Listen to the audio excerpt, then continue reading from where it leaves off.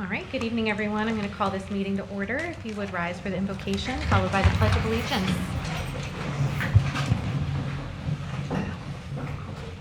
Please pray with me if you'd like to. Almighty God, we come before you this evening with gratitude for the opportunity to serve the people of this community. We ask for your guidance as we carry out the work before us. Help us to listen with open minds, lead with integrity, and always keep the best interests of our residents at the center of all we do. As we recognize St. Paddy's Day, we are reminded of the value of faith, perseverance, and a little bit of good cheer. May we carry that spirit with us tonight, approaching our work with humility, cooperation, and perhaps just enough good fortune to find the right path forward. Lord, bless our residents, this board, our staff, and all those we serve. May our efforts contribute to a better community. In your name we pray, amen. Pledge allegiance to the flag of the United States of America and to the republic for which it stands, one nation, under God, indivisible, with liberty and justice for all.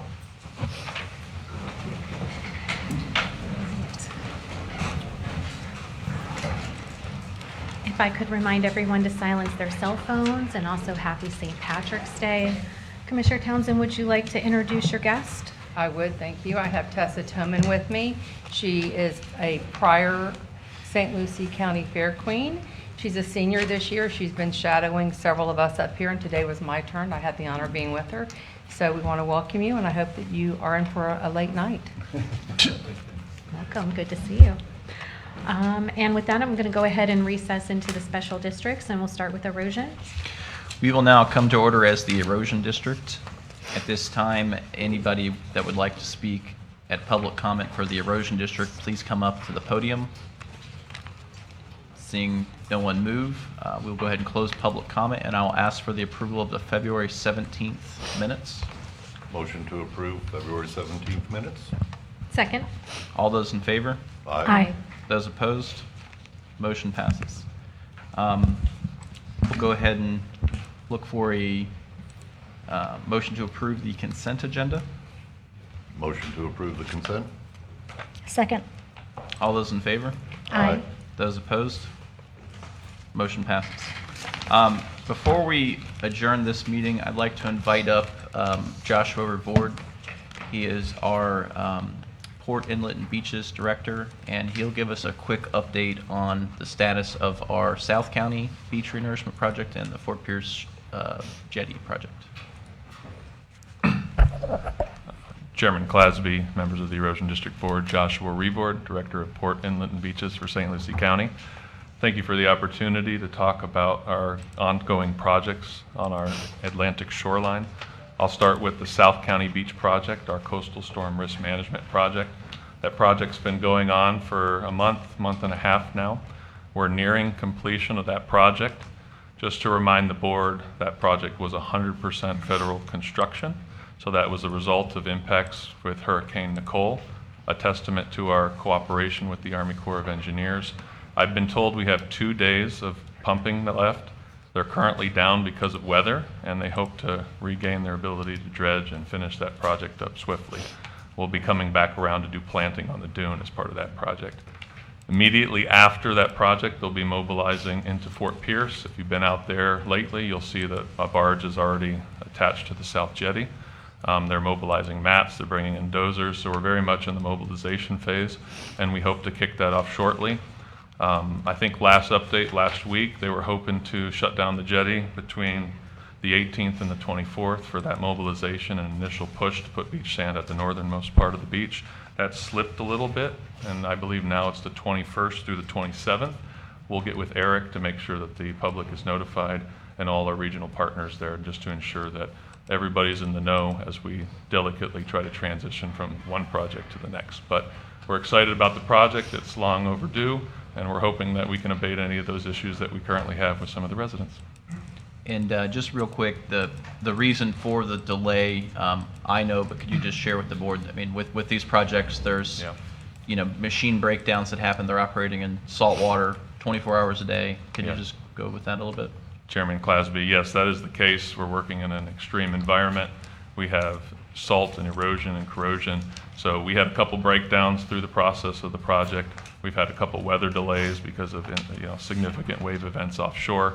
Those are all things that contribute to timeline. We just kind of got the raw end of the stick when it comes to those combining, but we're almost done with the project and we're moving forward and we can't wait to start up Fort Pierce. All right. Any other questions? All right, thank you. Thank you, everyone. There's no items on the regular agenda, so we'll go ahead and adjourn the erosion district. All right, thank you. And we'll go ahead and move over to mosquito control. We come together as the Mosquito Control District, and first item of business is public comment. Is there anyone that would wish to address the board at this time?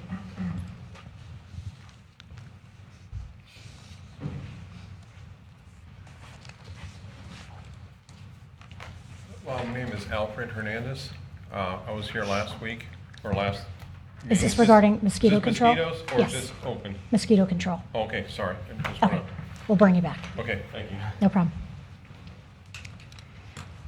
Next, we have approval of the minutes. Do we have a motion to approve minutes for February 17th?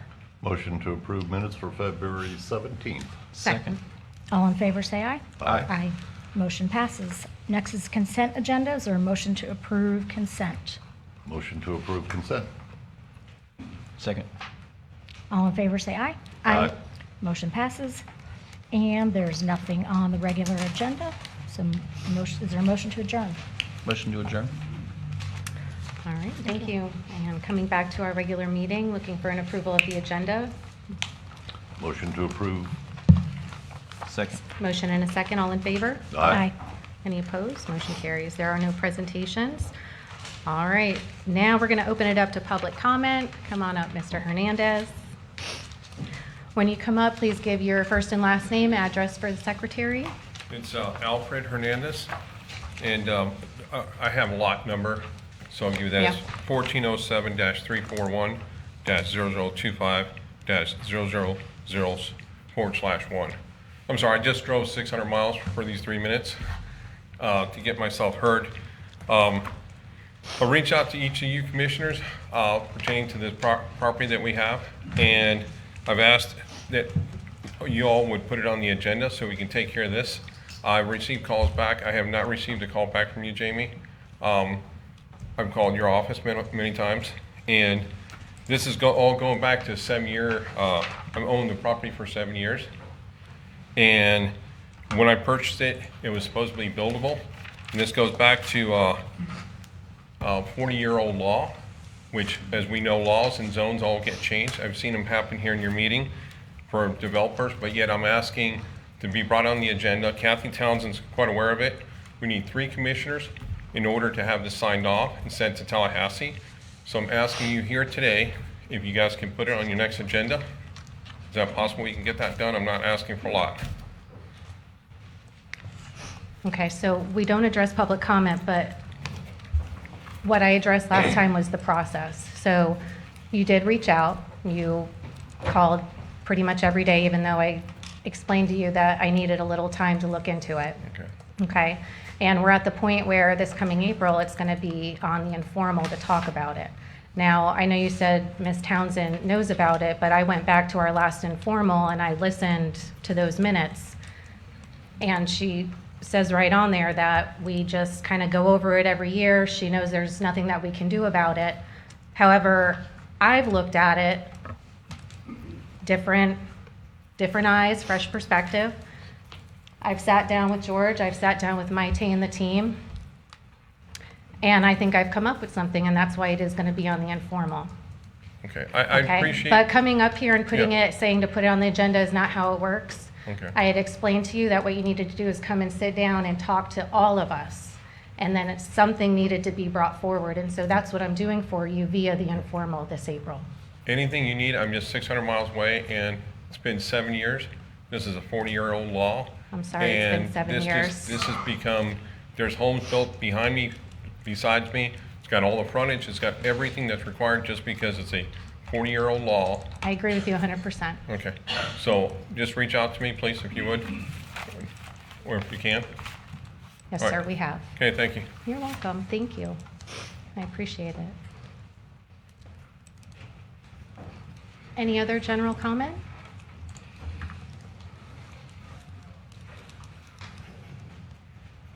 Rick Reed, 2625 South US 1. Excuse me. I have two things tonight. One, real fast. The Cobra football team, which is a Fort Pierce football team, age 6 to 14, meets in my restaurant once a month. Primarily, the kids are all from Fort Pierce, and for whatever reason, and I don't even know the gentleman's name, I know when I see him, he's one of the coaches and he's an employee with the county, and Mario Wilcox had alleged something, and therefore the team can't use our fields here. And Port St. Lucie has been kind enough to allow them to go down there, although they don't play in Port St. Lucie. If we can't take care of our own, we're wasting time. I mean, these kids get out there every day.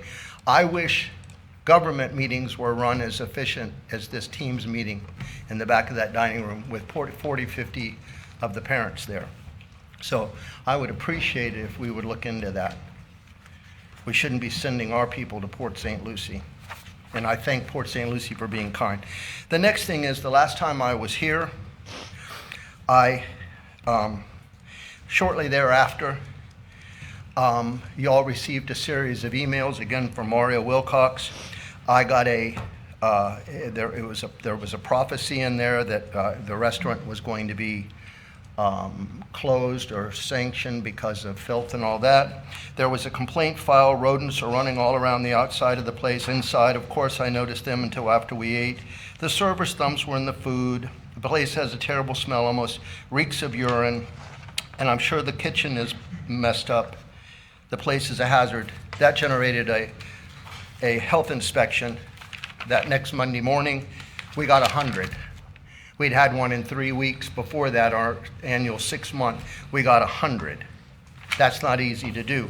And so I went and looked and found out that the individual that filed the complaint was Zora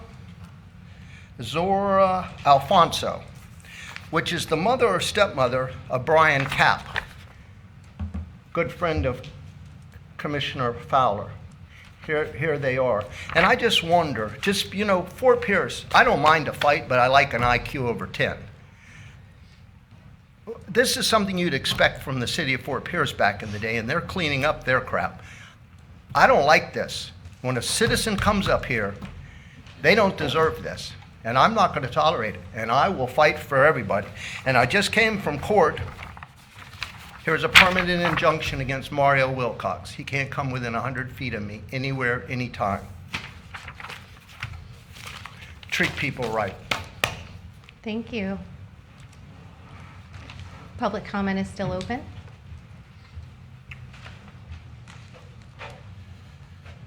Good evening. My name is Pete Previtt. I live in Port St. Lucie. I am a member of the Planning and Zoning Board of the city.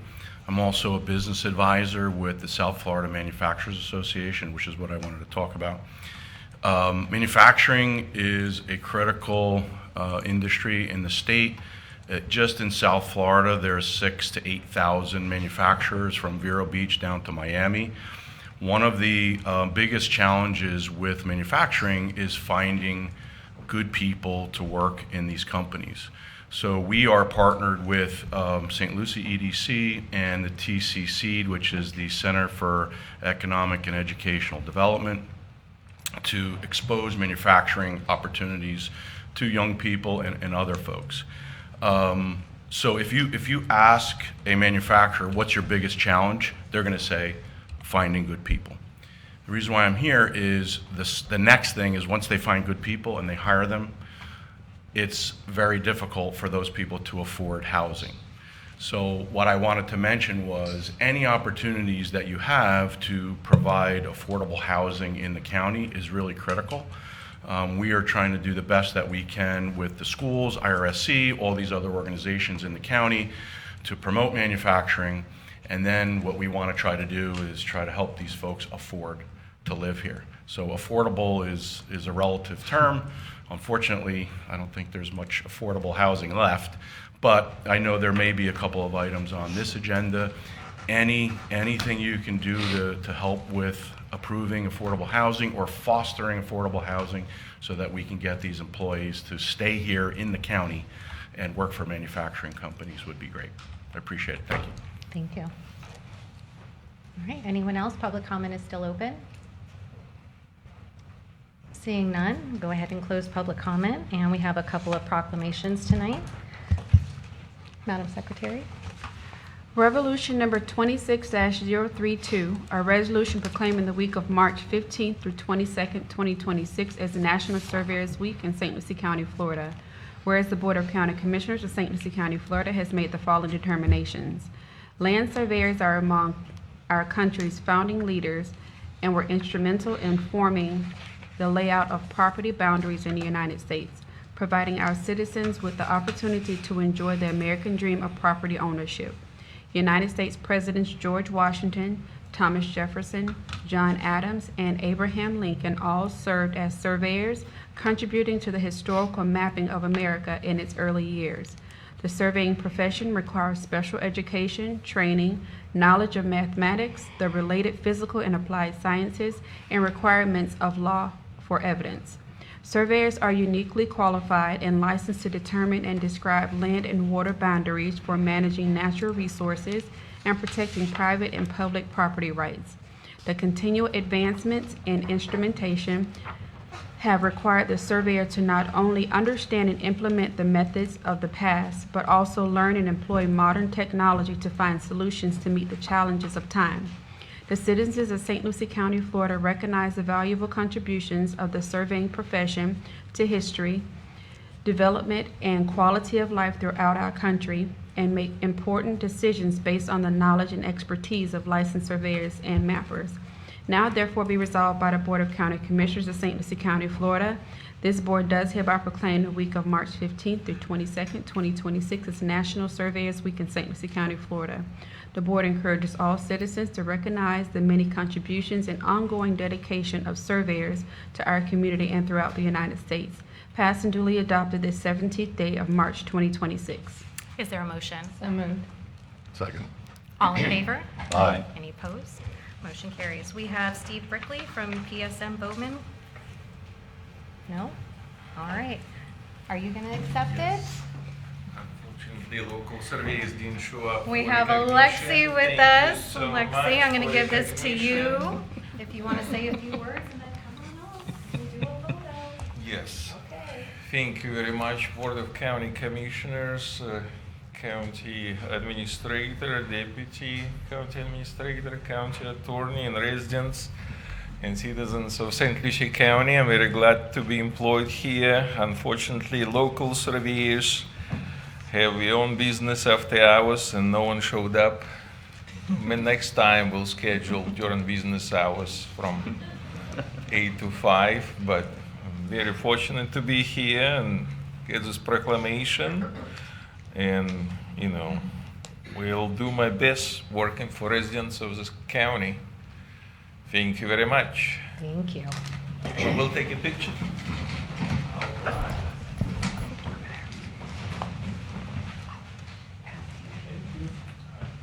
This way? No, you were good.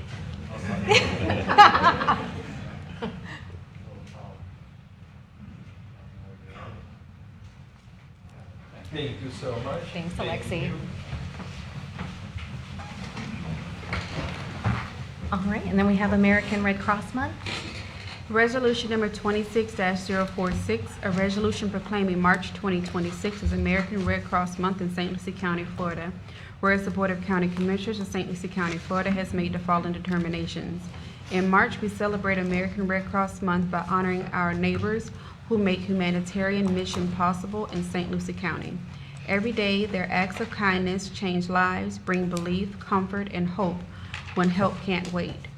This compassionate spirit runs deep in our community, just as it has for 145 years through the American Red Cross. Committed to readiness, recovery, and long-term resilience, the American Red Cross supports communities across the Palm Beach and Treasure Coast chapter before, during, and after disasters. Today, those who serve the Palm Beach and Treasure Coast chapter light the way during emergencies, whether it's delivering shelter, food and comfort after disasters, providing safe, life-saving blood supply for patients facing conditions like cancer treatments, childbirth complications, and traumatic injuries, assisting military members, veterans, and their families with 24 hours a day global support, or empowering individuals with skills like first aid and CPR that save lives. These collective efforts are a powerful reminder that the strength of our community lies in our shared commitment to one another. As we mark Red Cross Month, let's celebrate our local heroes and resolve to continue lifting each other up so no one faces an emergency alone. Now therefore be resolved by the Board of County Commissioners of St. Lucie County, Florida. This board does hereby proclaim March 2026 as American Red Cross Month in St. Lucie County, Florida, passed and duly adopted the 17th day of March 2026. Is there a motion? So moved. Second. All in favor? Aye. Any opposed? Is Tracy Mitchell with us? Oh, she's coming up. I was looking for you. This is the Executive Director of the Red Cross, Tracy Mitchell. Good to see you.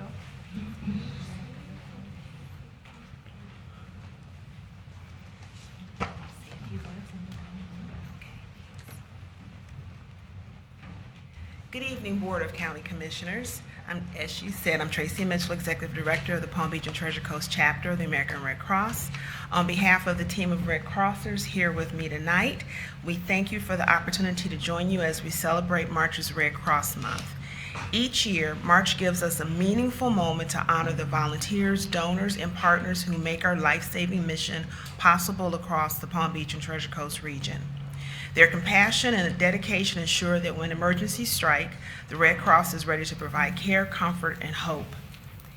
Here in the Palm Beach and Treasure Coast chapter, we are proud of the growing strength of our community partnerships, especially in St. Lucie County, where I reside. This year, we are grateful to celebrate the addition of a new board member, also from St. Lucie County, which is another sign of our deepening roots and shared commitment to serving our neighbors. Recently, we had the privilege of joining St. Lucie County Fire and Rescue to install 154 smoke alarms in 2 mobile home communities in Fort Pierce. This effort was made even more meaningful by the presence of local chapter board members, community partners, County Commissioner Jamie Fowler, and Fort Pierce City Commissioner Curtis Johnson Jr., who worked alongside us in this life-saving endeavor. Their hands-on support reflects the heart of the St. Lucie community and the spirit of service that defines Red Cross Month. We are thankful for your ongoing partnership and your dedication to the well-being and resilience of your residents. We look forward to building on this momentum and continuing to grow our collaboration in the months and years to come. Thank you very much. Thank you. Come on up for a photo.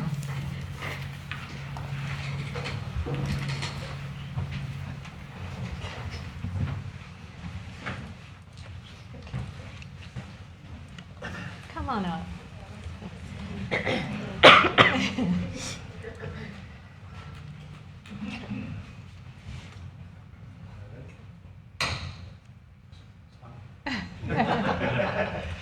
That'll do it, right? Thank you. Thank you.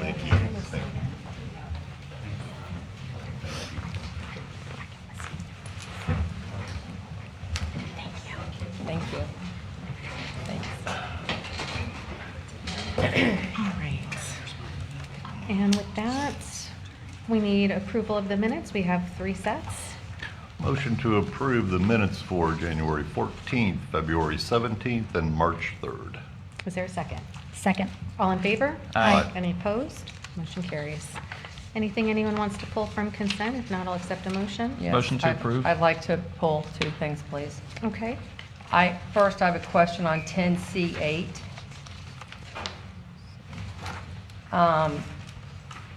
If this is terminated, I need clarification.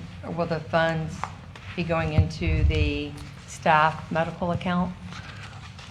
So, Madam Chair, Commissioners, currently this contract is paid from out of the health insurance fund, so those monies would stay in the health insurance fund, and continue to support the health insurance and the clinics. Okay, I just wanted to confirm that's where it was going to go, and it'll go back to the employees, correct? Through It the will, medical. if Okay. that's the will of the board, as we look towards renewals coming forward in the future and things of that nature, the funds will stay within the health fund. All right, thank you. And then I'd like to pull 10C6. Okay. I'll make a motion to approve the rest of the consent agenda minus 10C6. I'd like that to be a separate vote, please. All right. Anyone else want to pull anything? If not, I'll entertain a second. Motion to approve? Your second? Second. No. Okay. All right, we have a motion and a second. All in favor? Aye. Any opposed? Motion carries. All right, we'll go back to 10C6. I just, again, I want to state for the record that it's not that I would not support this. I still, after 3 times now, have brought up about the financials. I still have yet to get them. I would have thought that after the last meeting, somebody would have contacted me to show me financials. That still hasn't happened. I also want to say that we need to be mindful that this company does not have any experience in FBOs, and FBOs are much more than pumping gas. And I think that they should come here. I think that they need to be here. There's a need for their paint shop. But again, we need to be mindful of what we're putting our name up against without there being proof of funds. So I just wanted to put that out there, and I wanted it to be a separate vote, please. Madam Chair. Commissioner Cosby? Mr. Landry, Maite, what protections do we have within this lease agreement as far as failure to perform, any kind of that sort of thing? So there are several provisions within the lease that if they don't perform, there's a schedule of development. There's years on when they have to accomplish that, and we call that substantial completion. If they don't meet those targets, the commission can either take away a portion of the land if only a portion was done, or you can actually terminate the lease as well. So I'm just trying to make sure the public's aware of what's going on here. I've already met with you guys, but as far as from the day we potentially approve the lease today to, how long do they have to construct? 5 years. So 5 years, and if they fail to construct what they've said they're going to construct in 5 years, what happens? So the board can choose, again, to take away a portion of the land. Let's say they only construct a portion of their schedule, and they could take away that piece that has not been completed, or you can terminate the lease altogether, and the land and the improvements stay with the county. And what's the square footage lease price of the overall? 34 cents a square foot. And that's substantially higher than most. Yes, so our appraised value is 30 cents a square foot. Okay. Yeah, I met with some folks at the Vero Beach Airport today, and they were kind of shocked that they were saying it was a good deal. So I'm in favor of that. Motion to approve. Second. Motion and a second. All in favor? Aye. Aye. Aye. Any opposed? Aye. Okay. Thank you. Moving right along to public hearings. All right. Starting with our county attorney.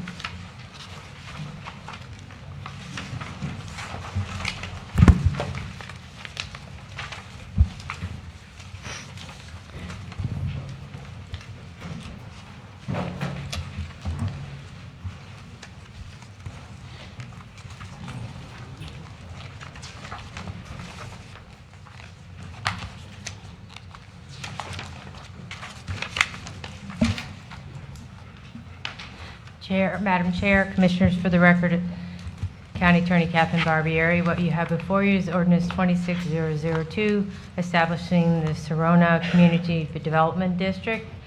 Attached to the agenda is a request to draft copy of Ordinance 26002, which if adopted would establish the Serona Community Development District, a development located on the south side of West Angle Road, lying directly east of the Turnpike Road. Staff is recommending approval, and I believe there is somebody here from the district with a PowerPoint to present it to you today to give you a few more details. Okay. Good evening. Yes, that is your clicker. Good evening. Ginger Wald with Billing Cochran here for the petitioner. I am not very good at this, so if someone can tell me if I do it the wrong way, I will not take any offense whatsoever. It's a pleasure being here, Commission. Also to the County Attorney and County Administrator, Deputy County Administrator, thank you for your time. I am here on behalf of the petitioner for Serenoa Community Development District. And I did it right. So, most of you here already know what a community development district is. You have community development districts within your community. This PowerPoint is a basic PowerPoint, but then I'll get into specifically Serenoa. But it's also for the audience here today to understand why we are here. This is for the establishment of the Serenoa Community Development District. It is an independent special purpose district. It is not an arm of the county. It is an independent district. What can they do? Well, CDDs can finance, acquire, construct, and maintain certain public improvements. They have the ability to issue tax-exempt bonds to pay for those improvements. They can levy, collect, and enforce special assessments for the debt service of those bonds, and also for the continuation of the maintenance of those improvements. They can place assessment liens on properties, and they can contract for professional services to provide those services. What they can't do, they can't take the place of a commission. They cannot regulate land use. They can't change zoning. That's in place. They can't finance private improvements, so a private property cannot be financed. HOA property cannot be financed. They cannot issue building permits, issue development orders, or provide any type of police and fire services. There we go. Now, how are they established? Well, as was stated by your county attorney, we had filed a petition to establish this CDD.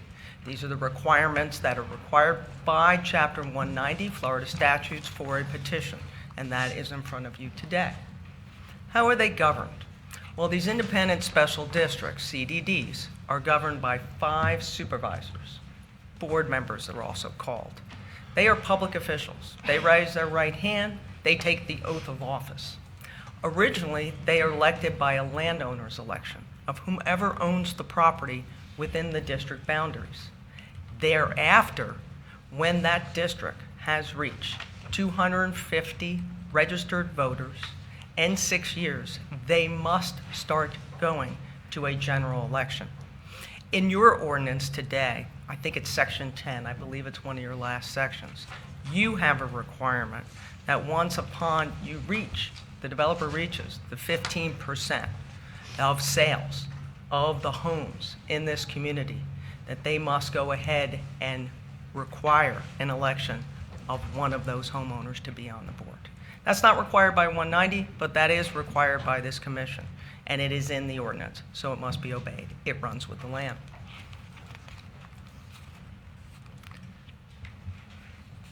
Okay, so we talked about this a little bit, what it is and what a CDD can provide.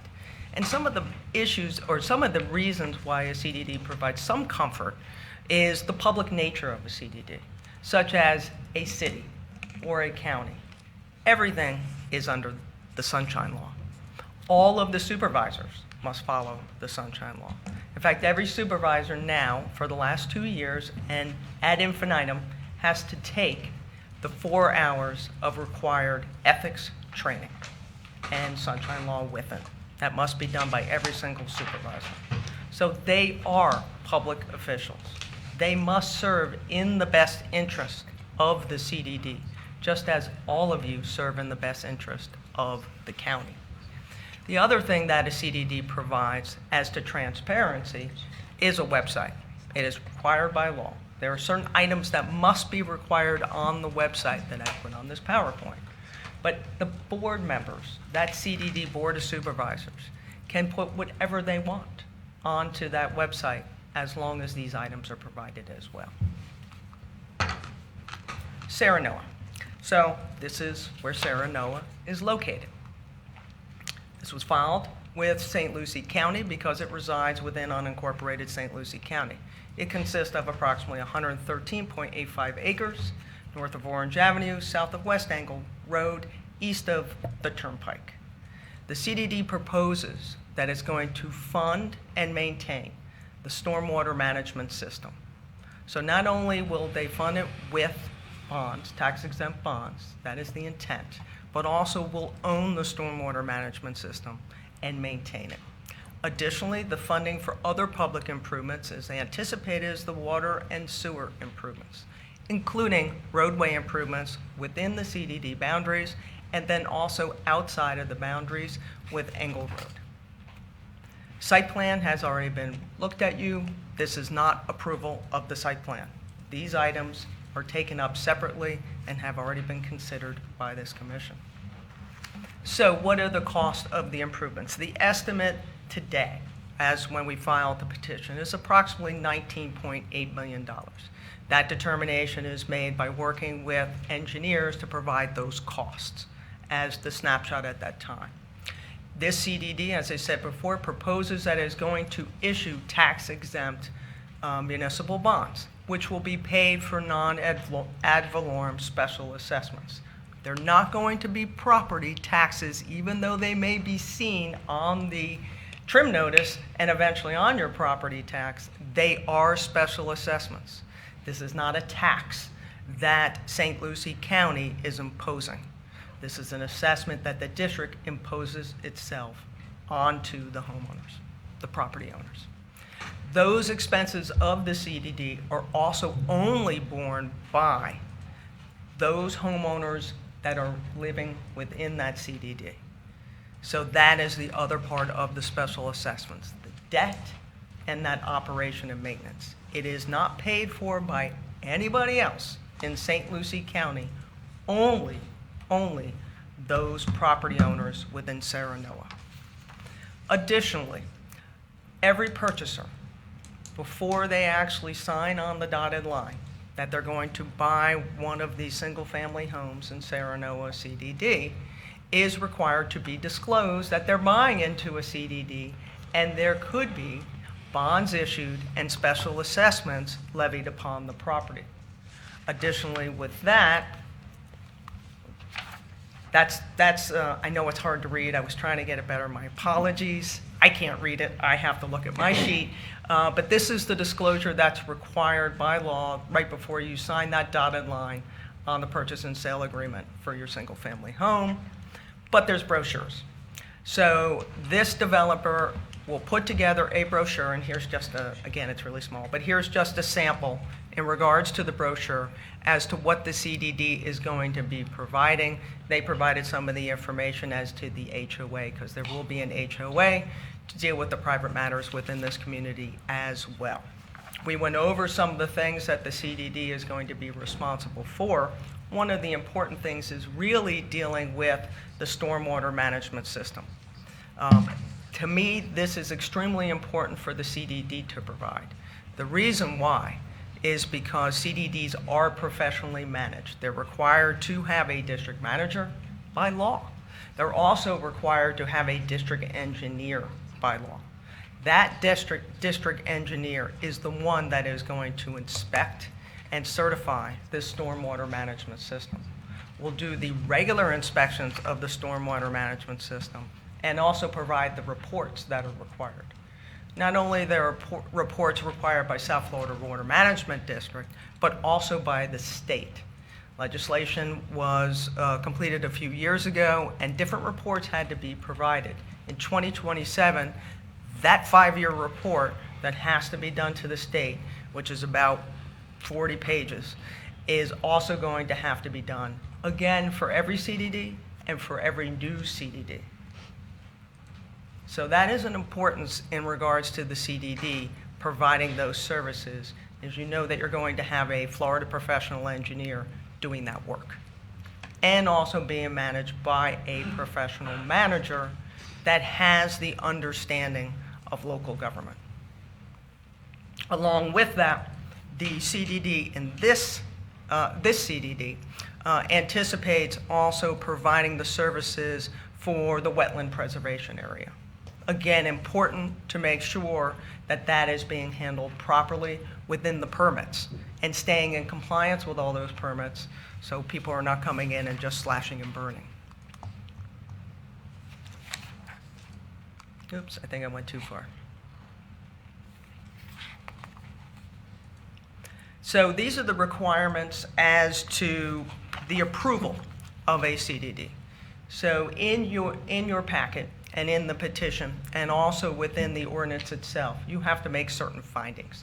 These are the findings that you have to make that are required by Chapter 190, which you have already heard from your county attorney and from staff, that this petition does meet those requirements of Chapter 190.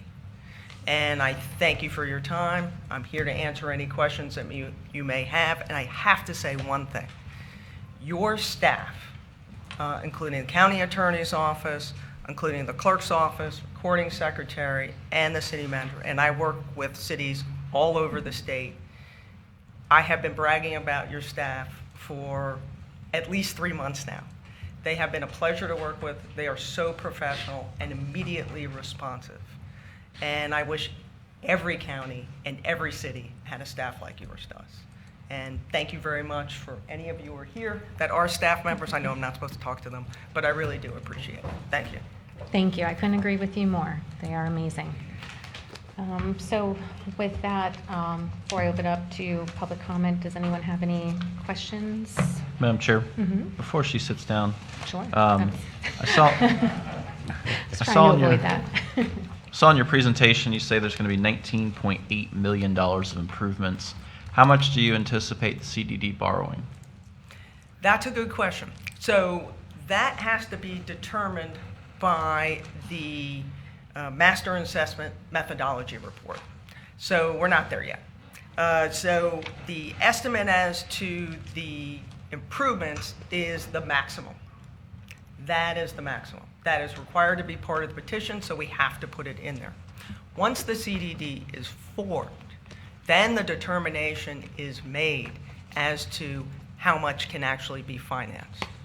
I'll tell you right now, I've never seen in the last 20-some odd years that I've been actually in government that the full amount has been financed. This developer is looking to cap the amount of the assessments that can be passed on to, and I don't get involved with that, but can be passed on to that end buyer. And therefore, it will not be the 19.8 million unless the interest rates go down to about 2.4, which we're not at right now. Last bond issuance that we just did this week was 5.35.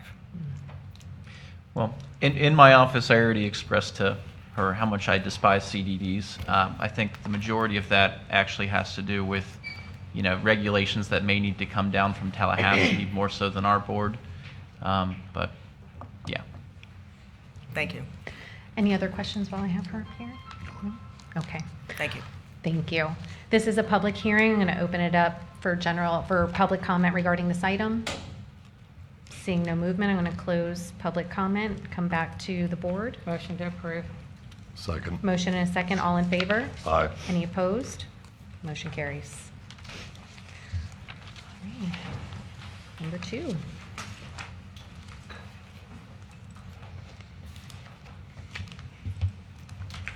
Madam Chair, Commissioners, for the record, County Attorney Catherine Barbieri. You have before you ordinance 26004, scheduling a referendum election on November 3rd, 2026 for a proposed 0.5% local government infrastructure surtax. The board for proposed extension to the existing 0.5% infrastructure surtax, proceeds from the surtax, if approved, would be used to improve public roads, reduce traffic congestion, reduce neighborhood flooding, improve local water quality, and other similar uses. Implementation of the proposed surtax requires that the board adopt an ordinance that directs the supervisor of elections to schedule a referendum election to allow the qualified electors of the county to vote on the levy of the proposed surtax. The cities and the villages have adopted resolutions requesting that the board adopt the ordinance for a period of 10 years. In this regard, attached is a draft ordinance that, if adopted, would direct the supervisor election to hold the referendum election on November 3rd, 2026 on the ballot question set out in the draft ordinance.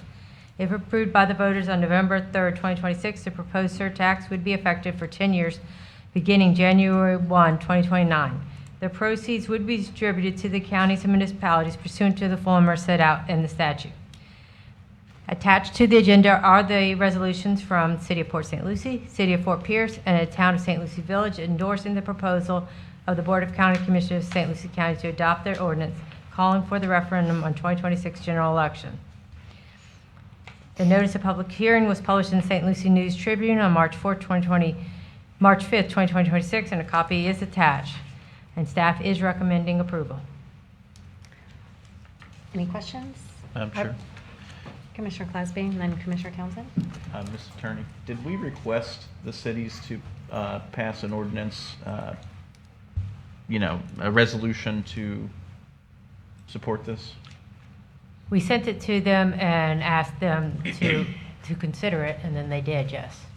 Any reason why City of Fort Pierce didn't respond? They did. It's attached, Is it I on think. here? I believe. I know they responded, and I asked staff to attach it. They should have. If it's not, then it's totally my oversight, because they did pass it. Okay. And I apologize if it's I was not just wondering there. if there was a reason there. Okay. If it's on there, okay. Then if it's not there, it's my oversight, because they did pass when I talked to Sarah Hedges, the city attorney. Okay, thank you. Commissioner Townsend. I just want to take a few seconds because I know that people are listening.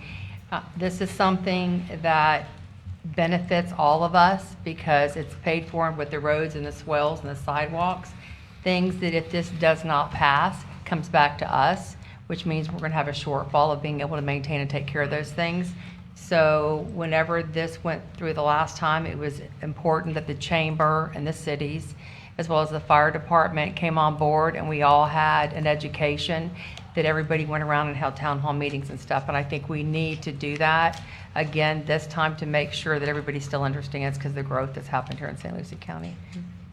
Madam Chair, if I could, just for the record, Eric Gill, Communications Director, to answer Commissioner Clasby's question. I did do a presentation to the City of Fort Pierce, and they were in support of. I don't know if that resolution's been agended and approved yet, but I know that the City Commission was in support of this, as we've had a working group of some of their staff, as well as City of Port St. Lucie, working on, this ordinance and moving forward. As Commissioner Townsend said, we are going to put together a working group to go out and talk to some of those HOAs and civic groups as we get into the late summer, early fall to do, we can't advocate as staff, we can only educate. You all as commissioners can advocate. But we will be out there doing education, explaining, where these funds, how much will be raised and where the funds will be spent. Madam Chair. Commissioner Clasby. Thank you, Mr. Gill. Yeah, this is definitely something the City of Fort Pierce, the county, and the City of Port St. Lucie, and the village all need, so. Absolutely. All right, this is a public hearing. Anyone wishing to address the board on this item? Good evening.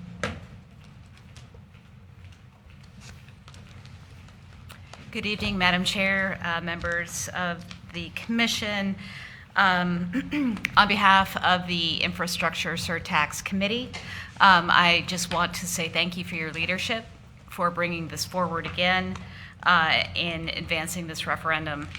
7 years ago, this board promised the people of St. Lucie County that if they entrusted you with this half-cent surtax, every dollar would go toward better roads, more sidewalks, and cleaner rivers, and that an independent citizens committee would oversee it. You have kept that promise, and your staff has been exceptional at every step. The results are evident across this county, and we are deeply grateful. Now the most important work is ahead, making sure every resident understands what is at stake. This is not a new tax. It is the continuation of a proven program, and with potential state revenue cuts on the horizon, this local investment matters more than ever. To anyone watching today, this is your program, created by your vote and overseen by your neighbors. Please visit www.slchalfcent.com to see what it has accomplished. The Infrastructure Surtax Committee is in full and enthusiastic support of this ordinance, and we stand ready to assist in the education of the public about its importance ahead of the November election. Thank you. Thank you. Still under public hearing. Anyone wishing to address the board? Seeing no movement, I'm going to close public comment and come back to the board. Move approval. Second. Motion and second. All in favor? Aye. Any opposed? Motion carries. All right, next Property acquisitions. Hi, Joanne. Good evening, Madam Chair, members of the board. For the record, Joanne Riley, Property Acquisition Director. Item 11B is a public hearing to abandon Tupelo Street. On February the 17th of 2026, this board voted 5-0 to continue the public hearing for the abandonment of Tupelo Street to this evening, March 17, 2026. Here's just a brief map of the area of Tupelo Street. And for the board's information and the members of the public, on March the 10th, 2026, county staff received an email from the petitioner, Patricia Carter, requesting a continuance again of tonight's public hearing until April 21st, 2026 at 6 p.m. or soon thereafter, as the item may be heard, so that they can continue to work on the details that were addressed during the public hearing in February. At this time, staff would recommend that the board approve the continuance requested by the petitioner, Patricia Carter, to April 21st at 2026 at 6 p.m. or as soon thereafter as possible. And I'm available to answer any questions the board may have. Thanks, Joanne. I will open this up for, this is a public hearing item, so if there's anyone that wants to address the board on this item that might not be able to be here when we actually hear it on April 21st, now would be your time. Seeing no movement, I'll close it and come back to the board. Move approval. Second. We're going to continue it Yes. to, A date uncertain. April 21st, 2026 at 6 p.m. or as soon thereafter as possible that same evening. okay. And we continue it to a date certain so that we do not have to go through the advertising requirements, Commissioner Cosby. So Madam April Chair. 21st? April 21st, yes, sir. I'd like to make a motion to continue this to April 21st at 6 p.m. or soon thereafter. It's already been made. You motion to approve. Correct. That's different. Her, what she referenced. Okay. I'll second. Motion, second, all in favor? Aye. Aye. Any opposed? Motion carries. Thanks, Joanne. Thank you. Have a good evening. All right. Planning and Development Services. Starting with Keene Road. Good evening, Corey. Good evening, Don.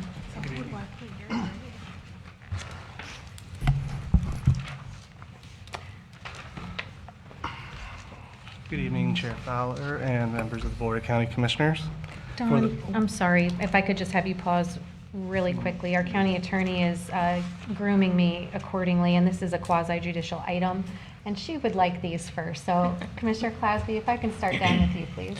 Yes, I met with the applicant and staff on this item, and members of the public. And general discussion. Discussing what we discussed at the previous meeting. Thank you. Commissioner Lowry? Applicant, neighbor, staff, Ben and Corey, and we talked about the draft plan for the property and light commercial uses. And I met with the applicant, Maite, Ben and Corey, and discussed their potential use for the property. Commissioner Lee? I met with Anna Kanapska, if I'm pronouncing that right, and Ashley Gonzalez, who were the applicants, and the staff, Ben and Corey, and we talked about their project and what they planned on doing to it. Commissioner Townsend? And I have met with the same that Commissioner Lee referenced. All right, the floor is yours. Thank you. Good evening, Chair Fowler and members of the Board of County Commissioners. For the record, my name is Don Ariano, planner with the Planning and Development Services Department. The applicant is proposing to amend the zoning atlas from AG1 Agricultural 1 to IL Industrial Light. On December 2nd, 2025, the Board of County Commissioners voted to continue the rezoning petition until a date uncertain. A public notice has been provided in the form of a single-sided sign posted on the western Keene Road right-of-way. An ad has been published in the Tribune and an informational mailer sent to neighbors within 500 feet from the property boundary. The 10-acre property is located on the west side of Keene Road, approximately 1/10 of a mile south of St. Lucie Boulevard. The property is within the urban services boundary and the airport overlay. The existing future land use is TVC, towns, villages, and countryside. Properties immediately surrounding include a dedicated right-of-way, an existing conservation easement to the east, and lands designated with future land use, TVC, towns, villages, and countryside to the west, IND industrial to the east, and MXD mixed use to the north. The current zoning for the 10-acre parcel is AG1 Agricultural 1. The surrounding properties have the AG1 Agricultural 1 just to the south of the subject site, IL Industrial Light to the east, CG Commercial General and IL Industrial Light to the west, and a mix of CN Commercial Neighborhood, AR1 Agricultural Residential, and IL Industrial Light, as well as RVP RV Park to the north. The proposed zoning is IL Industrial Light. The purpose of the zoning is IL Industrial Light. The purpose of this district is to provide and protect an environment suitable for light manufacturing, wholesale, warehousing, activities that do not impose undesirable effects, noise, vibration, odor, dust, or other offensive effects on the surrounding area, together with such other uses as may be necessary and compatible with light industrial surroundings. Properties seeking rezoning should not be located within 500 feet of any aquatic preserve or other specially designated aquatic habitat or a Category 1 wetland. The environmental assessment provided determined that neighboring wetland is not a Category 1 wetland. It is isolated remains of excavation activities with no immediate connection to flowways or stormwater features. The site has access to water and sewer connections to the north. It is not located within 500 feet of wetlands deemed Category 1 or any other specially designated aquatic habitat. It does have access to the regional transportation network, and there is not anticipated degradation of surficial water quality. The petition conforms to the standards of review as set forth in Section 110603 of the St. Lucie County Land Development Code and is consistent with the St. Lucie County Comprehensive Plan, goals, objectives, and policies. Staff recommends that the petition be approved by the Board of County Commissioners to amend the zoning atlas on the subject site from AG1 Agricultural 1 to IL Industrial Light.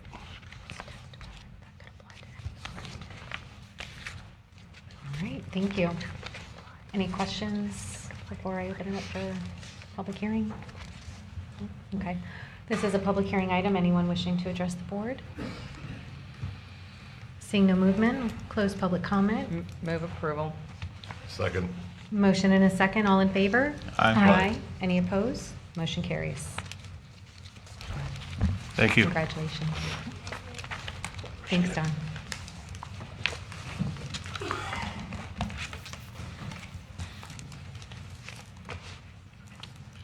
right, Thad, you're in the hot seat.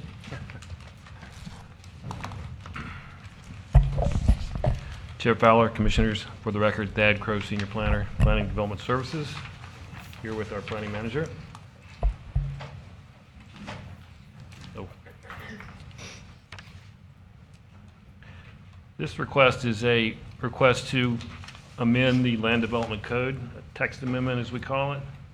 This is the first reading. 2 readings are required. The second one is tentatively scheduled for your first April meeting, I believe. Should I get that far? We did meet the advertising requirements for Land Development Code text amendments, which are just basically an ad that was run. This amendment is a very simple amendment. Essentially, it is by a private developer, essentially. And the Land Development Code allows the text amendments to be proffered by either you, the Board of County Commissioners, the Planning and Zoning Commission, or any interested party, which kind of opens it up to everybody. So while it's really to address a specific situation, it does apply to the zoning district as a whole. The applicant is Robert Dudley, Noble Oaks Estates. And again, the intent of this change is to increase in the RS2 zoning district, residential single family, the building coverage from 20% to 30%. And that's, to be clear, the coverage of the lot, the percentage of the coverage of the lot by buildings. So now no more than 20% of the lot can be covered by buildings, and this would up that to 30%. However, it comes with a caveat, which would be it's only eligible for that 30% when the property is served by a central water and electric system, private streets, and a master stormwater system. And the Planning and Zoning Commission, I believe, extended that central water and sewer and electric to say central utilities, including power as well. Again, the applicant applied to address a particular situation in a specific subdivision, Noble Oaks Estates off South 25th Street, just south of Midway, which is just to the north here. You can see the St. Lucie River on the right, and I don't want to get too specific like I just did about where it is, because really it's about what it is, a text amendment. Due to the county inadvertently overlooking in the permitting process the building coverage percentages, these particular lots exceed the 20%, as you can see, 22, 23, and 26%. So they are in exceed that maximum 20% lot coverage. Hence the developer applying for this particular text change.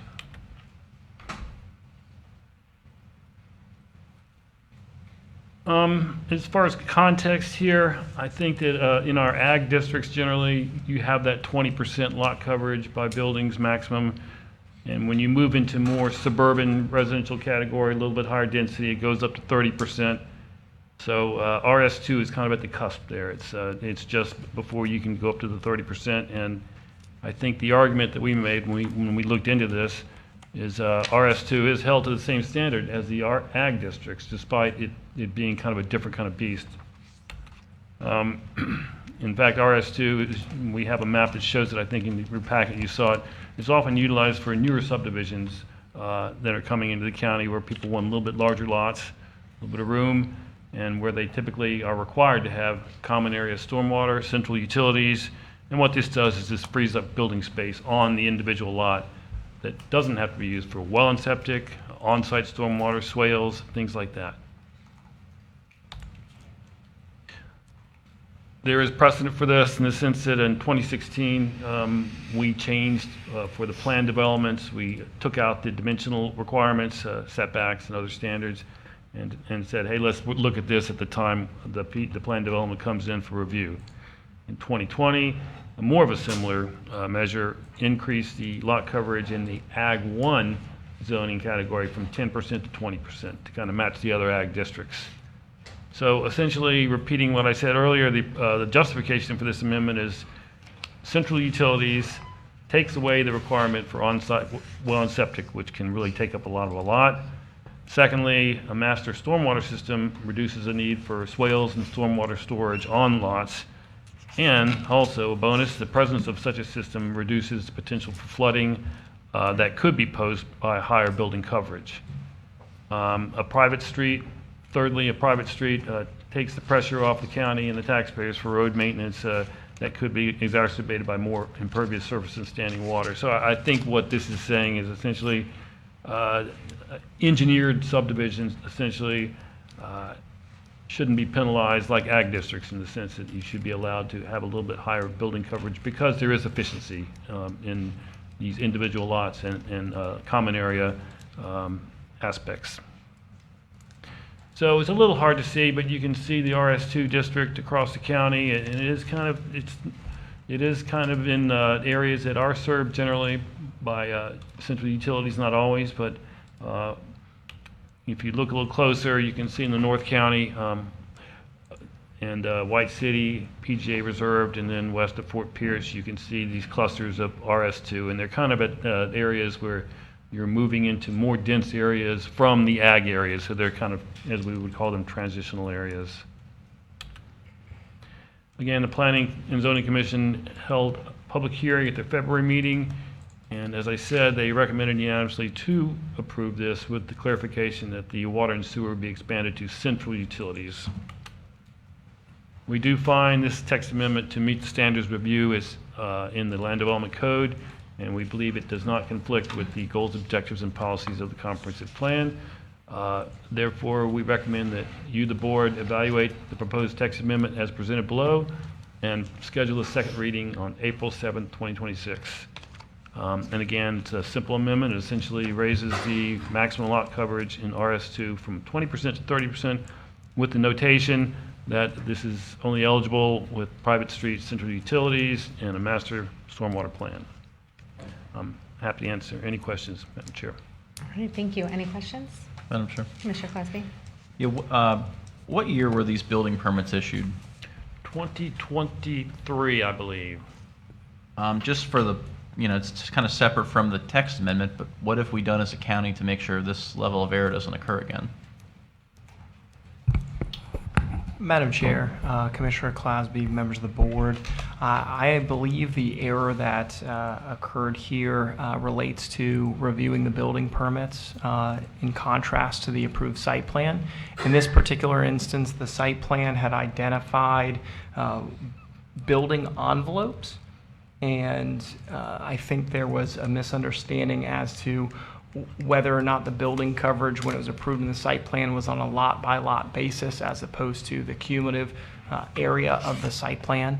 That said, we do have notes, we have additional training and things that have been implemented to ensure that lot coverage calculations are solidified and considered with each permit. Additionally, with the launch of the EnerGov system and a product called Bluebeam, we have through essentially an AutoCAD type option to be able to run those calculations and have more precise measurements. So that has increased our effectiveness and efficiency in implementing both our land development code standards and reflecting upon consistency between site plans and building permit and zoning plans. I'm glad to hear we have a technology solution to double checking. In addition to that, the text amendment itself, I was a little skeptical of it at first. I actually originally preferred creating a new zoning district that would apply to this, and then others could apply to it. That way it didn't change a bunch of areas at once. But I did ask how many lots would this impact with this particular zoning district, and the requirement of the central utilities, water, sewer, stormwater. Again, Chair Fowler, Commissioner Clasby, the screen depicts the various areas within the county that are currently designated by the RS2 zoning district, of which we have roughly 3 communities that have the private street, master stormwater system, zoning district, and central utilities. Noble Oaks Estates being one of them, a portion of PGA Reserve, as well as one additional neighborhood.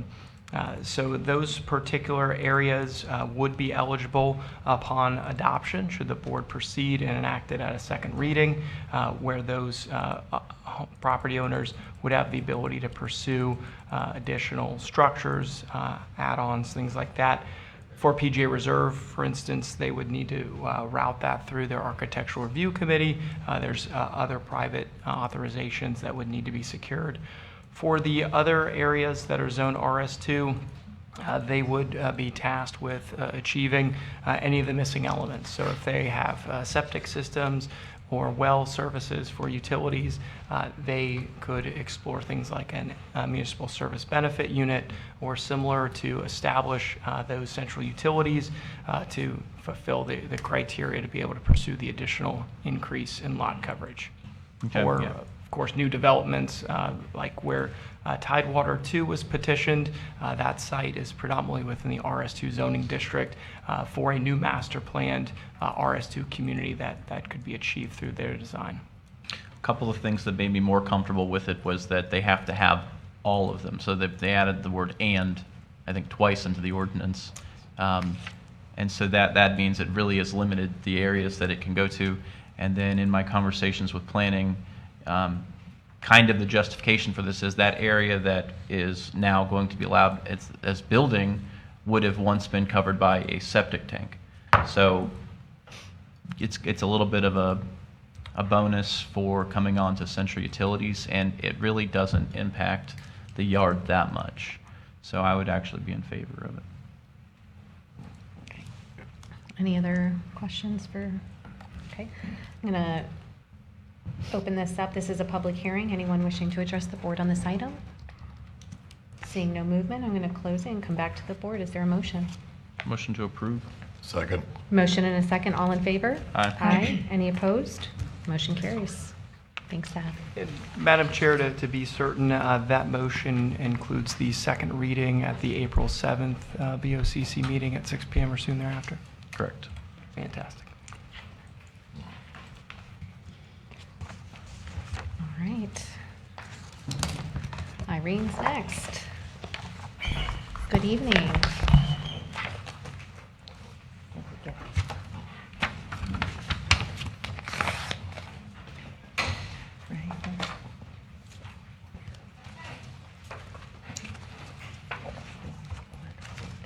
Good evening, Chair Fowler and members of the Board of County Commissioners.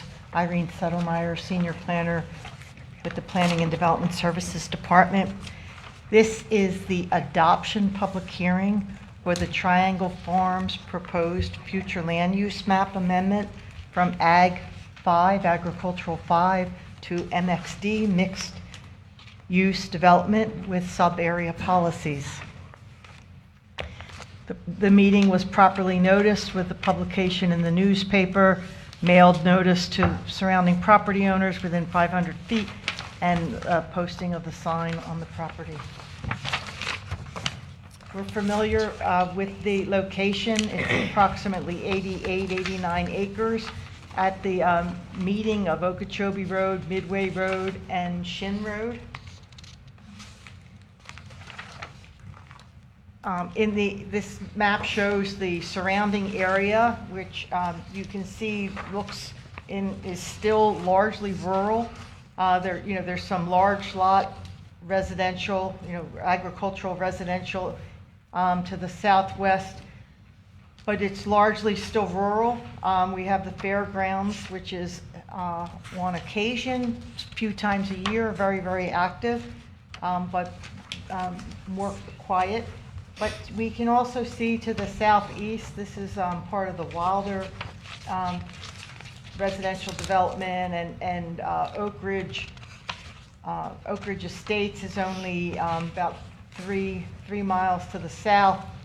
The city of Port St. Lucie is right across the roadway from Shin Road and Midway Road from the property. So development is starting to edge out this way. The property is in the urban services boundary, as that urban services boundary was expanded just a couple of years ago. It's here clearly on the northern edge there. The yellow lines here are the city of Port St. Lucie's boundaries, and the green here is the city of Fort Pierce. So you can see they are not that far away. Some of the existing approved and proposed development in the area is shown on this slide. So again, while it appears very rural, there's a fair amount of residential development coming on the south and the east of the subject site. And of course, further out to the west is the proposed P1 Motor Club. The current zoning of the property is agricultural 5. It allows all kinds of agricultural uses and one dwelling unit per 5 acres.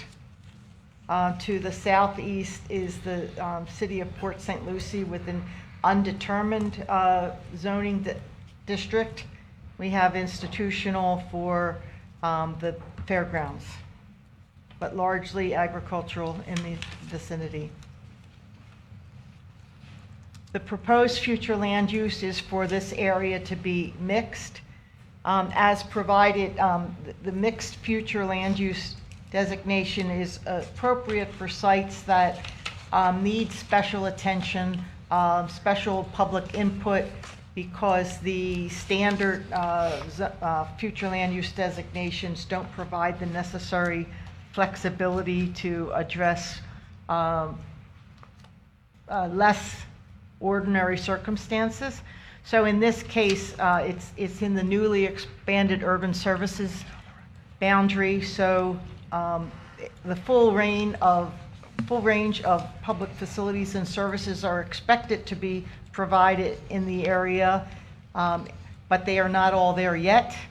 And then also just being at this very important crossroads of Midway Road and Okeechobee Road, being near the fairgrounds and the potential future recreation and entertainment district that the county has in its parks plan, make it this a suitable site to consider the MXD future land use. So here's again that the MXD future land use is to be used in those areas where traditional land use classifications do not afford the desired flexibility and community input in land use planning necessary to address local concerns and areas of special or unique environmental consideration. And the purpose and the intent is to identify those areas where innovative land use concepts are encouraged. So the MXD future land use designation can be accompanied by proposed sub-area policies, and the sub-area policies or specific use activity areas are intended to make sure that the development doesn't precede the availability of facilities and services.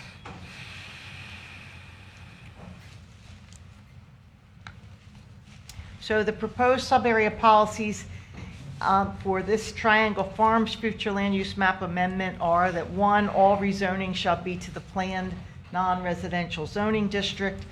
Planned non-residential zoning district, as you know, requires preliminary development plans where uses and development standards are identified, and it's the subject of 2 public hearings. Second, the rezoning to the planned non-residential development district shall not be approved until development of equal or greater intensity exists within 1/4 mile, as would be consistent with the intent of Comprehensive Plan Policy 1.1.2.1.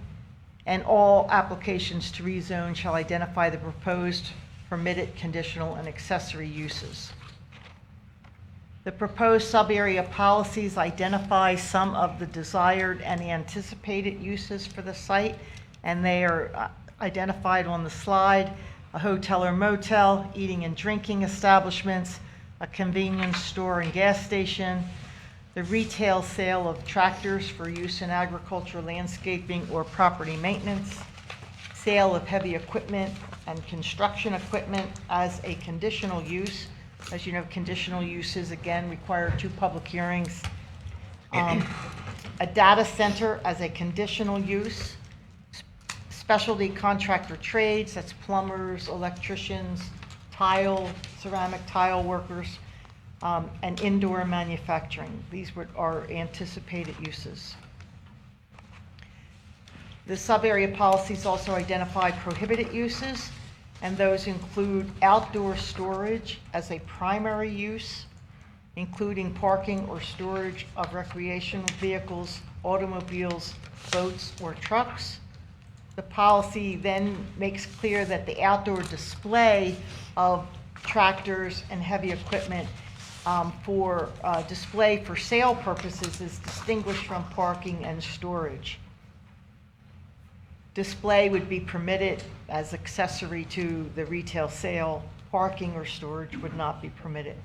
The sale of new or used automobiles is prohibited, as is the sale of used boats or used recreational vehicles is prohibited. Residential development is limited to 2 of the parcels. The property is owned by 2 separate property owners. The one property owner was interested in retaining the ability to provide residential development. The residential development would continue to be permitted consistent with the existing Ag 5 zoning. So it would require 1 dwelling unit per 5 acres for density. The policies provide for some development standards: 25% minimum open space, but that open space excludes stormwater facilities, so it's a more generous open space standard than applies generally to the PNRD zoning district. All development must be served by centralized water and wastewater. Any outdoor light light industrial activity must be screened and buffered from adjacent properties and roadways. The maximum floor area ratio of 0.5, maximum building coverage of 35%, maximum building height of 40 feet or 3 stories. If a hotel is proposed or a motel, the board may, in its discretion, approve something taller. And that was the idea of maybe trying to accommodate a 4-story hotel or motel. And that best dark sky lighting practices are required to help protect the rural feel for the people in the neighborhood. The Planning and Zoning Commission held a public hearing in July of 2025, and they adopted a motion to recommend to the board that this amendment be approved. In December of 2025, this board voted 4-1 to transmit the proposed amendment to the state and regional reviewing agencies. So it was transmitted, and we did receive some comments from some of the reviewing agencies. The Florida Department of Commerce made clear they have no objections related to adverse impacts to important state resources or facilities.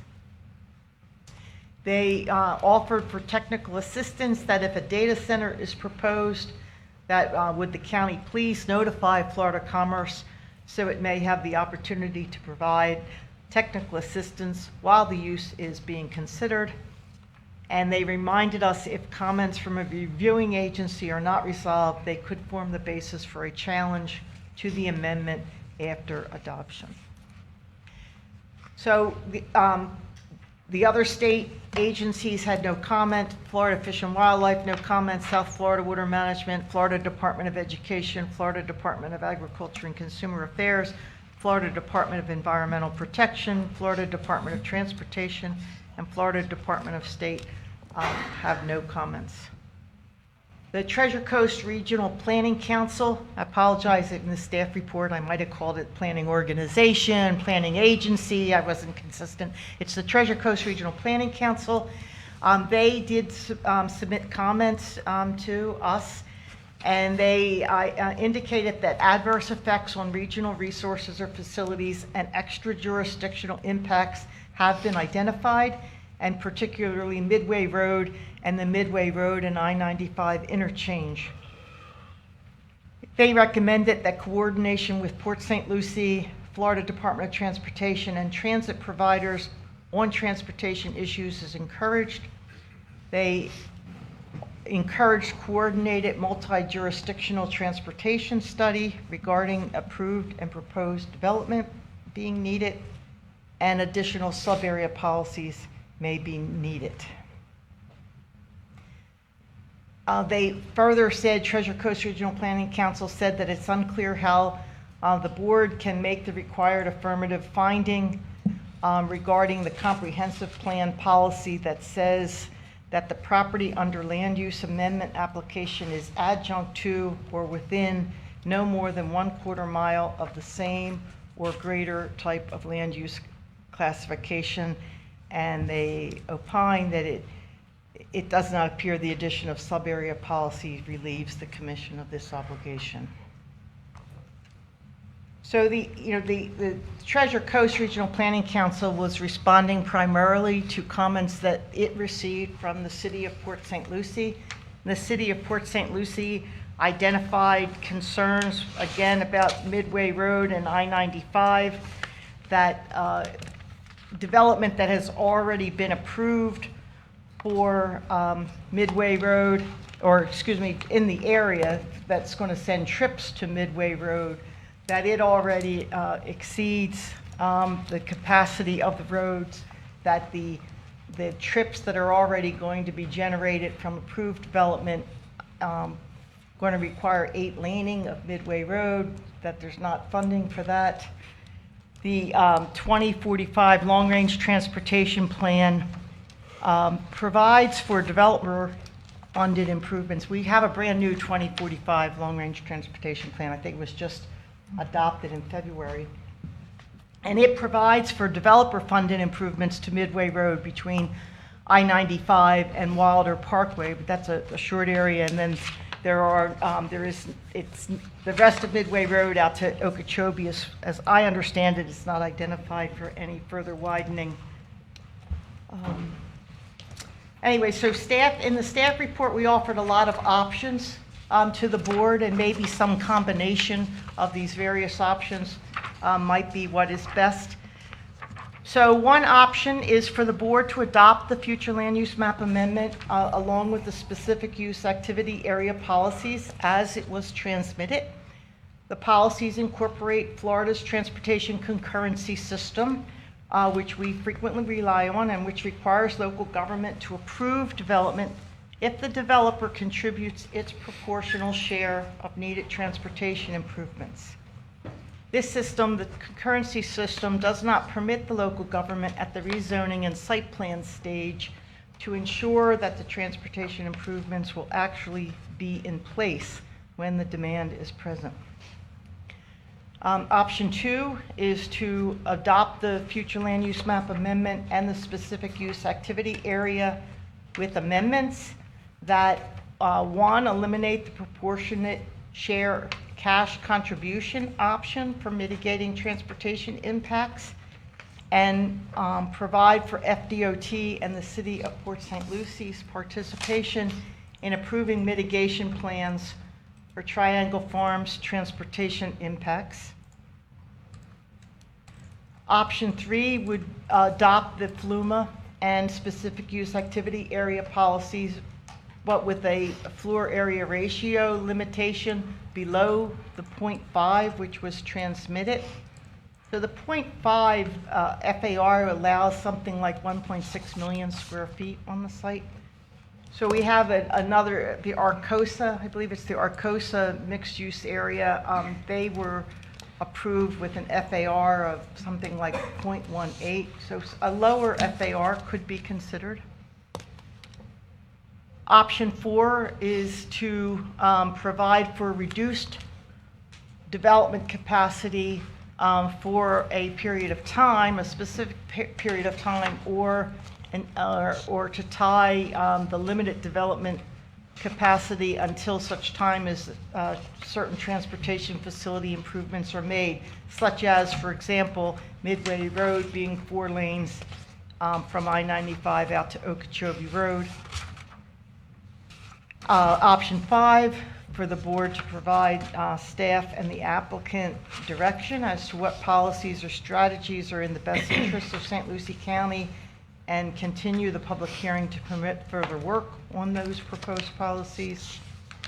Or 6, of course, the option is always to deny the adoption due to inability to make the finding required by Comp Plan Policy 1.1.2.1. So that's a lot of options.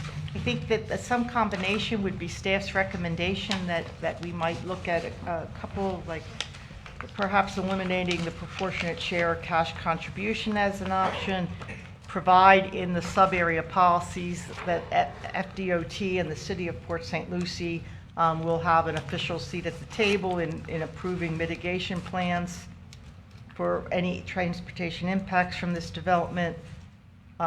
Providing for a reduced FAR might be appropriate, especially a reduced FAR until such time as there are further transportation facilities available. That concludes my presentation, and I'm happy to answer any questions, ably assisted by my boss, Corey Benton. All right, thank you, Irene. And the applicant is here. I assume they also have a presentation. Any questions of the team right now? Okay. Good evening. Well, thank you, Madam Chair and Commissioners. For the record, Zach Cicero with Cutler and Hearing in Jupiter. Certainly a pleasure to be speaking in front of you tonight. I've been working with the property owner, Dean Decker, for the last 2 years or so on this project, and we're very excited to be here at the adoption phase, hopefully, of course.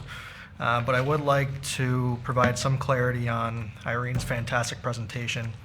Now, over the past 2 years, the board did make a decision to expand the urban service boundary to this property. I think that was done intentionally, and certainly for a reason, understanding that the fairgrounds could be utilized at a greater intensity sometime in the future. So it's setting the stage for the future in this surrounding area of the fairgrounds. Now, Irene did mention that the fairgrounds is occasionally utilized, however, it's fairly quiet. So I certainly don't think that's a life sentence. It is true today. But should this be adopted and amend our land use to MXD, our site will be fairly quiet as well tomorrow, because we won't be able to come in and develop this site until we submit to you a PNRD, which needs your approval. And then MXD is appropriate to promote innovative development. That's part of the comp plan. I will say that, to define innovative in this sense, that really means that it gives you all the flexibility and the increased governance of what options you could have for development. Of course, because we do need your approval again. So I guess I'll ask, are the fairgrounds at its maximum intensity, is that a greater intensity than what we could propose on our site? Now, we have 88 acres at MXD with a portion of industrial and commercial land uses. That is a fair amount of intensity, but that's what we're being judged on here at the land use level, is the greatest intensity, which really isn't realistic, especially with South Florida water management standards being so restrictive and limited as they are now. So of course we do have the commercial land use across the street. So I know we've spoken to a few commissioners that, our development plans could include a warehouse, a very small warehousing operation for contractor supply. Now, is a warehouse more intense than standard commercial uses? It's certainly less traffic, but those are things to think about. We're being judged on the greatest intensity. So we do wish to develop this piece incrementally. I know that the property owner has relayed that to myself multiple times, and to the county, that he does not want to build this out all in one go. He does want to provide a master plan, and of course we will be working with you all over the next few years to hopefully develop a plan that suits your needs and expectations of not only you, but the county in general. Given all of that said, we do respectfully ask for this to be approved and adopted as transmitted. I think we made a fair amount of concessions with our sub-area policies. I think they're very appropriate for this site. So going down to reducing the FAR, it simply doesn't work, especially with the South Florida water management standards. And of course, we do need to present a plan for your approval later in the future at the rezoning level and the site plan level. So if there's any concerns after this, we can certainly address them at that time. So, of course, here, myself and Mr. Dean Decker are here to answer any questions. Thank you very much. Thank you. All right, any questions? Okay, I'm going to go ahead and open this up for public hearings. Anyone wishing to address the board on this item? Seeing no movement, I'm going to come back to the board for discussion or a motion. Any discussion? Madam Chair. Commissioner Cosby? Planning staff, could we elaborate a little bit more on mixed-use area policy number 7 and the standards of review, page 13, referring to the comp plan 1.1.2.1 and how development wouldn't be allowed until that's satisfied? Is that typical? Madam Chair, members of the Commission, Commissioner Clasby, so that link and reference, as it's found in the comprehensive plan, is typically an evaluation point that the board would be making at this stage for future land use assignment. As was discussed in the report and by the applicant, we do have land uses adjacent that on one hand could be argued to be of similar intensity, not necessarily of the same scale as the pockets of commercial. That node is probably 2.5 acres versus the 88 acres that's being considered before you this evening. But of course, our county fairgrounds is plus or minus 250 acres and can certainly generate activity, traffic volumes, and expand hours of operation, and we have not tapped its full potential. So that said, the approach and why it's been crafted this way is to allow the future land use map to be updated to allow this mix of uses with some limitations, and some of those limitations are requiring a planned non-residential development rezoning, which includes architectural standards, access point consolidation that reaffirms the approved site plan, and considers the anticipated development in the area. So we identified where the city of Port St. Lucie limits is to the southeast. There's various planned unit developments and communities that will be progressively coming online based upon market factors on the south side of Midway Road. And so the anticipated crafting or the anticipated outcome based upon the crafted sub-area policies is to allow for a rigorous rezoning process, to allow for coordination and consideration of specific traffic impacts when we have a site plan, when we have specified uses that are within the parameters provided by this MXD, but also have some limitations where the board can consider those future PNRD proposals in reflection of what's established nearby. Is there compatibility? Is there a use of similar intensity functioning and actually in place? So basically, it puts some brakes on what could be proposed in a PNRD on this property until that development is present. And why staff's been supportive of finding a custom crafted MXD for the site is when we see those new communities come online in the city of Port St. Lucie, and we know that there's essential services, whether it's that AC company technician, the plumbers, the flooring company, or other specialty contractors.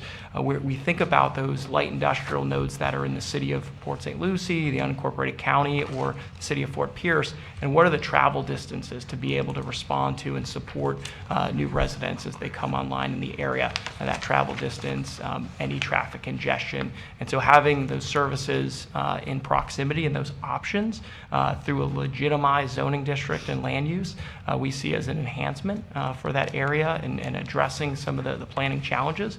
But also what we've observed is where the market's trying to pivot and accommodate those demands, folks will often look at a prime piece of agricultural real estate and see that, their vision of how they can make that the home for their contractor trade business or other reuse. And so this provides a market approach in an area where there's paved roadways, where there's public facilities like utilities, but also protecting the corridor through architectural review, looking at consolidated access points, and providing the board through a public hearing process with, of course, community participation meetings, the ability to find compatible non-residential development for this site in the future.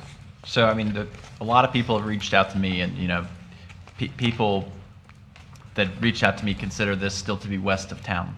And I mean, I consider most anything west of 95 still to be west of town. However, before I got onto the board, the urban services boundary was moved west. And as such, I think it's appropriate to rezone properties that are now in the urban services boundary to a new future land use. As I said at the previous first reading on this, I support this, and I think I support it a little bit more now reading the mixed use area policy number 7 that says no development on Triangle Farms MXD area requiring rezoning to PNRD may proceed without demonstrating full compliance with comprehensive plan policy. So with that, it means at this point, what would be allowed? Only Ag 5 uses? So, Commissioner, that's where it's subject to evaluation by staff, the Planning and Zoning Commission, and the Board of County Commissioners. But I think it would be a consideration of what's established within a quarter mile. So we have the commercial general node to the northeast. It's at 2.5 acres in general size, just above that, I believe. There's some light retail, but that zoning district would allow for a Starbucks in theory, a Wawa on one of those corners on the north side of Okeechobee at Shin, and then of course the fairgrounds. And so if someone proposed a 7-Eleven on one of the portions of this, we would be presenting comparative data for hours of operation, for traffic, for building size, and those various factors. So the Board of County Commissioners can make an informed decision of whether it's comparable, whether the time is right, if it's compatible, and at that time the board could grant the rezoning or deny the rezoning, saying that the applicant has not demonstrated that those provisions are met. So, could be a longer discussion if we're not in agreement of what is allowed there under this MXD area. But as far as just the public watching, any development on this site would have to come in for a rezoning if it wasn't an Ag 5 That is correct, proposal. Commissioner. Yes. Okay, and at that time, we would look at traffic impacts, because we've had this issue at the county before where City of Port St. Lucie assesses their concurrency at a different stage than the county. Is that what we're looking at here as well? Essentially, in that Port St. Lucie shifted to the mobility fee and that mobility structure, whereas the county still seeks to maintain concurrency and balance that with background traffic and newly proposed projects with our multimodal impact fee. Okay. So yes, we would be evaluating those details and specifics at the time of rezoning through a full-fledged public hearing process. Thank you. You were leaning forward, Commissioner Lee? No, I was just going to make a comment, with the fairground being there and the thoughts that we all have shared on potentials of the fairground, I think the MXD is an appropriate zoning change for that, and hopefully it will be a benefit to the fairground and help us get something going out there. My personal preference, I'd love to see a coral sky out there. The traffic and the roadways obviously would have to be improved, and where that money would come from, I don't know, but the fairground can be another, quote, destination area for our citizens to go in and to enjoy rather than traveling way north and way south. So I do like the idea of the MXD.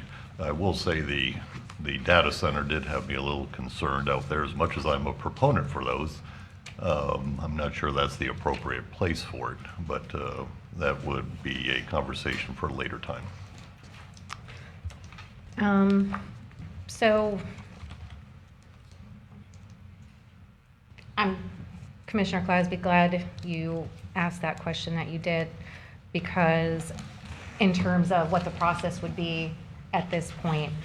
And so what I would ask back to the commission then is, if they can still come forward as is, then why are we putting a developer project sort of shovel-ready on the shelf for them when it doesn't meet our comp plan? So I want to just go back to the one that you asked about, the 1.1.2.1. The county commission shall make the following findings supported by the other elements of this plan prior to taking any approval actions granting an individual amendment to the future land use maps. There's two. The first being it has to be adjunct or within no more than a quarter mile of the same or greater type of land use. It doesn't meet that requirement. It does now meet number two, because since we met last and fast forward to now, the lines are in the ground and they're at their front door as far as water and wastewater. I agree 100% it's in the USB. I agree MXD is probably the way to go with this, but we're not there yet.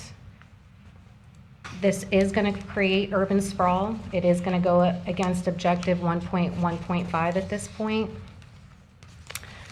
Also, Corey, can you try to highlight the two parcels that they're contemplating for residential too, just so we can see that on the map? Because we're talking a lot about sort of the industrial commercial side of things, and I want to make sure that we understand we're also talking about squeezing houses on here with some of the potential uses that they've got on here.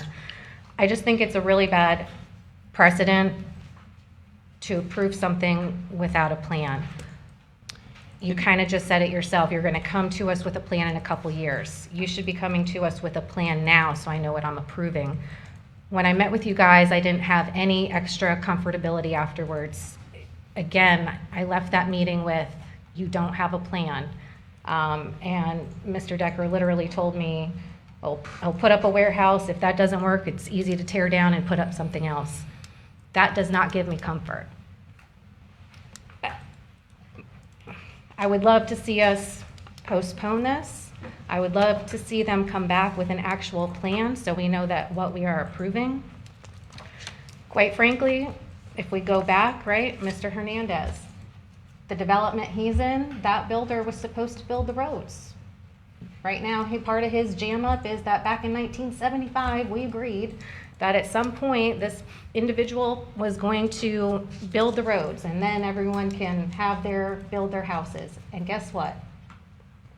Houses got built, no roads got built, and here we are today. So that concerns me, that those are a lot of things to juggle. Within the USB, it's appropriate, again, to be developed, but developed when this board understands what is going there, what their intentions are. I just have to reiterate that to everyone, just to make sure I get it. I feel very deeply about this. We really need to understand what we're approving.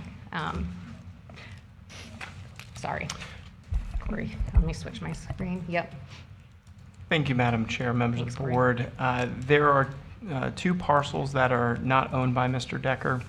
I believe they total roughly 21 acres. The sub-area policies as presented would limit residential density to the current agricultural 5, 1 dwelling unit per 5 acres. And so between those 2 parcels of 21 acres, we would see between 4 and 5 units as opposed to an uptick. The MXD without sub-area policies or particular use area standards would have the ability to pursue up to 5 units per acre or up to 9 units per acre, or up to 15 units, depending upon if it's a low, medium, or high. But one of the built-in policies would keep the current 1 dwelling unit per 5 acres as being the standard for this Triangle Farms. So that's one protection. And reviewing the Treasure Coast Regional Planning Council input, that was one to highlight in response that cap was already built in, and a point of advocacy for our staff. As outside of a residence that is an ag estate or accessory to a light industrial use as a security quarters or something, we weren't imagining that we would have a full residential community at the convergence of these arterial roadways. Of course, a potential hospitality venue in the future, something like an equestrian hotel or boutique hotel that plays off the activity at the fairgrounds would certainly be something that the staff could envision there, but not much more than the 1 dwelling unit per 5 acres that the Ag 5 currently allows. And see, we can talk about what we imagine and what we want out there, but that's not our property. So once this is approved and if it's approved, if it fits, they can come forward with it. So again, that's just, I think it's premature, and that's where I'm at with it. I have not changed my mind on this one. So, Madam Chair, I have a Commissioner comment. Townsend? The proposed sub-area policies clearly states that this has to come back to us for the PNRD. We have a say in what's going to happen. It also clarifies that the PNRD shall not be approved until the development exists with that intensity within 1/4 mile. It is in the urban service boundary, and the prior board, and I think you and Commissioner Leet were on the board also at that time, we looked at this as an entertainment district, and we wanted something to go out there as a hotel, and there are, every single weekend there's something at the fairgrounds. And so there has been a need for what is being put forward here, and I know that Mr. Decker has been looking at this piece for a long time to get this through. The hotel is one of the main things that has been discussed there. Also, like Corey just stated, it's acre lots. So I'm in support of this. I think that we have a little bit of leeway because anything they do is going to have to come back to us when the PNRD comes forward. We have to look at it. If we don't like it, we can say no or whatever. I'm I'm kind of also leaning towards letting the DOT and Port St. Lucie have some say in this and buy-in into this. But I think we need to be mindful that this was a targeted area for exactly what he's doing from the prior board. And I, again, don't recall if you and Larry were on the board at that time because it's been a couple of years. This is something actually that Franny Hutchinson championed. And she started this a while ago, and so I am in support of this moving forward. Any other comments? Madam Chair. Commissioner Clausby? Corey and Irene, could you go to the allowable uses? PNRDs allowed, Ag 5's allowed. What else is allowed under this proposed change? So like what zoning areas would be allowed? Is there its uses specifically? When the planned non-residential development proposal comes forward, that's at the time when uses would be identified. This one specifically calls out light industrial and commercial uses. The only exception for residential is for the 20 acres. But I guess what I'm asking is, any proposed use there other than Ag 5 would have to come in for a rezoning, or you're saying we're also allowing light industrial? No, it would have to be rezoned. It would have to be rezoned, and at that time, we would check for compliance with 1121 and other traffic concurrencies. Yes, sir. And if they don't meet those, we would be probably at a staff level not even bringing it forward, I'm assuming. Correct. There are some limitations to a local government's ability with regard to transportation. The way the concurrency system works now, that there's the pay and go, so someone can pay their fair share of a roadway improvement, but that share might not be adequate to make the roadway improvement occur. So there's a little bit of a risk with that system. And some advocates are saying we need to deal with transportation sooner, like at the future land use map stage. So that might be one reason to support a slightly reduced FAR or to tie the FAR to some 4 lanes. But planned non-residential development, they have to establish concurrency, which includes the pay-as-you-go, pay and go, or whatever you want to call it. They have to meet our standards. It has to come to this board. It has to be development standards and uses that you think are consistent with our policies and our laws. And Right, and so I'm just thinking out loud here, but let's imagine they don't go with a PNRD, right? Because it's not ours, we don't know what could happen. They are still allowed today, Ag 5, and if this is approved, they're still allowed Ag 5, which would allow housing. How many lots could they theoretically replat this to that would conform to an Ag 5 neighborhood? Like how many units would they ultimately be able to get out of this? Madam Chair, Commissioner Clausby, I think they'd be in the ballpark of 16 to 17 residential units with the opportunity for a guest home on each lot. And I think in my conversations, I don't know that that's their intent with this, but I'm just, so that way we can understand what would be allowed today by right, and then the protections that are in place moving forwards. And I don't want to simplify it as much as this is just changing a color on a map, but it kind of is at this point because there's a lot of other hoops that have to be jumped through to do anything different than what's allowed today, which is what brings me more comfort to this. And moving forward, it's separate from this, but I'd like us to do a new updated Western lands study of some sort where we can have an overlay to kind of map out where we anticipate things going, so that way we can kind of have the higher level conversation to see where this plugs in at that point. But I think that I'm still in support of this at this point. I can't say that, I definitely can say that I'm not an automatic approval on rezonings in the future. But as far as this goes, I think this doesn't guarantee any additional rights today.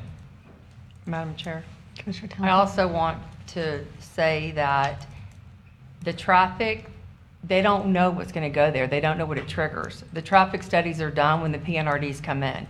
Something that is going to be a warehouse versus a hotel is a different traffic.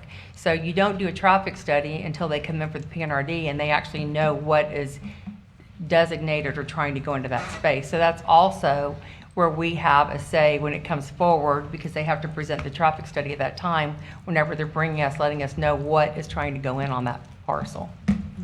I'm just not interested in moving growth westward without us having a plan, and that's exactly what this does, because now lands within a quarter-mile west of this now get lit up for potential LUMAs, because now they'll be within a quarter-mile of something that's approved. So, but, all right, so we have some recommendations. Where is the board?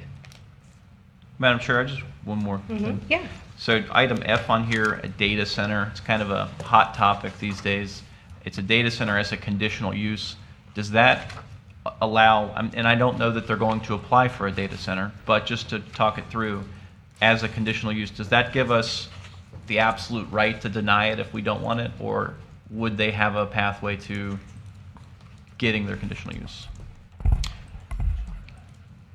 Madam Chair, Commissioner Clasby, so with any conditional use, there's the consideration of the scale, the intensity, the compatibility, their capacity to present that they have not or that they will not cause adverse effects on public facilities.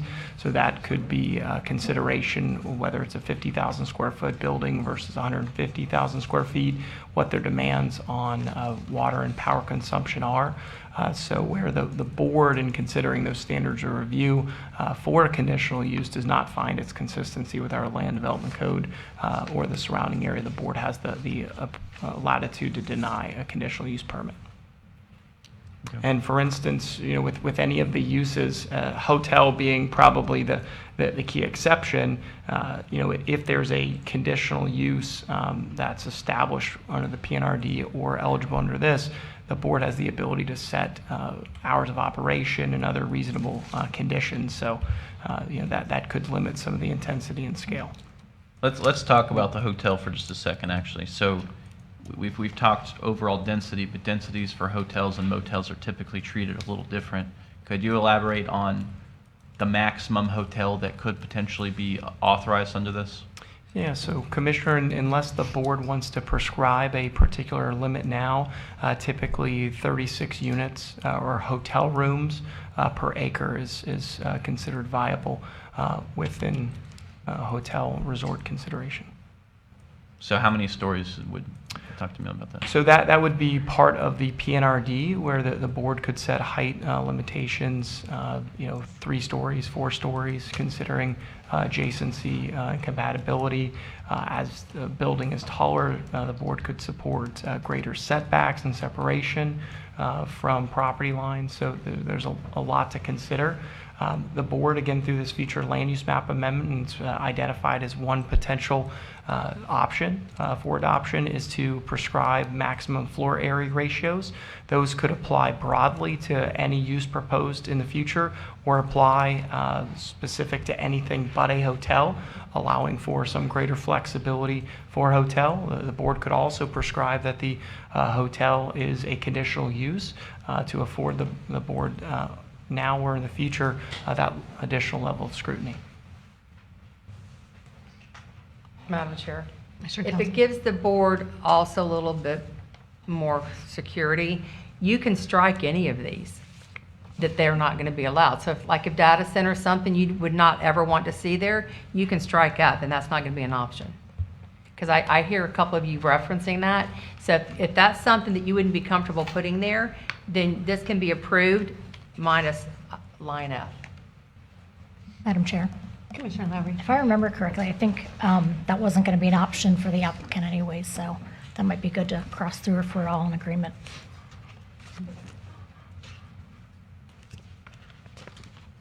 I'd be Is in there- favor of that. Madam Chair. Also, I mean, just theoretically here, right, because I'm still learning. What benefit does it give us if we make a hotel or motel a conditional use? Like what difference does it make in the PNRD process, PNRD, whatever?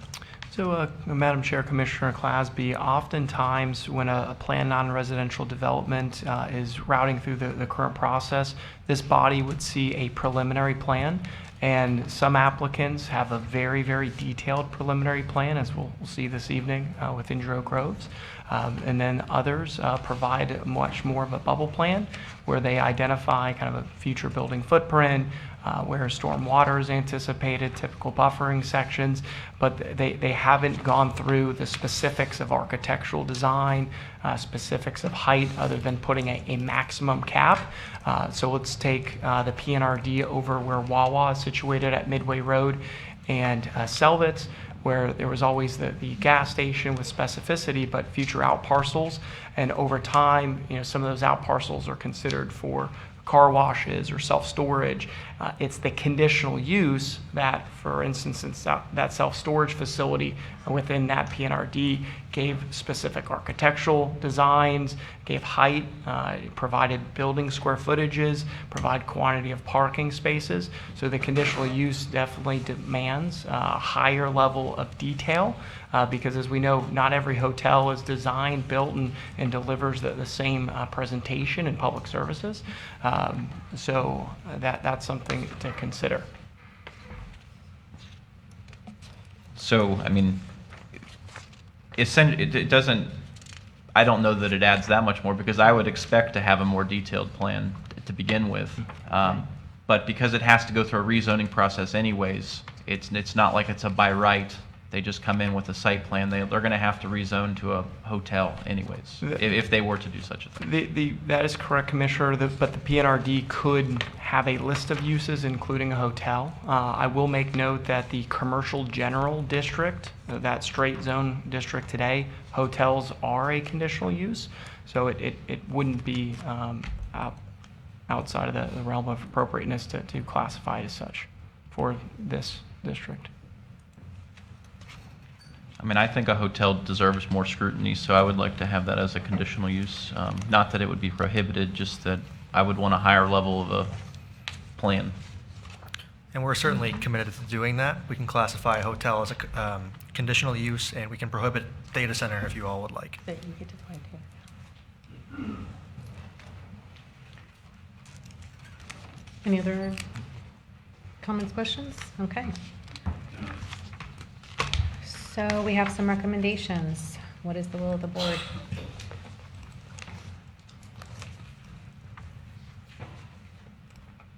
Madam Chair. Commissioner I Townsend? mean, I think to clarify before somebody makes a motion is to say that the hotel would be a conditional use and the data center is struck from it. And that cleans up some of the language. And then I feel like we're reading a Yep, there's 6 options. draft environmental assessment or something from the federal government here.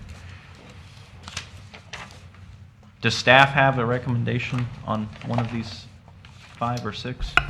Madam Chair, members of the board, Commissioner Clasby, I think given some of the input from the Regional Planning Council and the City of Port St. Lucie, but also some of the what I would call successful MXDs that we've had achieved. And again, we referenced earlier where Arcosa was developed for the Cassins MXD.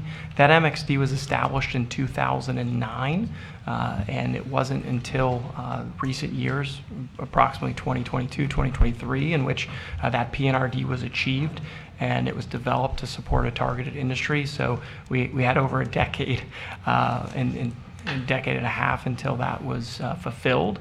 I think the floor area ratio limit, given that we have 80 acres here, is reasonable. I think that we would most likely want to exclude hotels from that floor area ratio limitation because usually it's a more compact form and vertical.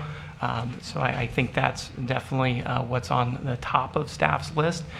What that does is it limits the quantity of square footage within each of those sites in the future. But let's take an example of a 7-acre site. At a floor area ratio of 0.25, that would allow about a 76,000 square foot building. And again, so staff is simply providing one example. 0.2, 0.25 may be perceived as being too restrictive, but the board can certainly explore options. Madam Chair, so Corey, are you saying option 3? From Option everything 3 you've heard with- from us, option 3 is what's going to get us there and give everybody comfort and let stuff come back as planned? I think that's where staff, our starting point would be. I think there's value, given the discretion discussion this evening, to hear from the applicant, whether they've explored a floor area ratio alternative to 0.5 that might fit some of their marketing and potential future development approaches, if hotels were to be excluded from that limit. So I'm going to ask the applicant, with the striking that we did with the data and the hotel, are you okay with option 3?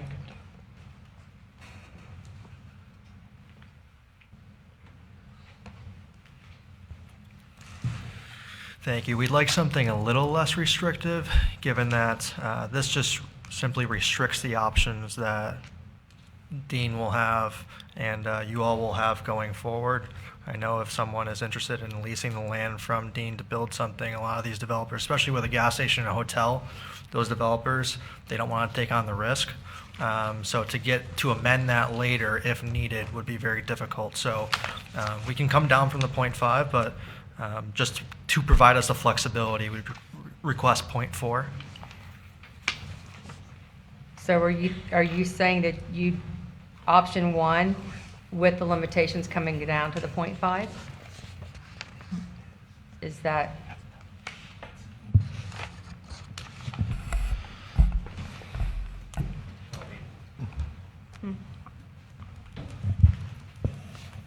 So option 1, our request would be option 1 with the conditions for the hotel as a conditional use, prohibiting data center, and then bringing the FAR from 0.5 in our sub-area policies down to 0.4. Okay, I'm good with that. So I'll make a motion to approve option 1 with the 0.4 and the change of the language for the data center and the hotel. Madam Chair, before we move on from there, I just want to make sure everybody's clear here, because not everybody knows what an FAR is. If we could just clarify, what exactly does an FAR 0.4 imply? And also, I think that Corey was saying that we should exempt a hotel from the FAR requirement as well. So if you could just tell us, like, how many square feet of buildable area are we talking about with 0.4? Absolutely. So the floor area ratio would apply to the overall acreage. In this instance, we can take a look at the entire MXD area, approximately 88 acres. With a floor area ratio of 0.4, we would take the overall square footage of the 88 acres, multiply it by 0.4. That's going to generate the potential across this entire district of approximately 1.53 million square feet. Now, as we divvy that up into individual parcels, because the site has previous site plan, a plat on a portion of it, when you have that 7-acre piece of land, that is, of course, one example at a floor area ratio of 0.4, that would allow a future commercial or light industrial user, or through the PNRD, to propose up to about 121.9 thousand square feet.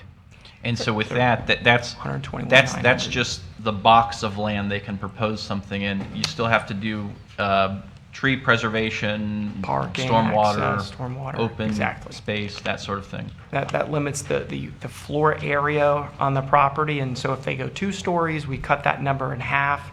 If they go 3 stories, we cut it in thirds. And so the building footprint then would be approximately 40,000 square feet, but 3 stories. And the considerations behind that are the floor area typically is what correlates to employees and correlates to traffic impacts and different scale of the project. If I could just add in, a floor area ratio, if you had a floor area ratio of 1 and you had a 1-acre property, if you could build lot line to lot line, you could build 1 story at 43,560 square feet. So you can't build lot line to lot line. So you build on half of that lot. You still get your 43,560 square feet. But if you made it two stories, your footprint would be, 23,000. You take that, floor area ratio is like 1 story, if you have 1, floor area ratio of 1 is your whole parcel covered by 1 story. So if your floor area ratio of 1, if you cover half of your parcel, you get 2 stories. You cover a third of your parcel, you can get 3 stories. So with a floor area ratio of 0.5, you can build 1 story on half of your lot. If you take that half of that 1 story on half of your lot and make it 2 stories, you get 2 stories on a quarter of your lot. Okay, and with option 3, if you could show that one more time. I mean, staff asked in that specific one an option of below 0.5. Of course, 0.4 is below 0.5, but was there a specific reason you put 0.2 and 0.25 on there? Because those are much lower than 0.5. Commissioner, I believe it was partly in response to the terminology and approach that the commenters provided. In past instances, when the county's adopted MXDs, we've utilized floor area ratios to alleviate some of the concerns from the Florida Department of Transportation or other commenters. Considering some of the numbers and the ability through a PNRD to provide greater limits if public facilities design simply aren't there to achieve the full 0.4. I think 0.4 is a fair approach. Staff presented those as options. Of course, over in Cassens, it was 0.1825, but they had essentially one link to Midway Road because Favorite Road was never going to continue east to Selvets Road because of residential development. And so I think that was a reasonable cap there, and we're trying to derive the most reasonable cap here. I think 0.4 overall is reasonable with the caveat related to hotels as a conditional use. Would the applicant consider a 0.25 FAR if gas stations and hotel were exempt from that? Or Well, I just heard from the owner. Of course, he said no, but I will say, I mean, this is really for flexibility. I've done a lot of these PUDs, PNRDs across the entire state. Almost every single time they come back and we submit at a lower FAR. The reason we're asking for 0.5, which really isn't restrictive, is we still have the height limitation. So of course, you can add height. Irene's example of 1 acre, a 1 acre building, you can add height, but we can only go to 3 stories except for a hotel, and that's subject to your approval in addition to the scrutiny for the conditional use. So we're limited with the height, we're limited with the setbacks, we're limited with the landscape buffer. We have a sub-area policy that stormwater lake areas cannot be counted towards open space. And of course, the drainage retention that we're required now since the beginning of the new year with South Florida Water Management, we have a lot of projects that we have a lot of open space, a lot of green space. So it's really for the flexibility, so we have more options to present to you in the future. That's all it is. So we're still at 0.4 with that answer. Okay. Commissioner Townsend, would you restate your motion so I could hear that? So my motion is option 1 with the limitation of 0.4, striking the data, hotel becoming conditional use. And I just want to also, like on option 1, it also addresses that they have to have the transportation improvements in there as well. So basically, the data center is struck, not going to be a consideration. Hotel will be conditional use, and the limitation will be below 0.4. Well, can we talk, Madam Chair? Commissioner Cosby. Can we talk about option 1? I mean, just reading it, it says adopt the FLUMA and specific use area policies as transmitted. These policies incorporate Florida's transportation concurrency system, which requires local government to approve development if the developer contributes its proportionate share of any needed transportation improvements. The state transportation concurrency system does not permit at the rezoning and site plan stage the local government to ensure the transportation improvements will actually be in place. I mean, that's a lot of words. Does that mean something I don't think it means? I mean, could you explain that to me?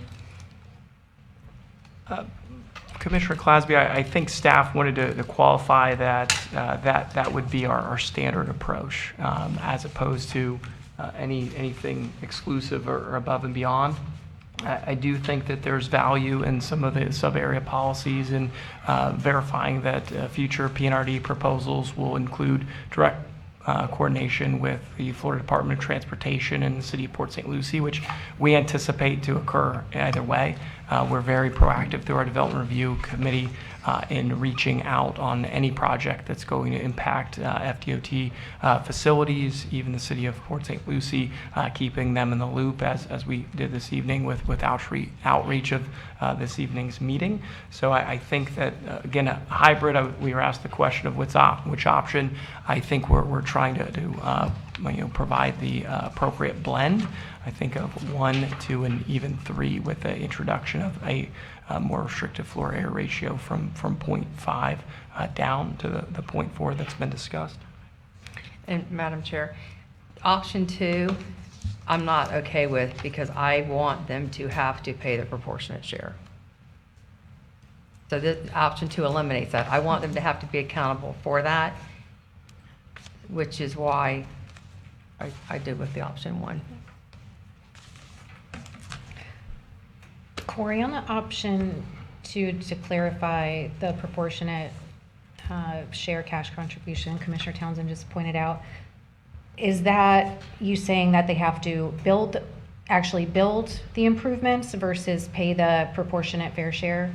Is that accurate, or is that incorrect? Madam Chair, that's essentially the direction. I think that we'd have to, through the rezoning, explore those specifics of how that would be approached to leverage and specify what improvements.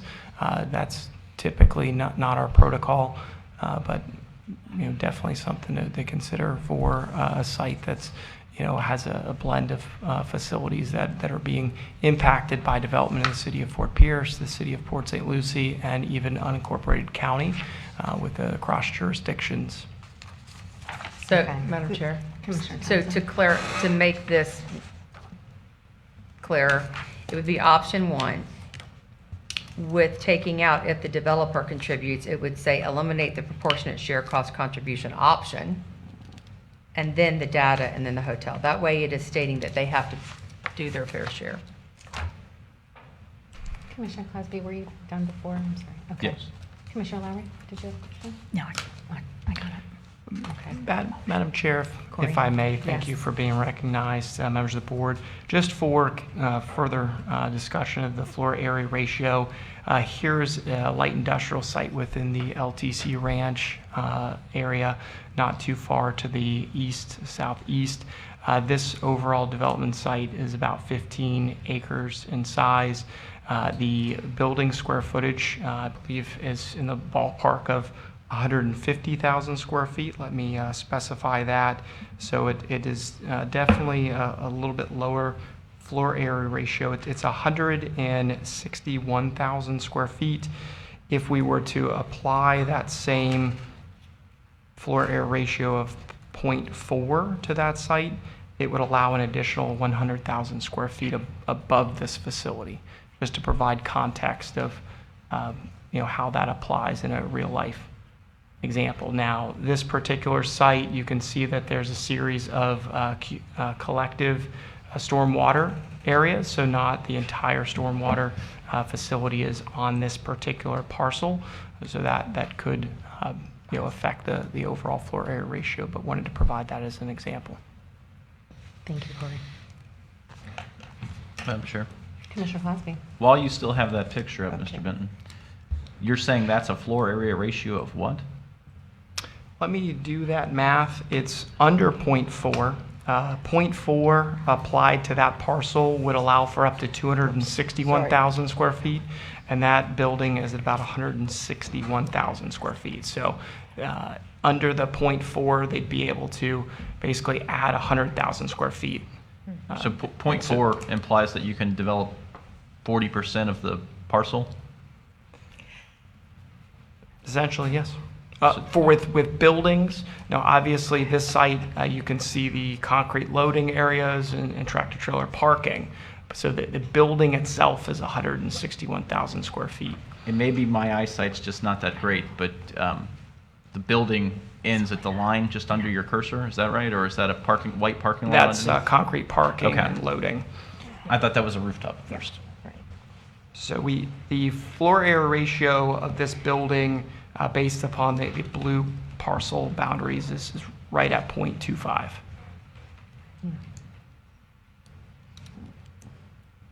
So that's what I was saying. I've had a learning process with FARs. I mean, FARs don't typically include the asphalt or concrete. That's correct. Okay. So there is a motion on the floor.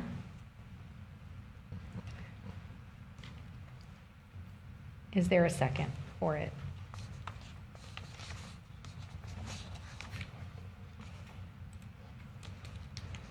Hearing no second, motion dies. Would someone like to propose a different motion?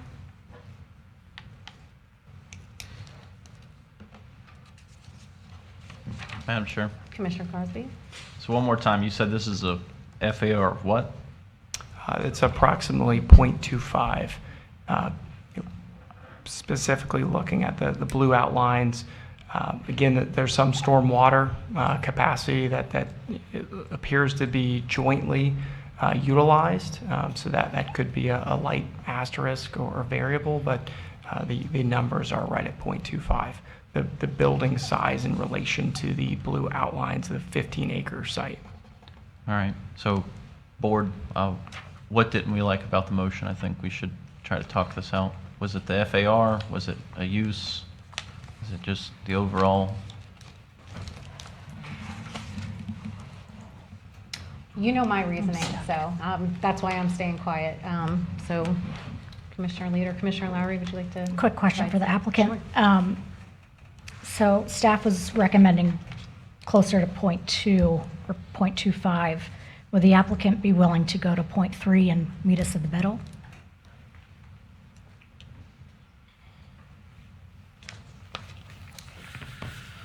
Thank you, Commissioner. I will say, and yes, I think we can come to an agreement on that, but I will say that FAR is separate from lot coverage as well, too. So it seems like that has a lot of impervious area on that graphic that you're looking at. We would just naturally have more pervious area due to the sub-area policy governing the lakes not being counted as open space. But all of this we'll figure out at the site plan level. And we'll dictate those standards and ask for your approval on that and, that whole process. But if you're more comfortable at 0.3, with the exception of the hotel and gas station, because the hotel requires a lot of parking, then, yeah, we can come to an agreement on that. Thank you. Okay. So Madam Chair, so let me, did you go ahead? Okay, no, go ahead. So Commissioner Lowry, what you're stating is option one, no data, conditional use hotel, and it be a 0.3. Yep, and keep the hotel. Conditional exempt. use. Yep. Commissioner Lee? I can get behind that. So I make a motion to approve this.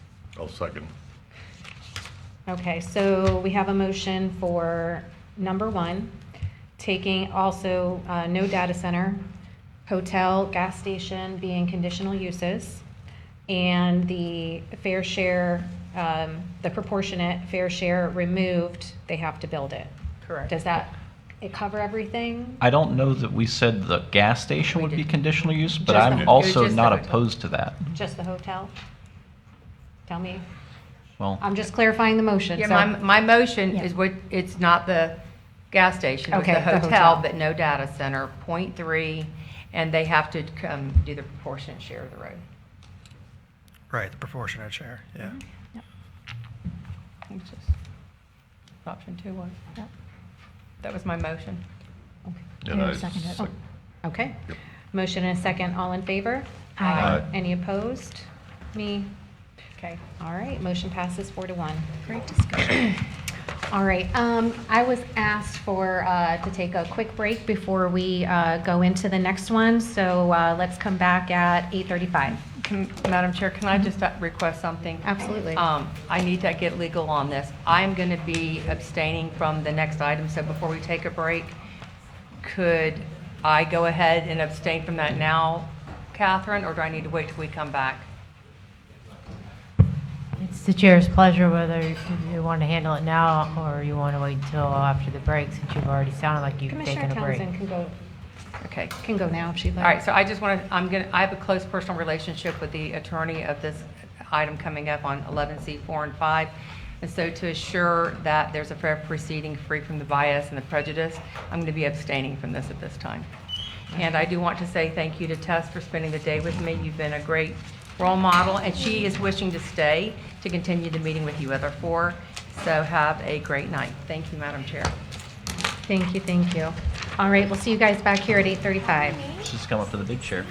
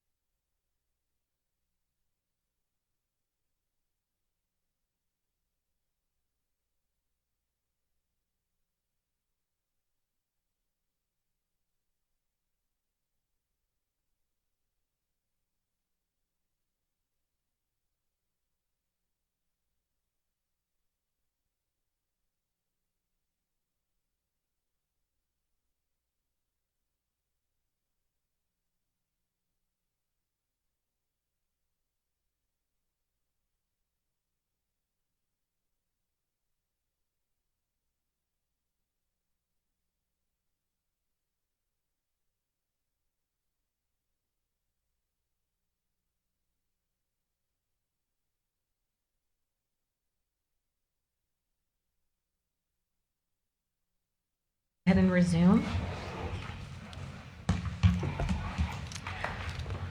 And we are going to start off with Indrio Groves, the rezoning to PUD. This is quasi-judicial, so Commissioner Clasby. I have spoken with members from the public, the applicants, the county staff regarding this application. Oh, sorry. Wrote it all down. Ben, Corey, Irene, staff, Maite, multiple times on this project. Definitions of a hamlet, explanation of it fitting the TVC, general site plan. And then also with Robert Raines, Leslie Olson, district planning, applicant, Lennar Homes. All right, thank you. And I have met several times with our team, Ben, Corey, Cynthia Angelos, Leslie Olson, Bob Raines, Dave Canfield, and Greg Pettibon, talking about the project, the site plan. Commissioner Lee? I have spoken with staff, Leslie Olson, with the applicant, Bob Raines, Dave Canfield, Greg Pettibon, and Troy Holloway, and we discussed the development and specifically a lot of discussion on the ag part of the development, which is very interesting. Nice. Okay. All right. And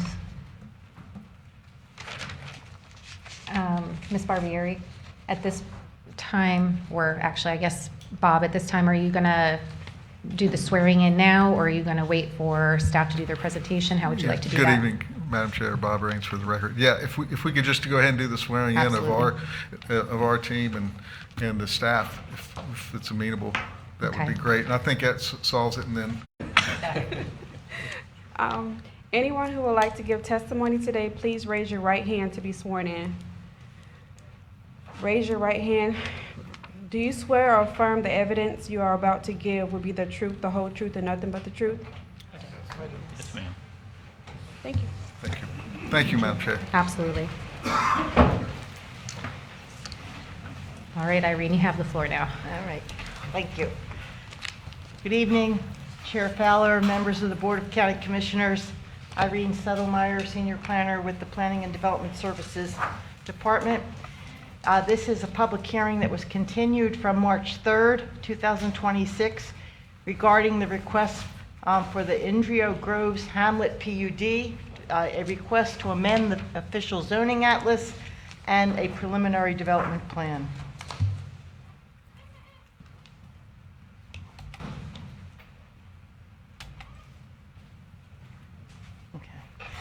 This meeting was properly noticed because the meeting was continued to a date certain. The public notice that occurred for the March 3rd meeting suffices for this meeting. We mailed to some 97 owners of property within 500 feet, including 13 in Indian River County. The advertisement was published in the St. Lucie News Tribune, and two signs were posted on the property. Staff received one telephone call in response to that notice. Additionally, the applicant hosted 2 community meetings at the Lakewood Park Community Center. I think we're all familiar with the site. It's at the north of the county, sharing a boundary with Indian River County to the north. To the west, it shares a boundary with Spanish Lakes Fairways, Spanish Lakes Boulevard, along the southwest portion, and to the west of Cobelgard Road. The site's 1,027 acres. It's currently zoned Ag 1, Agricultural 1, allows 1 dwelling unit per 1 acre. It has the towns, villages, and countryside future land use designation. You can see most of the area is Ag 1.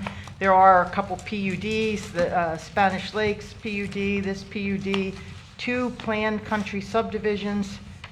To the south is the Bedner Farms planned retail workplace land area.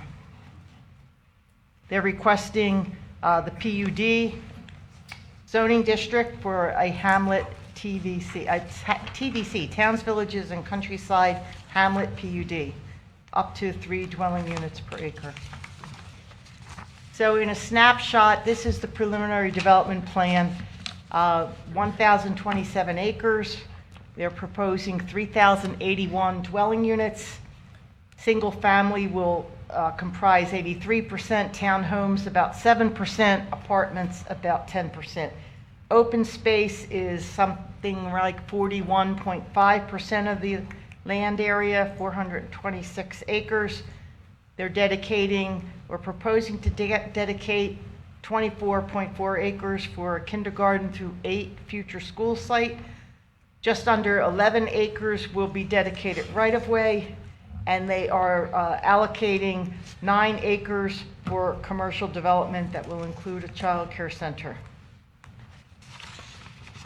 So this Hamlet PUD is proposing to increase the density from 1 dwelling unit an acre to 2 dwelling units an acre by providing 9% of the dwellings dedicated to workforce housing, as is provided in our comprehensive plan and our land development code.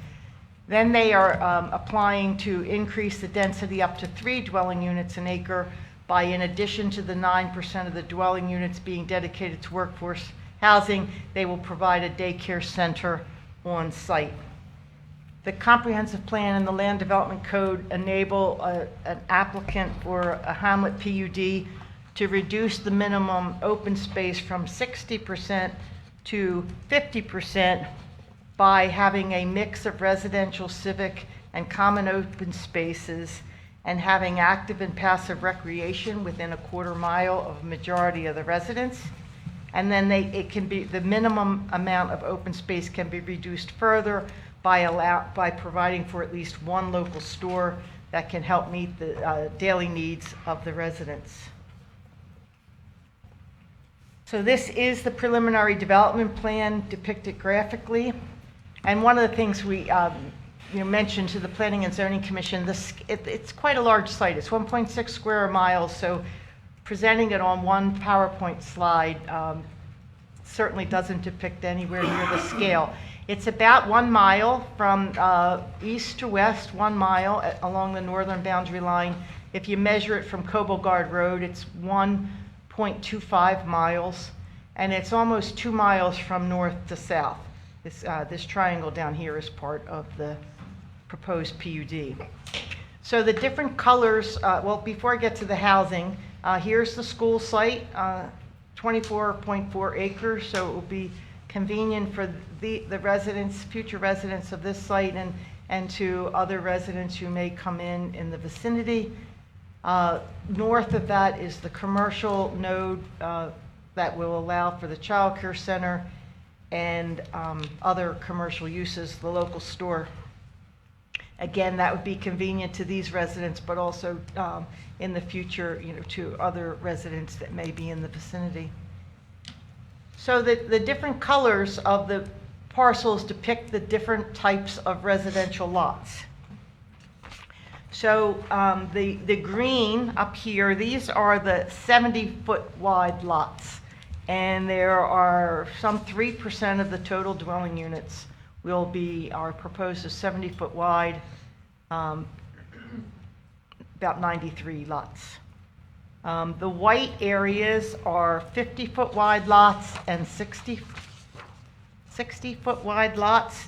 Those will be 6,500 to 7,800 square feet.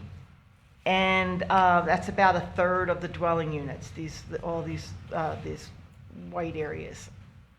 Also, the multifamily apartments are shown down here in white. That's going to be 328 apartments on approximately 34 acres. The yellow is front-loaded 35-foot and 40-foot wide detached single-family lots. All the yellow is 35 and 40-foot wide detached single-family lots. The lot area ranges from 3,850 square feet to 5,200 square feet, and they represent about 1/3 of the lots. The pink area here are detached single-family lots, 40-foot wide, rear loaded. The garages and driveways will be accessed from rear alleys. So you can see here, the rear alleys that, between the parcels. Those rear-loaded detached single-family houses represent about 11% of the total dwelling units. The orange over here are the 50-foot wide lots that are called the cottage lots. The garages and the parking will be accessed from the front, from the public street, but the garages are set back from the front facade of the house.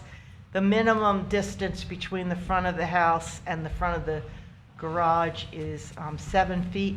The graphic depictions of the lot typicals show a greater distance, and that you could maybe have 2 cars, maybe 4 cars in the driveway. We'll have long driveways, but the minimum will be 7 feet. It's the cottage style lot. And then the brown area here is the townhouses, and they are all the parking is rear loaded from alleys. And townhouses are about 7% of the total dwelling units. You can see an extensive flowway system around the perimeter of the site and many stormwater lakes. So the site proposes 41.5% of the land area as common open space. That's 426 acres. This is how that common open space is allocated. And then here it's the, lakes as a percentage of the total site. The 164 acres of lakes equals 16% of the total site area. It equals 38% of the common open space. So you have lakes, you have landscape buffer with path, landscape buffers without a path, parks, greens, and pocket parks, 76 acres, other open space, 90 acres. You have amenity campus and the community green. I should have pointed that out. Let me go back. So there's one of the very nice features of the proposed development is, I think it's about 35 acres of an amenity campus and community green in the center. One of the things that's noteworthy about this project is while the streets to some of the individual neighborhoods are gated, and so cars won't be able to go in if they don't live there or visit there. But the sidewalks will be open and anyone can walk on the sidewalks or walk on the trails. This neighborhood, I forget, I think this whole neighborhood D and C, these are not gated. Oops. We have pictures, yeah. Anyway, just wanted to orient to the whole site.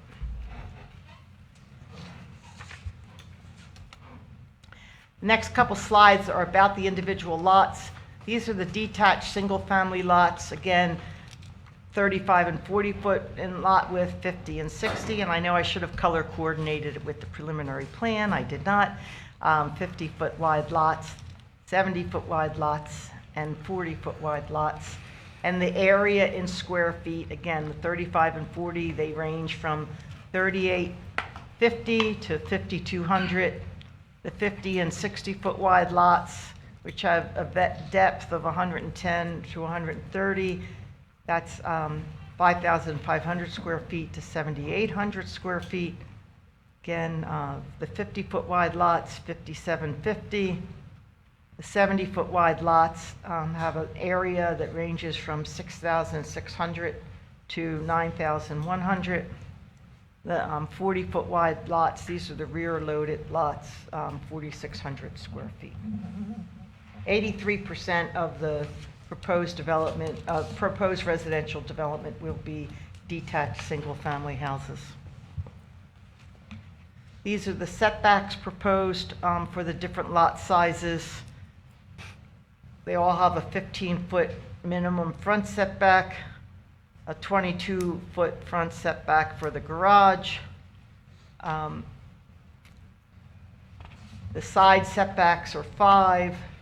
For an accessory structure, the side setback is 2. If you're on the corner, your side setback is 15 feet. The rear setback is 10 feet. For an accessory structure, your setback is 3 feet. I think I'm sorry, this, I think I'm missing some of my heading there. This was if you're, if the lot is adjacent to a common open space. So if your lot, if the rear of your lot abuts a common open space, you don't have a minimum rear setback, you can go right to the rear lot line. Similarly, on the side, if your side lot line is abutting a common open space, well, it's the same here. Okay. So the townhouse lots, they range in, the lots range from 16 to 20 feet for an internal unit. If you're an end unit, it's 21 to 25. If you're a corner unit, the lot ranges from 21 to 35. The lot depths range between 80 or 125. What the lot typicals provided in the plan indicate that 125 feet is the typical, but it also provides for an 80-foot minimum. And that's what causes the differences in the lot areas. It's depending on the lot width and depending on the lot depth. The townhouse lot could range from 1,280 to 2,500. Again, for an end unit, from 1,680 to 3,125. For a corner, 2,480 to 4,375. And townhouses represent about 7% of the units.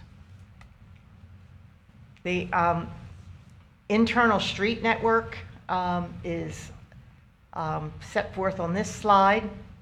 The proposed streets are consistent with the towns, villages, and countryside zoning in terms of sidewalks on both sides of the street and nice tree lawns in between the sidewalk and the curb.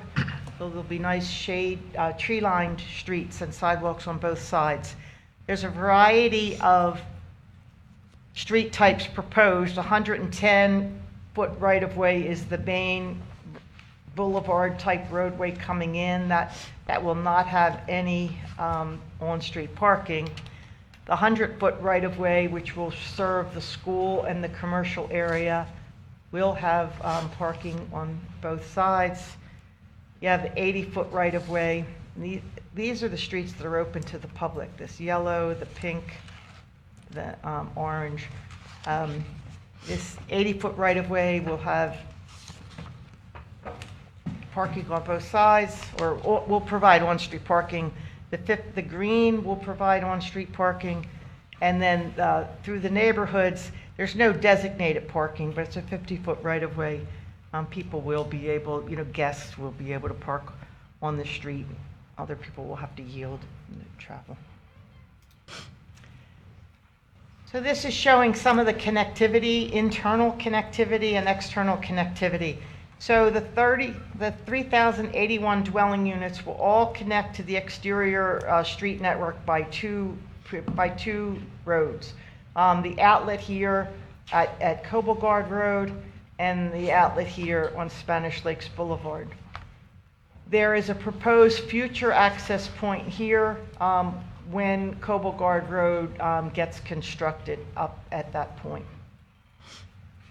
These are represent gates, so cars will be blocked from going into these streets. These are the gates to the residential streets interior. These are emergency access only, so an emergency access that will benefit both these residents, but Spanish Lakes Fairways will have an alternative access to and from their community in the event of an emergency. And staff, this is the area connecting neighborhood B and neighborhood D and neighborhood D and neighborhood G, where currently there is proposed a pedestrian link and a golf cart link for those neighborhoods. Staff recommended at the Planning and Zoning Commission that these be open to vehicular connectivity. and staff suggests, again, that this additional vehicular connectivity would be beneficial to the overall circulation of the development, especially given the limited connectivity to exterior roadways. You know, I use as an example, like the school, if I, you know, lived here and I was going to work and dropping my child off at school, if I had to come over and through here and up here and around to the school, and then in the evening to come back, that adds about a mile each, a mile in the morning, a mile in the evening. So it's a little bit of unnecessary transportation or vehicle miles traveled and time. It puts extra cars on this nice round roadway going around the park.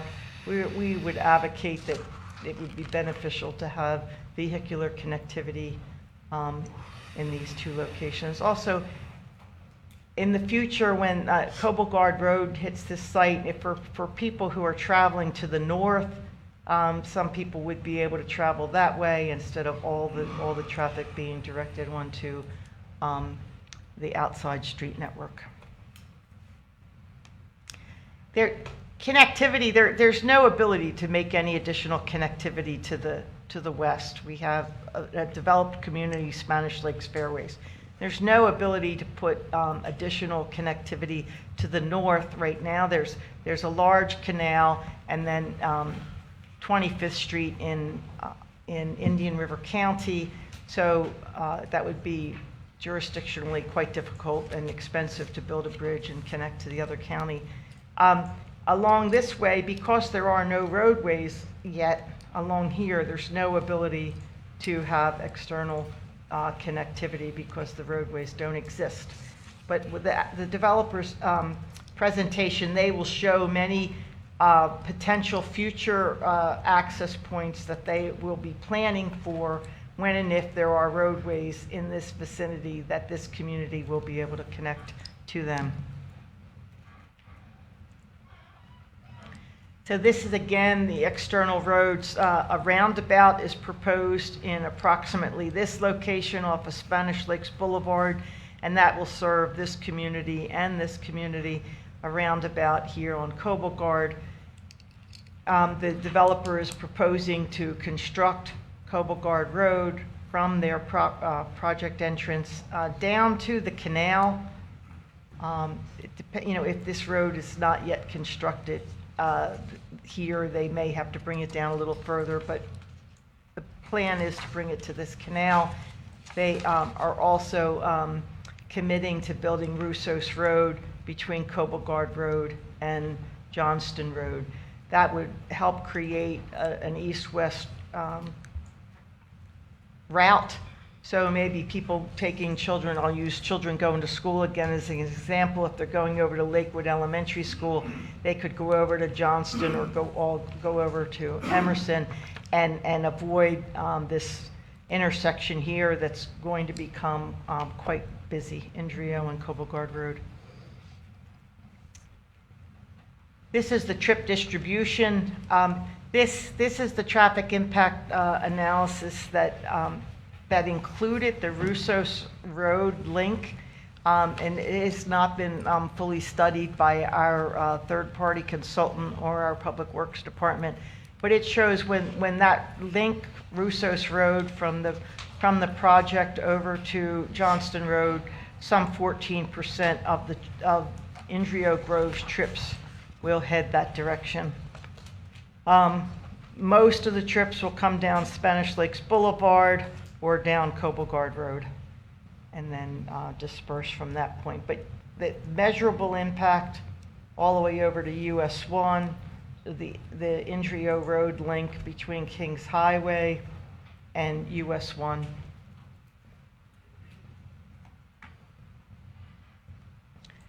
The Planning and Zoning Commission held a public hearing on this petition to rezone and approve the preliminary development plan and voted 5-0 to recommend approval of the rezoning and the preliminary development plan, subject to the following recommended conditions.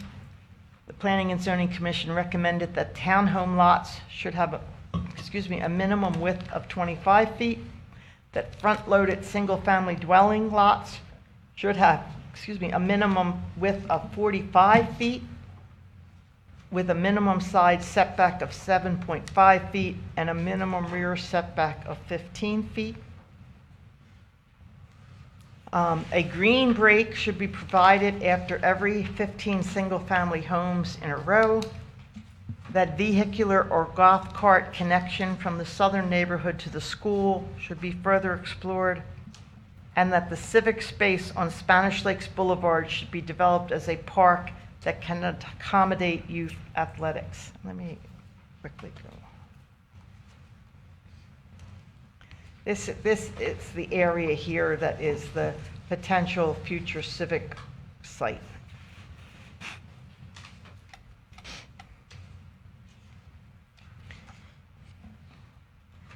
So staff is recommending approval and recommending conditions of approval. So they're somewhat lengthy, and it's my understanding that the applicant team has agreed to all of the staff recommended conditions of approval. So one is that the final site plan or development agreement shall provide for detailed phasing plan for the amenity center, the central green, landscape buffers and walking trails, the child care center and local store. That the child care center should be at least 4,000 square feet and the local store should be at least 1,500 square feet, and they should be constructed before the certificate of occupancy for the 2054th dwelling. And then there will be an annual report required for operations to show that child care center is actually open and handling children, taking care of children, and that the store is open. The final site plan shall provide a detailed phasing plan for the workforce housing.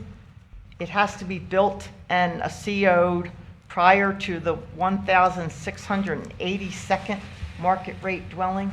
That's in the code and the comp plan, that the workforce housing must be available and have a CO, certificate of occupancy, before 60% of the market rate housing is constructed. The roadway improvements, the vehicle trip threshold for Russos Road, as it's provided for in the development agreement or the final site plan. The Spanish Lakes Boulevard roundabout needs to be constructed before 1,000 daily trips. Indrio and Kings Highway intersection improvements must be available, be completed before 1,465 trips. You know, generally about 9, a single family dwelling, you normally assume about 9 trips per day.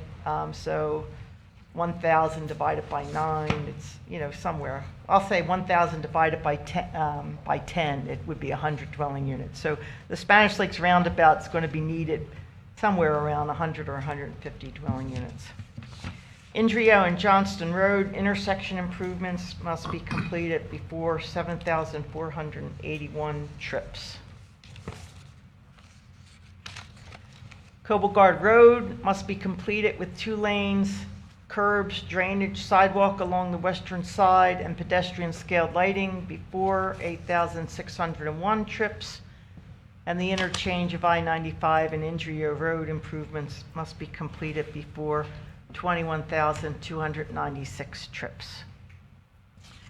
The final site plan for multifamily neighborhoods shall comply with building spacing formula, must provide passive and active recreation, and in addition to a swimming pool and a clubhouse, and outdoor recreation area of at least 1/3 of an acre in one spot. All final site plans shall comply with the flowway standards, including pedestrian and bicycle trail system, the width and design of the littoral zones, and the native upland edge vegetation, and navigability by non-motorized vehicles. Final site plan shall provide for vehicular connectivity between neighborhoods B, D, and G. That's the ones in the vicinity of the school and the commercial area. The final site plan shall provide landscape block breaks at least 25 feet wide, And that's in addition to the current block and green space areas. And they must be provided at least every 15 lots for lots that are at least 45 feet wide, and at least every 10 lots for lots that are under 45 feet wide. The identified detached single-family lots in neighborhood D shall be modified to provide rear-loaded off-street parking. So in the staff report, there were a few blocks of single-family houses that the applicant has agreed to make rear-loaded. And prior to final site plan, revisions to the landscape plan are required. Prior to the final site plan, there must be a provision for phased conveyance of the common open space to the future owners, such as the Property Owners Association. Prior to final site plan approval, potential future transit stops must be identified in proximity to the project entrance on Cobelgard Road and in proximity to the multifamily site on Spanish Lakes Boulevard. Prior to final site plan approval, certification of a revised traffic study, including Russos Road, is required. Prior to final site plan, compliance with tree mitigation standards is required. And then code compliance, the general compliance for an updated endangered and threatened species surveys and removal of native vegetation. Those are standard code requirements.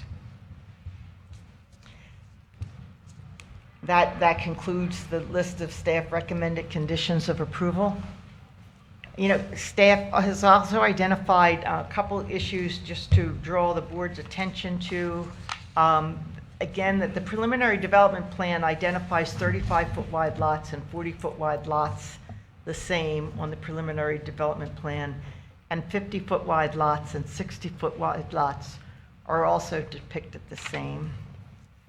And if the board wishes to ensure a certain percentage of these lots are, you know, the larger size or a certain size, this is your opportunity to do so. Right now, you know, we're expecting it would be a mixture of 35 and 40 and a mixture of the 50 and 60, but it really could be, it could be all 60 or all 50. It could be all 35, all 40 foot. So that is, if the board has strong feelings about that, it should voice those now. For both the detached single family and the townhomes, the preliminary development plan provides for typical lot depths and widths and minimum lot depths and widths, and resulting in varying lot areas. So again, if the board has concerns about the smaller lots, then this is the time to address that. You know, the different lots, on the one hand, you say, one could say, of course, the developer would like flexibility. This is a community that's going to be built out over many years, and they need to preserve some flexibility to be responsive to the market. It also diversifies the lots and the houses that are available to the people looking to buy a home in the community. So there's pros and cons. If we need greater certainty, now's the time to do it. So staff recommends approval of the Indrio Groves rezoning and preliminary development plan, subject to the conditions of approval. That concludes my presentation, and I'm happy to answer any questions that you might have. Of course, the applicant team is here and ready to present as well. Absolutely. Before I bring up the applicant, any questions of the team at this point? Madam Chair? Commissioner Lee? On page 9, you had mentioned, or there was a line in there, 9% other open space. Can you explain that? I'm sorry, Commissioner Lee, could you repeat that? On page 9, yeah, there you go. The other open space. You know, I think we better best ask the applicant to explain that. Okay. There's a lot of little miscellaneous green spaces. If you don't mind, we'll ask the applicant to discuss what that is. It's the second largest open space, Yes. so. And then the other question I had, the interconnectivity between the different subdivisions. I'm assuming they're going to have gates going into those since they have gates going into the other. And how, if not, how are they going to be, well, with the gates, how are they going to be interconnected? Are they going to be able to get through the gates to get to their friends and family into their subdivisions, or how does that work? It's my understanding that, Neighborhood A has access to Neighborhood A, and Neighborhood C has access to Neighborhood C. Now, we have requested that Neighborhood A and Neighborhood B be interconnected so that both Neighborhood A and Neighborhood B can both use that future exit when it becomes available. But generally, but again, we could ask the applicant to confirm that. I was referring to the suggestion that you have for the interconnectivity where, I don't know what page we have right in there. Yes, like B and D Right. and G and D. Yes, that we are suggesting that they be interconnected, and it could be, there's different ways it can be handled. It could be just sort of generally open, or what I think was more likely is that Neighborhood G would be able to leave their site without having to go through a gate. So in the morning, they could just get out. In the afternoon, if they wanted to use this, they may have to go through a gate. Similarly, Neighborhood B, they may be able to depart their neighborhood this way without going through the gate, but in the evening, or when they're returning home, they would have to, put in their number or use their card. That's how I expect it, but the applicant would be in a better position to address that. Madam Chair, Vice Chair Lead, if I may, and we can have it up on screen in just a few moments. Again, echoing the option of the applicant to weigh in on it further. Within the overall packet, there is a open space plan and exhibit for this project, and those 90 acres, they are partitioned throughout the proposed community, and some of those areas are along some of the proposed flowways and lakes around the perimeters. They have, again, different categories depending upon which portion of the community it's located within. So for instance, this box shading here, which would be part of the upland buffer and some of the segments between blocks. And again, this perimeter of this flowway link along this flowway edge, those areas which are likely to be planted with littorals, upland buffer, native vegetative plantings, and even along some of their major roadways leading up in and around the roundabout. Those are all shaded in a manner that's part of that category of other open spaces, even strips here along the north side adjacent to the landscaped area around the walking trail. So we can have the applicant provide greater detail, but that's the legend that's part of the agenda packet. General terms, and it sounds like it's the borders of the open, or a lot of the flowways and intermixed in different areas along streets, creating that boulevard effect where street trees and different sidewalks might be situated. Okay.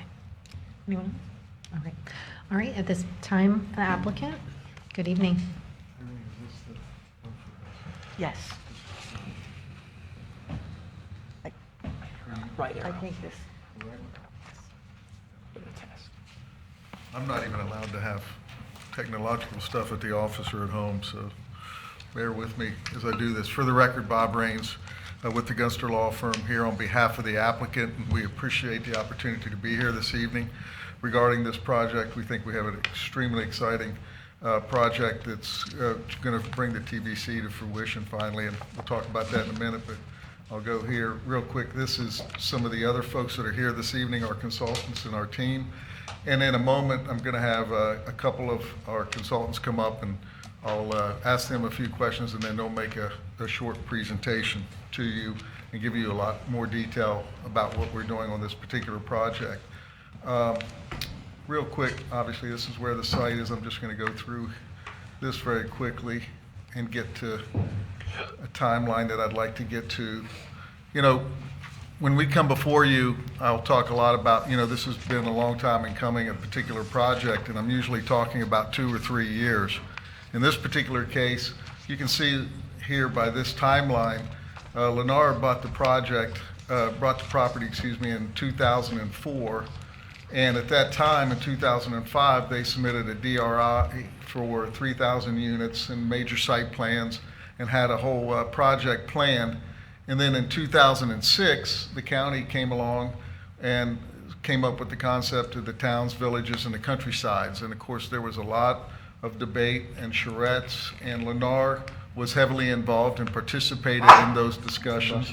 And in 2007, they withdrew the development applications at the request of the county and said, let's look at this and talk about TVCs. So during that whole process over the years, they worked on a TVC and had discussions on what could be done in there. And then in 2022, they came forward and brought in the concept of the hamlet.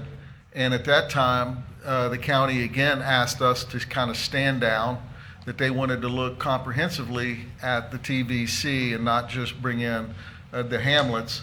And again, we hit the pause button and were a part of those discussions. And then in 2024, the hamlet was finally adopted and we came forward with our project. So Lennar has been heavily involved in this property since 2004 and had a lot of input and participated in the TVC and, you know, paid attention to what the county's vision is for the TVC.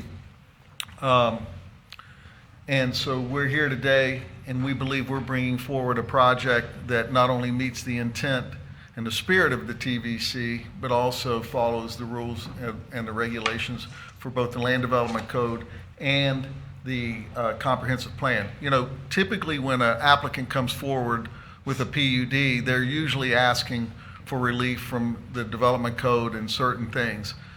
In this particular case, we're doing a PUD because it's required as part of the TVC.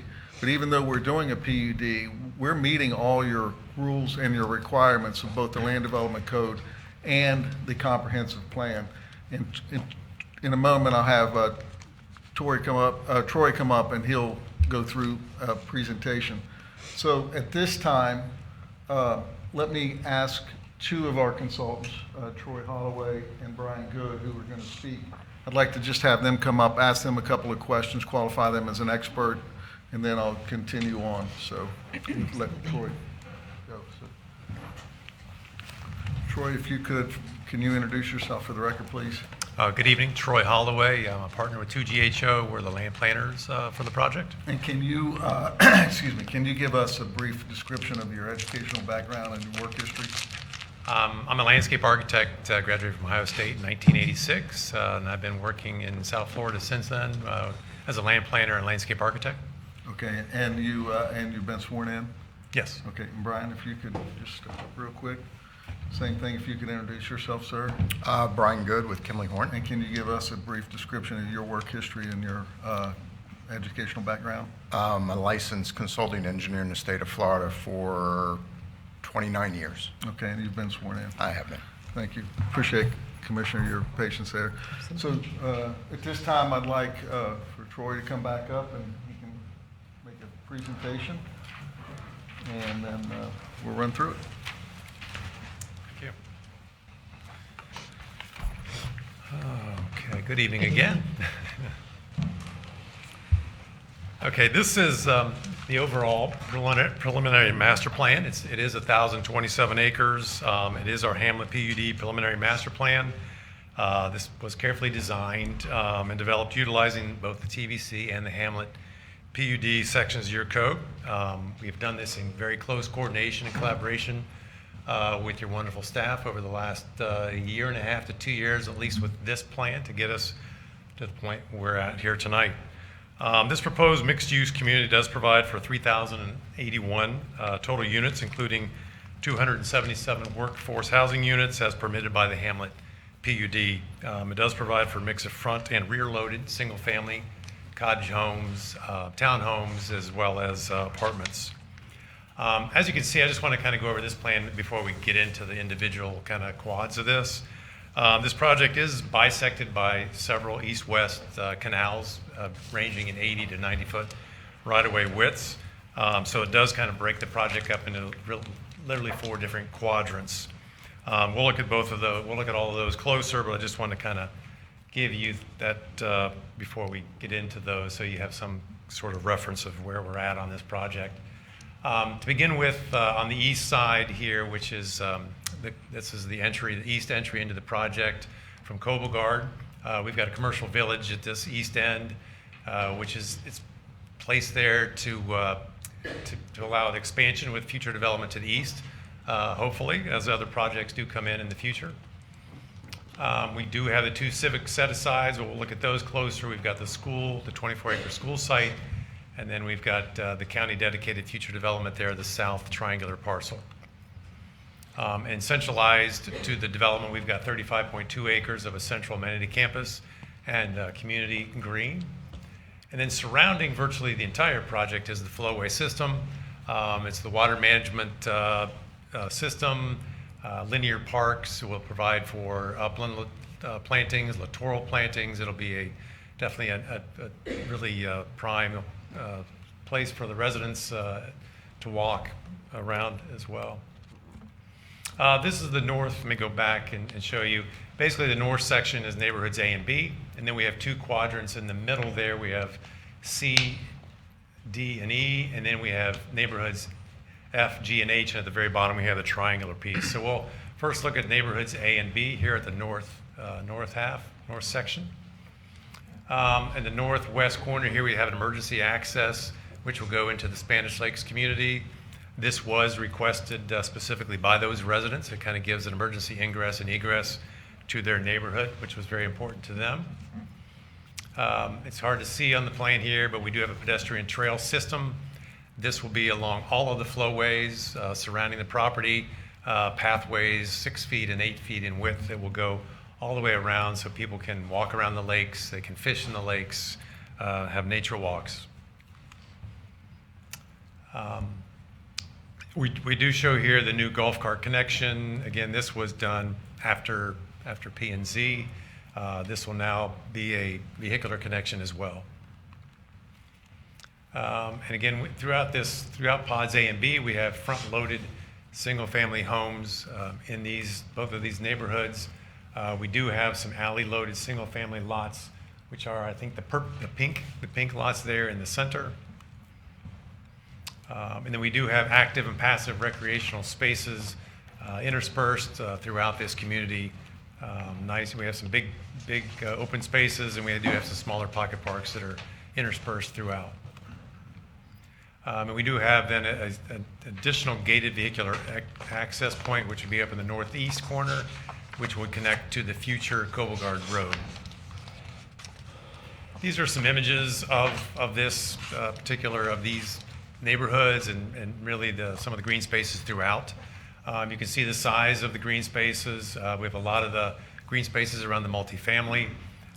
This shows some of the alleys and a lot of the linear roads and sidewalks and pedestrian systems, pathway systems, and then a couple typical photographs of what the project may look like in the future. This is the next parcel down, next quadrant down, neighborhoods C, D, and E. This section of the neighborhood of the project was really developed more of a TND style, which has a lot more alleys, rear-loaded homes, on-street parking. We have the townhomes, with some of the larger green spaces around the townhomes. And then, of course, we have the centralized amenity campus and community green in this as well. This is the entry roundabout from Kobelgard Road. It would come into the project, and when you first come in, we have a commercial village, which will be on either side of the main promenade, the east-west promenade, be a divided median road with some parallel parking on either side of that street. And as you come down that street, that main area there, that would all be the townhomes, all alley-loaded, rear-loaded townhomes. Some of these would be facing onto the greens. Some of those greens are really wide. They're about a little over 200 to 300 feet in width, so they are very big. And again, the larger green spaces around the kind of the most dense area of development. Here we've got some alley-loaded single-family at the bottom, which is the pink, and then we have some front-loaded single-family, which is the white around in these neighborhoods.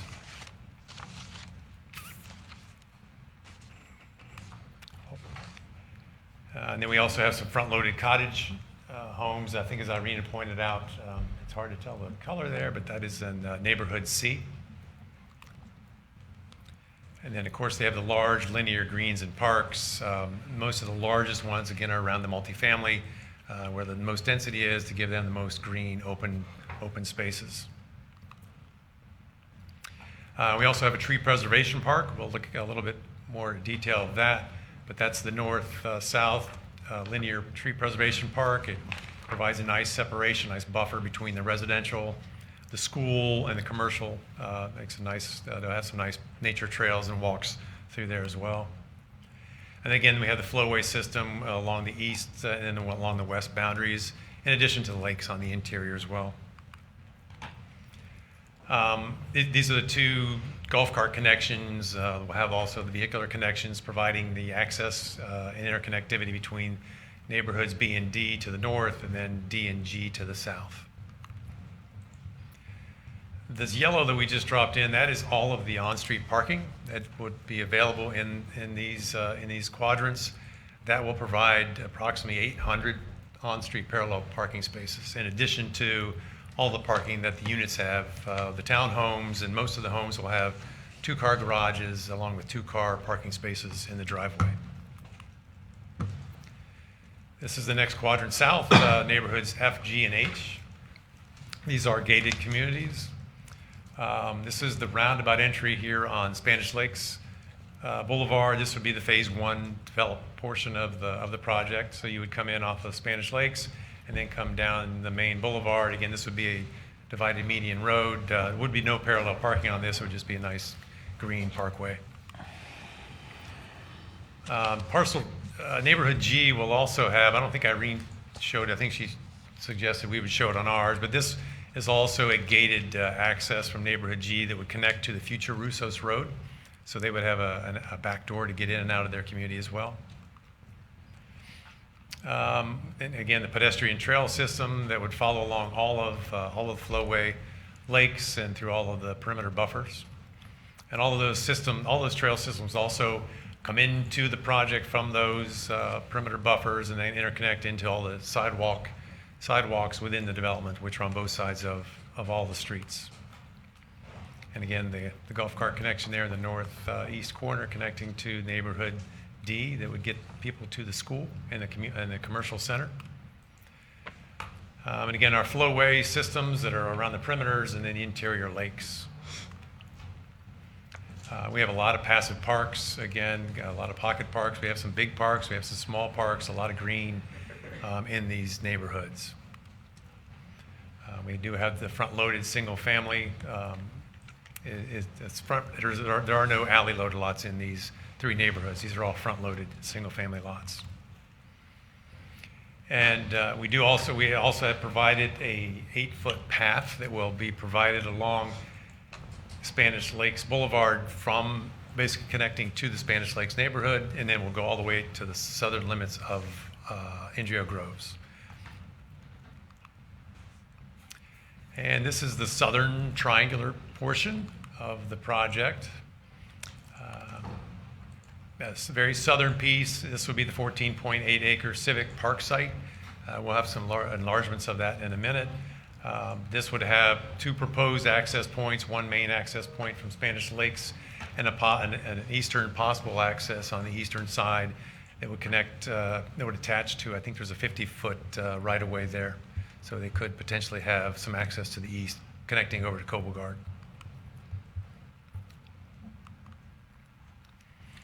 The multifamily site would have 2 access points, both gated, one on Spanish Lakes and then the other one on the north side, connecting to the future Russos Road. And the multifamily apartments would have a 100-foot buffer to buffer them from Spanish Lakes Boulevard, but more importantly, I-95. And that would also, so the 8-foot path would continue south all the way to the southern limits of the property. These are the two entry roundabouts that we have, the one on Cobogard, and then we have the one on Spanish Lakes. The Spanish Lakes roundabout is a little bit different than the one on Cobogard. It was specially designed by Kimley Horn. They had met with the Spanish Lakes folks, and the Spanish Lakes residents were concerned about getting in and out and accessing and navigating a roundabout. So they specially designed this. The red arrows would be specifically for Spanish Lakes. So when they come in, it would just be an easy access loop around the roundabout, kind of separating, so there's separate traffic. The blue arrows would be for the Indrio Grove residents coming in and out, so they wouldn't really have to interact much. And when they come out, they don't even go in the roundabout, they just go straight through and out to the south. This is a map showing all of our internal streets. All of these yellow streets, these are all publicly accessible roads and alleys throughout the project. And then all the red here would be all the private roads, which would be gated. And then, of course, those are the proposed golf cart connections, and we'll be making those vehicular as well now. These were the kind of the details we were showing for the golf cart connections. But again, we'll be modifying these for the conditions of approval, but these were designed to show a 10-foot cart path, and so it could be a combined cart path and pedestrian path, both. And this path does go through that tree preservation park, and so that was just a little shot, a little image of what it would be like driving your golf cart down through that tree preservation park. This is a map showing some of the internal pedestrian connections. We do have meandering paths and walks within all of, along these main 80-foot, we have 110-foot, 100-foot, and 80-foot right-of-ways. We do have, these would all be 6-foot pathways and walkways going through these roads. And then we have all of our 50-foot right-of-way internal sidewalks, which are 6-foot walks on both sides of all streets. And then, of course, we have a lot of open space paths and walks that go along the perimeters, through the pocket parks, and all throughout the development. It's very tons and tons of pedestrian connectivity in this development. And again, we have the 8-foot path all along Spanish Lakes Boulevard. All of the paths and walks in this development, we have more than 50 miles of interconnected paths and walks. So there's a lot of places for people to walk. They could actually walk or run 2 marathons through the community if they wanted to. This is the blow-up enlargement of the emergency connection point here to Spanish Lakes, the ingress-egress point for the residents, kind of for their security. This is a map of off-site connectivity. That is just showing the vehicular connections to existing and future off-site roads. We do provide for 11 existing and future off-site connections, as well as the connection there to the future Russos Road over to Johnston Road. And then this is all of our pedestrian connections. We do have 13 external pedestrian connections that will provide connections to the external roadways. This is a plan showing all of the open space, parks, and green areas. The plan does provide for a total open space of more than 427 acres, or 44% of the site. The community open green spaces, which does include all the buffers, parks, greens, pocket parks, amenity campus, and community green. There's 263 acres of common open green spaces. And what I would like to point out there is the way your code identifies common open space as anything contiguous 1 acre or more.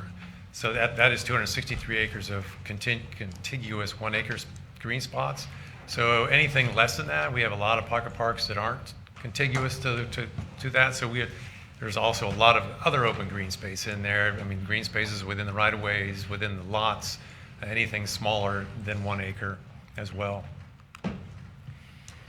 And also part of that green space is the community lakes and flowways, where we have 164 acres of those. And again, I'd mentioned that we are going to be providing littoral plantings and upland plantings, which will provide beautiful habitat for the wildlife and the marine life. It's going to grow up to be wonderful. The picture on the bottom right there is a project we did which had the same requirements, and that is about, I think, 10 or 15 years later, and it has grown into, and that's a man-made lake, and it just grew into be absolutely beautiful. It's great fishing. We just wanted to blow up a couple of the neighborhoods, just to it's kind of hard to see from this scale when you look at the overall plan, so you can kind of see the amount of green space that there really is there when you start bringing it in to a little larger scale. There's tons of green space with the buffers along the flowways and the pocket parks. And so there's just there really is a lot more green space than it looks like on the 1,000-acre site plan when you look at it at such a big scale. And this is then neighborhood G, same thing, just kind of bringing it in and also providing for the green break every 10 to 15 lots is what the condition of approval is.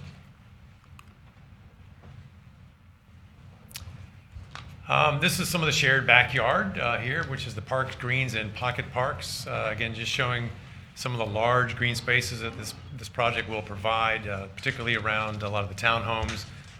Those are anywhere from 220 to 310 feet wide, I think. A lot of green space, and then the image there on the top left, that is the amenity campus community green. That 35.2 acres will provide for an AgriHood community farm, which we're really excited about. Community gardens, dog parks, putting greens, pavilions, amphitheater, aquatic center, sport courts, community buildings, a gym for the residents, a mail center, and children's playgrounds. And this is just a sketch and a rendering of the AgriHood. This will have some orchards around along the perimeter. We'll have community gardens. Will be managed by a farm manager. It could have some green markets. They could be selling produce here. This is really exciting. This is just showing some of the buffers. The red here are our 100-foot proposed buffers, and then in the green are our 50-foot landscape buffers. And then we have 40-foot landscape buffers along all of the canals. This is a west buffer section from our community over to Spanish Lakes, just kind of giving you an idea of the separation from the Spanish Lakes homes to the Indian Grove homes. It's over 700 feet, 773. It's probably almost 800 feet from home to home. And then, of course, that's a section of the 100-foot landscape buffer, the berm, with vegetation on the top of that berm and a fence as required by the residents of Spanish Lakes to keep people out of their golf course. This is the tree preservation park I had mentioned earlier. This is the north-south tree preservation park, 250 foot wide. It's actually 14.4 acres, provides a beautiful buffer between the school and the residential. This will have single-family homes facing this green along the west side, and then some on the east as well. It does provide for natural buffer, again, from the school and the commercial uses. There's actually, our environmental, Ed had said that there's over 1,060 trees that will be preserved in this park. Laurel oaks, live oaks, cabbage palms, and slash pines. So it should be really, really beautiful. This is our commercial village that you come into when you come in off of Cobogard Road. You would access and you would see. It's sitting along a tree-lined boulevard, fronting with a commercial. It has a landscape median and on-street parking on both sides of the roadway. This commercial center will provide up to 40,000 square feet with a daycare center. It is, again, strategically placed next to Cobogard, kind of hopefully to begin a commercial node for future area development. It'll create intensity separation from the existing Spanish Lakes neighborhood as well. We didn't want to put it on the west side because they had voiced their concern for getting too close to their neighborhood with any commercial. And also the internal trip capture is increased with this commercial. The commercial village does present a traditional Main Street design where the commercial storefronts and cafes would face the street. They'll be close to the street, probably a 15-foot sidewalk up to the building. Convenient shopping and retail options would be close to home. Generous, comfortable pedestrian sidewalks, low lighting, convenient parallel parking on street in front of the stores. A lot of colorful protective awnings would look, really pretty from the street. And on any of the large parking fields would be placed behind the buildings, out of view from the roadway. This is where I hand it off, I think, to Leslie. Thank you. Thank you.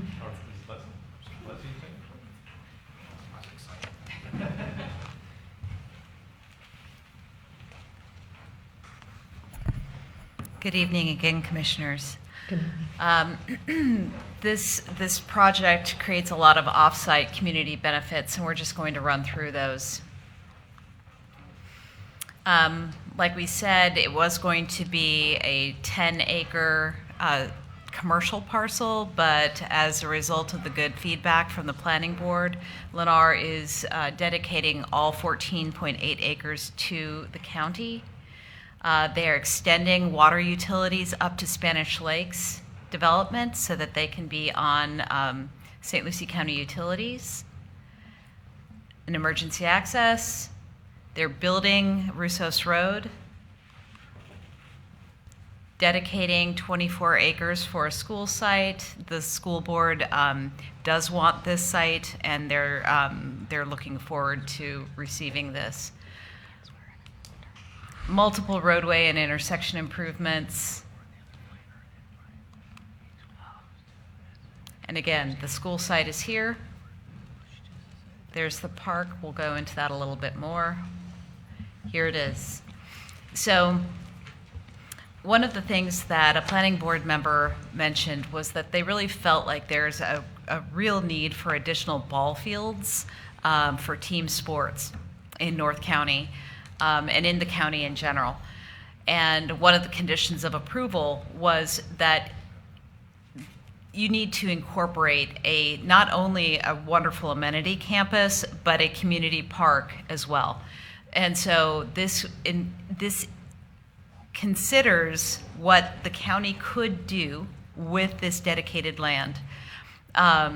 So we had talked about building on the Agri-Hood concept by creating a 4-H, basically a North County 4-H farm area here, and then also a community park.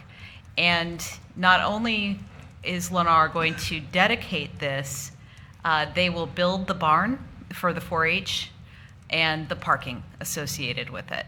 But for the rest of it, it is whatever the county wants to do. School site is here behind the commercial with good access both to the site and off-site. And the roadway improvements. Brian. Good evening. Good evening. Now for the exciting part. Off-site roadway improvements. As you can imagine, an application of this size has a fair amount of off-site capacity-related improvements, and I'm going to quickly just run through those for you. That's all of them. I think it's all of them. In no particular order, we have intersection improvements at Kings Highway and Indra Road, which are capacity improvements. We have capacity improvements at Indra Road and Johnson Road. We also have capacity improvements at Indra Road and I-95 southbound off-ramp and on-ramp. We have the construction of Cobelgard Road for approximately 1.5 miles as a 2-lane road that meets county roadway standards, as well as the applicant has agreed to construct 0.8 of a mile of Russos Road between Johnson Road and Cobelgard Road as a 2-lane road as well.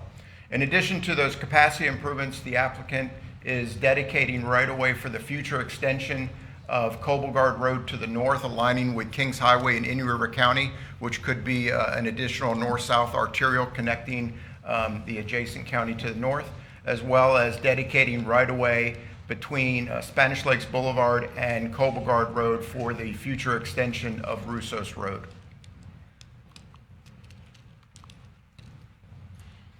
Real quickly, there's utility improvements consisting of a 12-inch water main extension, approximately for 1.5 miles up Cobelgard Road to provide potable water service in the community, as well as a 16-inch water main along Spanish Lakes Boulevard to the west, providing a looped potable water service.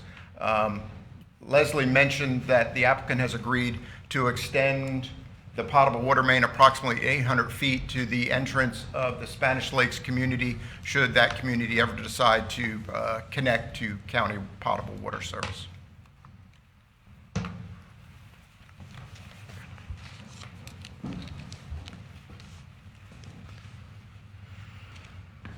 There's been extensive coordination with Spanish Lakes and outreach to adjacent neighbors. In addition to all of the community outreach, there is an educational website with project details, FAQs, and an ability to ask questions. We went beyond the required 1,500-foot notification, reached more than 1,500 households, and it included a fact sheet, benefits, amenities, and answers to community concerns, multiple open houses, hundreds of people attending, both in 2022 and in 2025. The public benefits to St. Lucie County are that this is really a mixed-use community, and it also integrates both the traditional neighborhood design that's called for in the TVC with a more typical suburban design, which some people want. And so you can have either one in this community, and that's a really nice option. It's nice to give people choices. It's designed for long-term growth and infrastructure needs. We've got the new roundabouts, the intersection upgrades, the 1.5 miles of Cobelgard, Russos Road, land dedicated for future road expansions, the emergency access, the improved response and evacuation routes, the new water main to Spanish Lakes. That just happened. Sorry.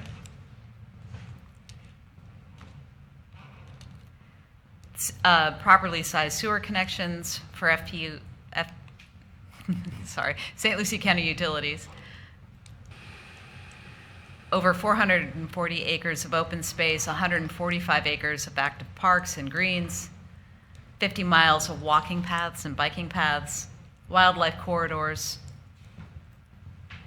24 acres for the school, 14 acres for the civic site, 31 million per year in property tax revenue once it's fully built out, nearly 100 million in fees paid to the county, and it supports schools, roads, utilities, and public services.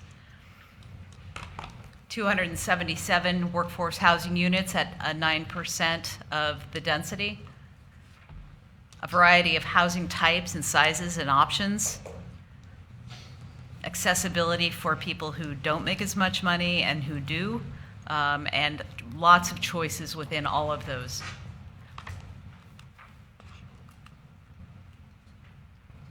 We're building the infrastructure before it gets bad, right? We have our thresholds. We have land dedicated to reduce future public costs, and it's a balanced approach to growth, conservation, and community needs. You have a lot of shared backyard for people to share and congregate and get to know one another and be neighborly. We agree with all of the conditions of approval. Those are all the conditions of approval, and they're all green. Thank you so much, and we're available for all of your questions. And before we go to that, if I could just have Troy come back up, just a couple of follow-up questions for him, and then I'll wrap it up, Commissioner.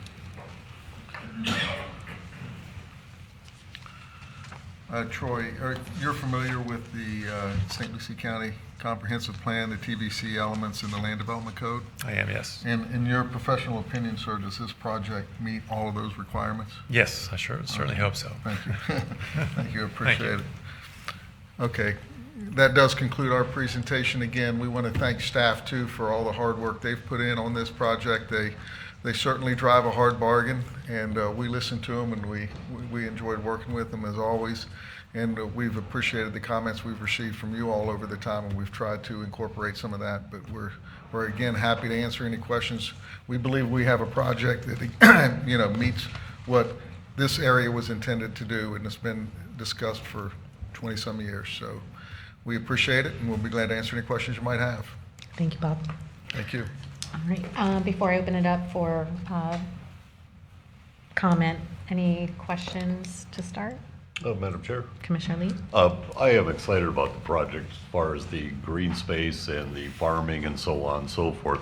My only big concern is not getting, apologize to Port St. Lucie up front, getting another tradition with the density and the traffic issues that has. Do you anticipate this to be as dense as tradition have traffic issues, or can you give us some type of comfort feeling that we're not going to be hearing that down the road? Yeah.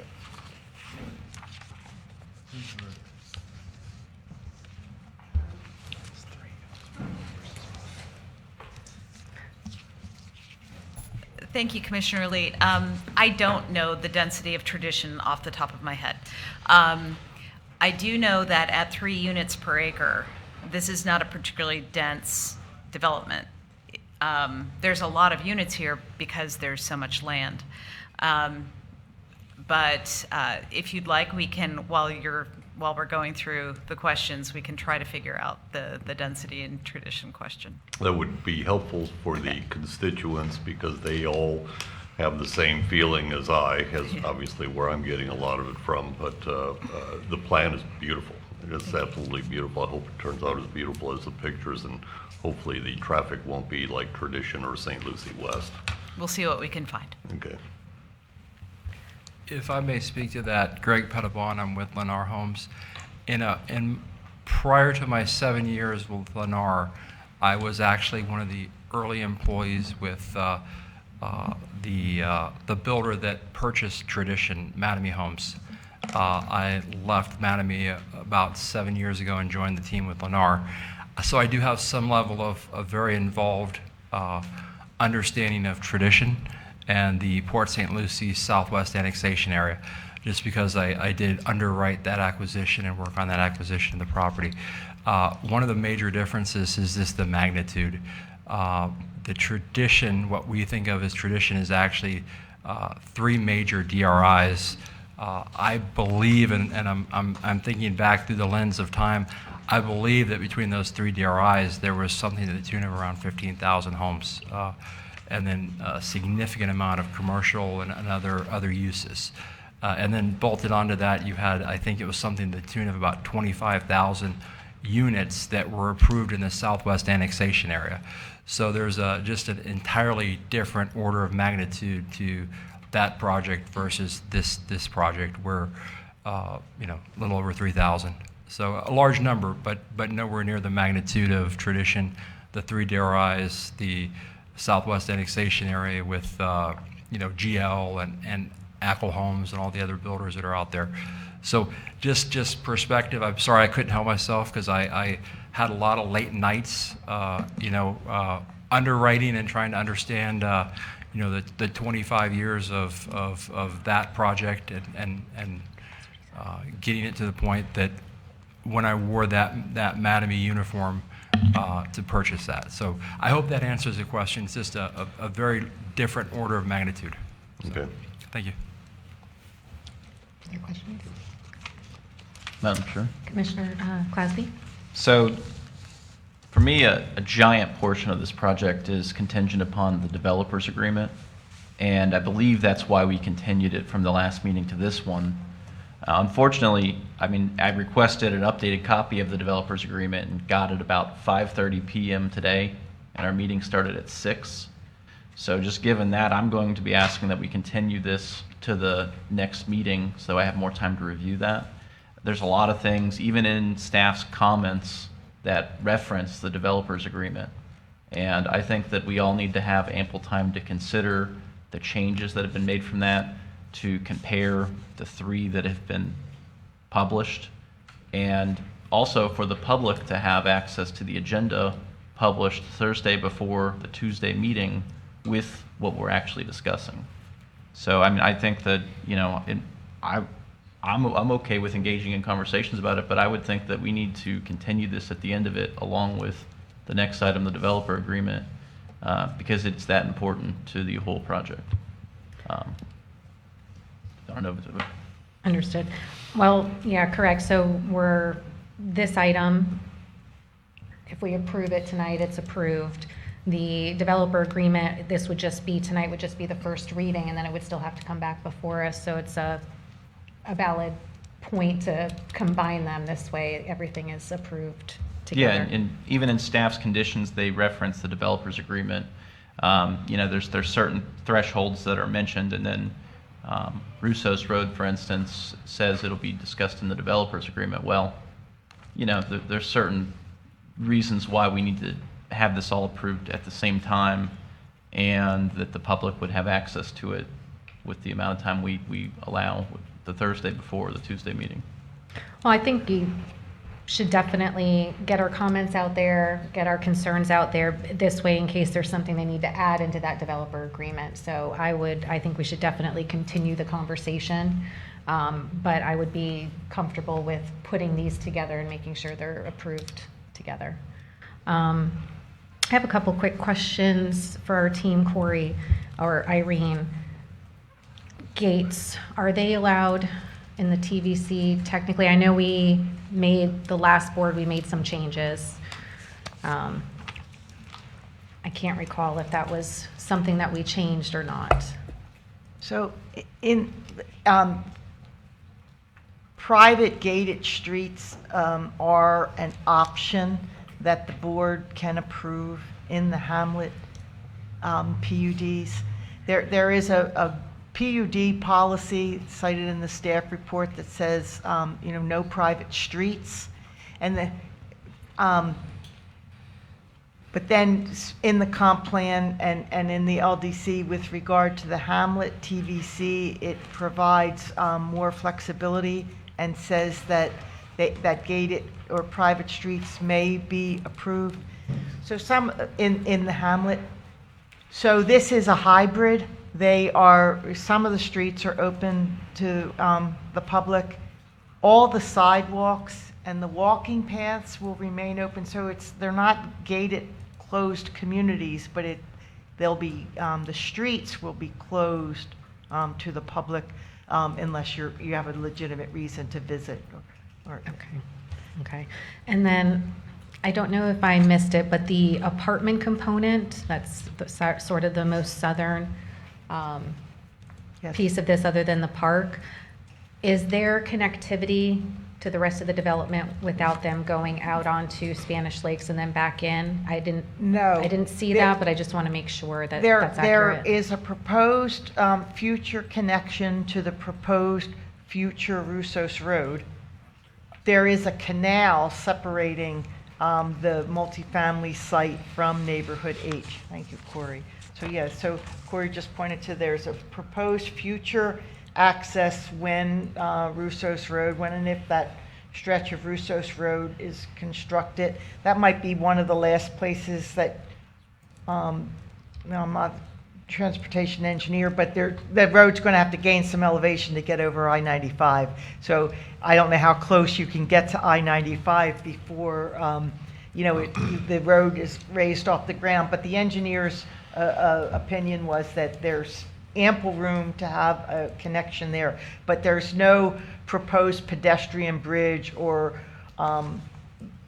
roadway bridge across the canal from the apartments to Neighborhood H.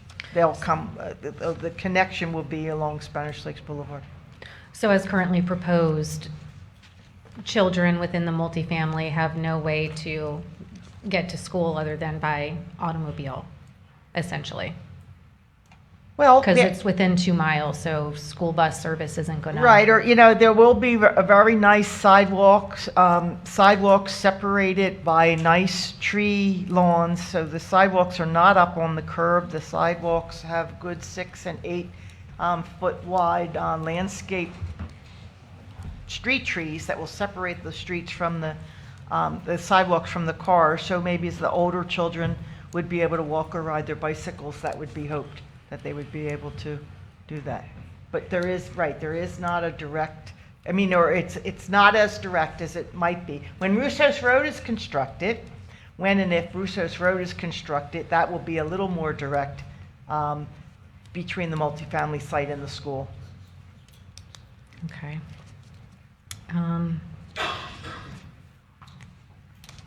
Those are my questions for right now.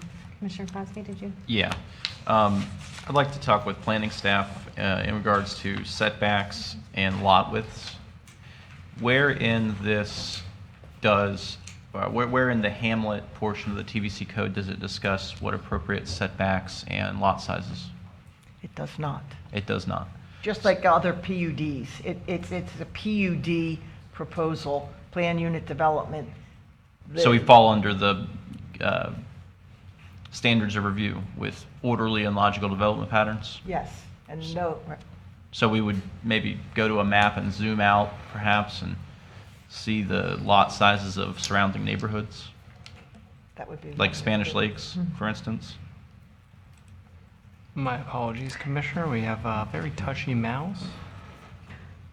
So if we were What to... are the typical lot sizes in Spanish Lakes, which we all know to be a pretty compact neighborhood? Madam Chair, Commissioner Clasby, there are a variety of lot sizes within the Spanish Lakes Fairway community adjacent, but one of the predominant lot widths or site widths is 52 feet for a portion of the community, and then we do have a portion platted with a 55-foot wide lot. We understand when this overall community was initially established, there was approximately a 14-foot building-to-building side setback minimum.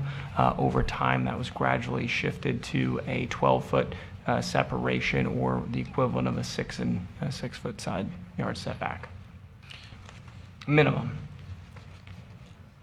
So do you think that this lot configuration would be more appropriate for a neighborhood adjacent to this?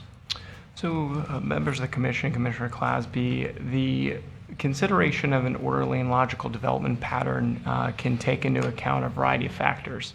So the petition site is outside of the urban service boundary, but through the TVC policy can pursue the hamlet. As we've talked about, the hamlet doesn't have specific prescribed lot types, so that can be part of a negotiated process, a PUD, and you can consider how that pattern is established with the overall community design, how they are approaching buffering, stormwater areas acting as buffering or open space. You can look at that community to the west, and of course those lot sizes, and they have their own built-in buffering on the east side of the golf course, but also into Indian River County to the north, where we have various agricultural estate type lots.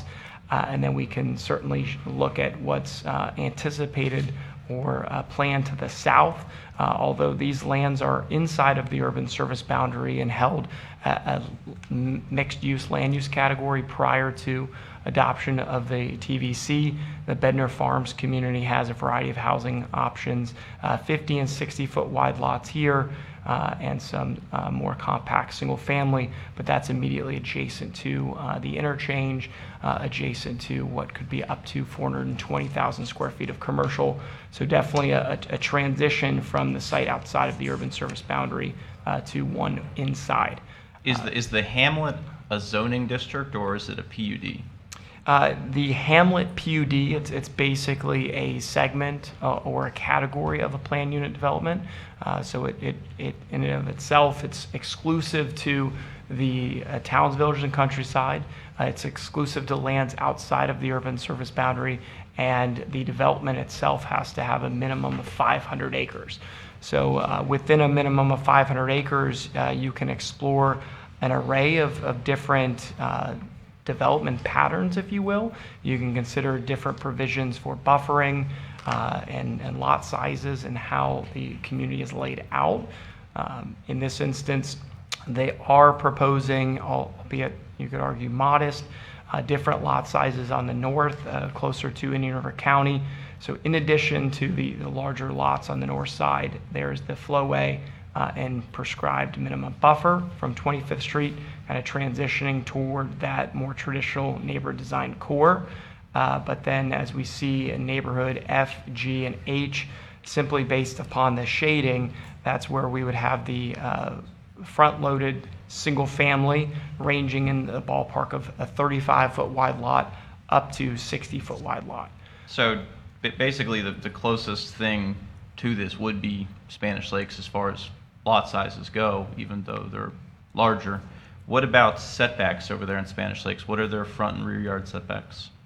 So Commissioner Clasby, the front setback, and they don't have, in some of the segments, they don't have platted streets as Indro Groves would propose. So I think the front setbacks are quite comparable. Where there's not a garage, it's roughly 15 plus feet. I think it started at a 20-foot setback, but with some design provisions where there's not a garage up front, I think they have the option of a 15-foot setback. But the side is distinguished, whereas I noted it began years ago, and that project dates back to the 70s, and the PUD approved in 1987, which allowed for different redevelopment options, even changes in 1996 and 2012. We have approximately 1,500 units in that community. What did you say their side setback? Like, what is the spacing? It was originally 14 feet building to building minimum, and that has transitioned to a 12-foot minimum. So 14 building and 12. And how would you describe the Spanish Lakes neighborhood? What type of buildings? It is compact. They are single family. It's been a progressive conversion from mobile homes to single family CBS and on-site built. And let me make one quick amendment. So this is a much older exhibit for Spanish Lakes, kind of highlighting how some of the mobile home community, when it was originally the 1204. That's kind of what I'm getting at here. So a mobile home community had rear setbacks of 12 feet and front setbacks of 10 feet. And remind me what we're looking at for this development? It's variable, but predominantly a 5-foot side setback building to a property line, and then the rear setback is 10 feet with the ability to reduce much lower on specific accessory structures, or if there's a rear-loaded garage. So they're essentially 6 feet setbacks, I mean, with that kind of terminology, because 5 and 5 would be the building spacing. So for Spanish Lakes, the equivalent of a 6-foot side setback, Indro Groves, the equivalent of, they're proposing 5. Okay. And then as far as, if we could go over to the Planning and Zoning Commission's recommendations real quick. Absolutely. And just for a qualifier, there's plus or minus 1,500 dwelling units in Spanish Lakes, and that's an overall aerial. Madam Chair. Commissioner. Commissioner Clasby, I sold a lot of homes in the Spanish Lakes community. The majority of them prior to them converting over to the CBS homes were double wides.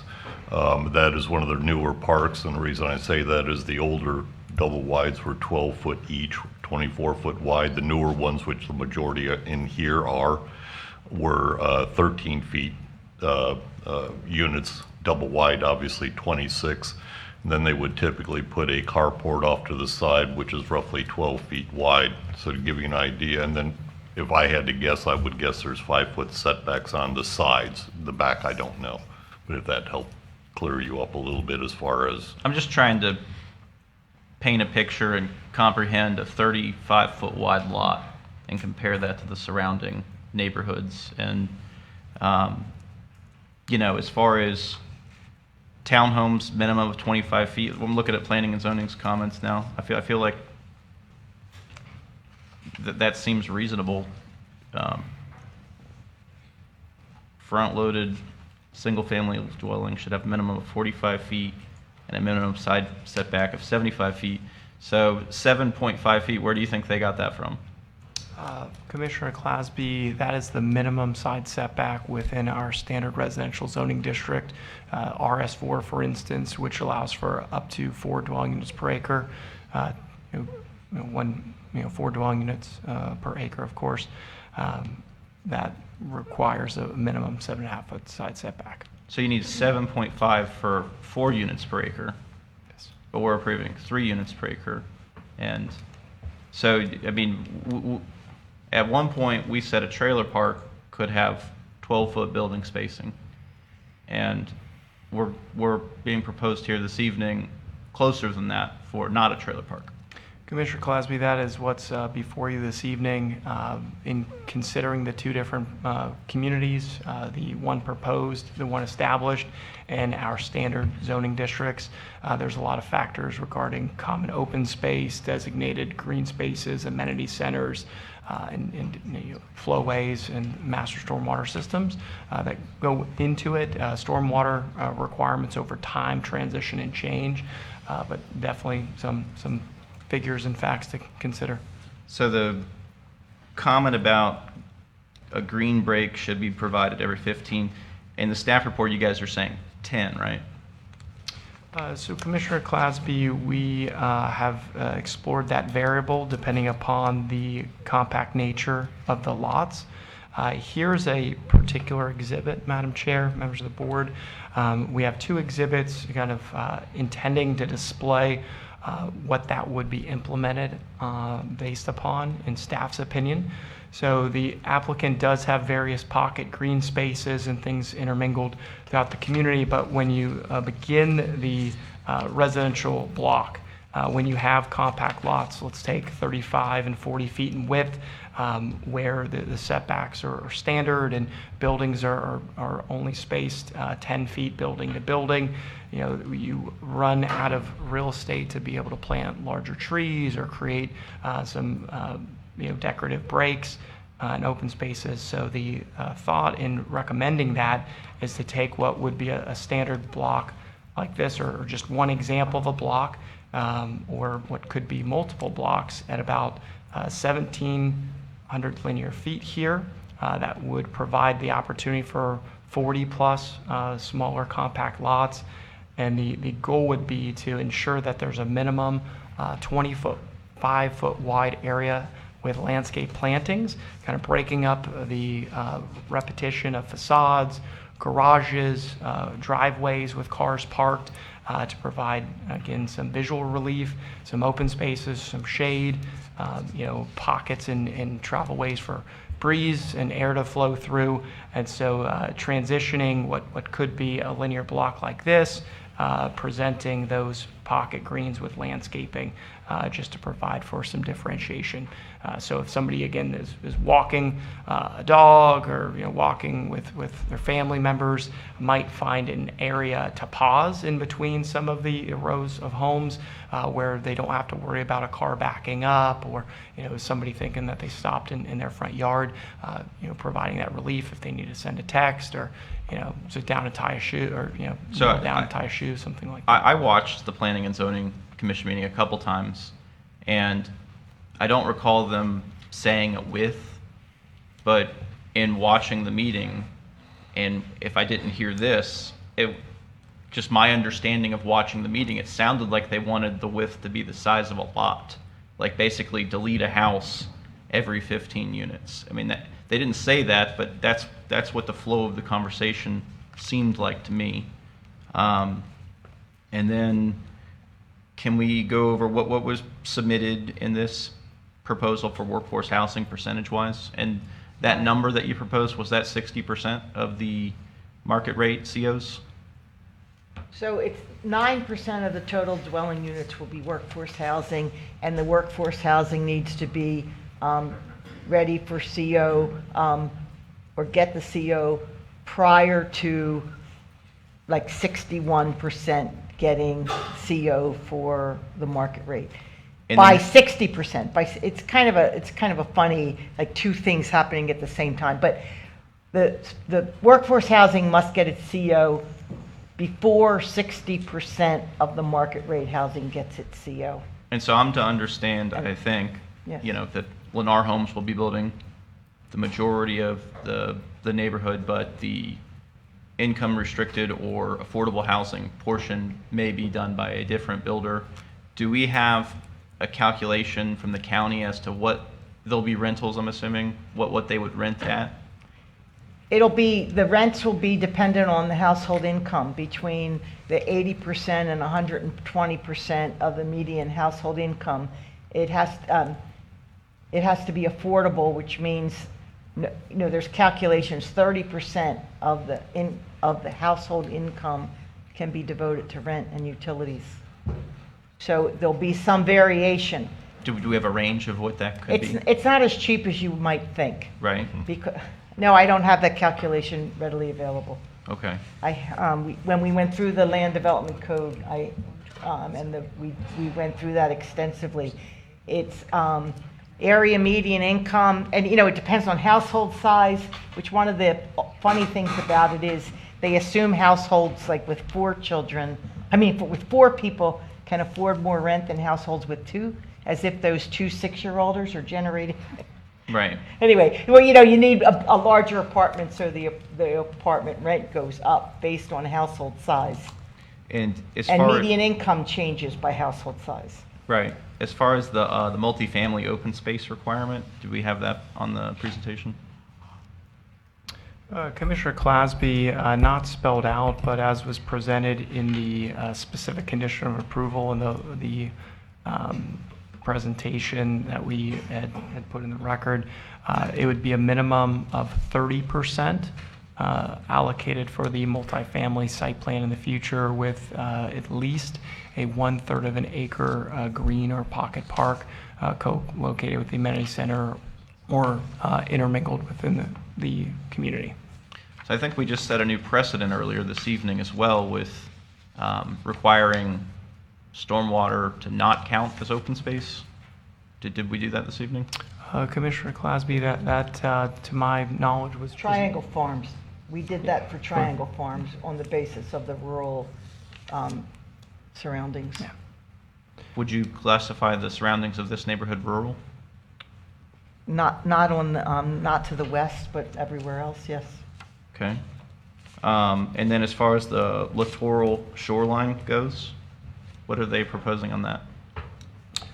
Commissioner, based upon staff's recommendation and feedback, it would be, adhere to the land development code prescribed requirement with a 60-foot wide littoral for the aquatic areas labeled as a flowway, with the areas designated as lakes, which are more interior. That would be our standard split of littoral and upland buffer plantings.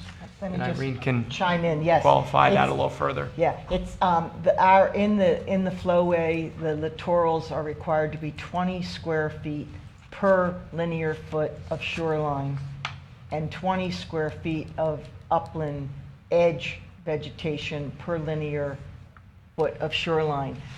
25% of the shoreline is supposed to be designed as a wide littoral with 60 feet of littoral. So it's 20 square feet per linear foot. Our normal standards for stormwater detention basins is 10 feet per linear foot. Okay. And the flowway requires more. And just to finish through my 9 points here, with this being, I believe, the second largest development project in San Lucie County, is that right? Commissioner Clasby, as far as projects considered and approved in the unincorporated county, that's my understanding that it would rank right there as the second largest. Given that, should we move forward with it, I would like to see the final site plan and any deviations from, any major deviations from site plans come back to us for approval. I was given part of the code earlier that says we have that ability. Is that right? Commissioner Clasby, we understand there's that opportunity as part of the Hamlet PUD for the board to request that with the concurrence of the motion. So kind of laid out some of my thought process there. and just to, talk to the board here, I don't think the Planning and Zoning Commission's requests are unreasonable, including side setbacks and rear yards. Given the surrounding area, I think there's justification to make a request or to make a push for some of those things.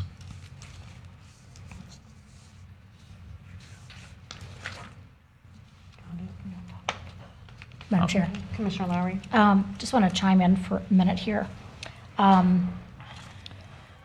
Looking at, and maybe you know this offhand or not, but Neighborhood E, do we know approximately how many acres that is without the daycare and the commercial?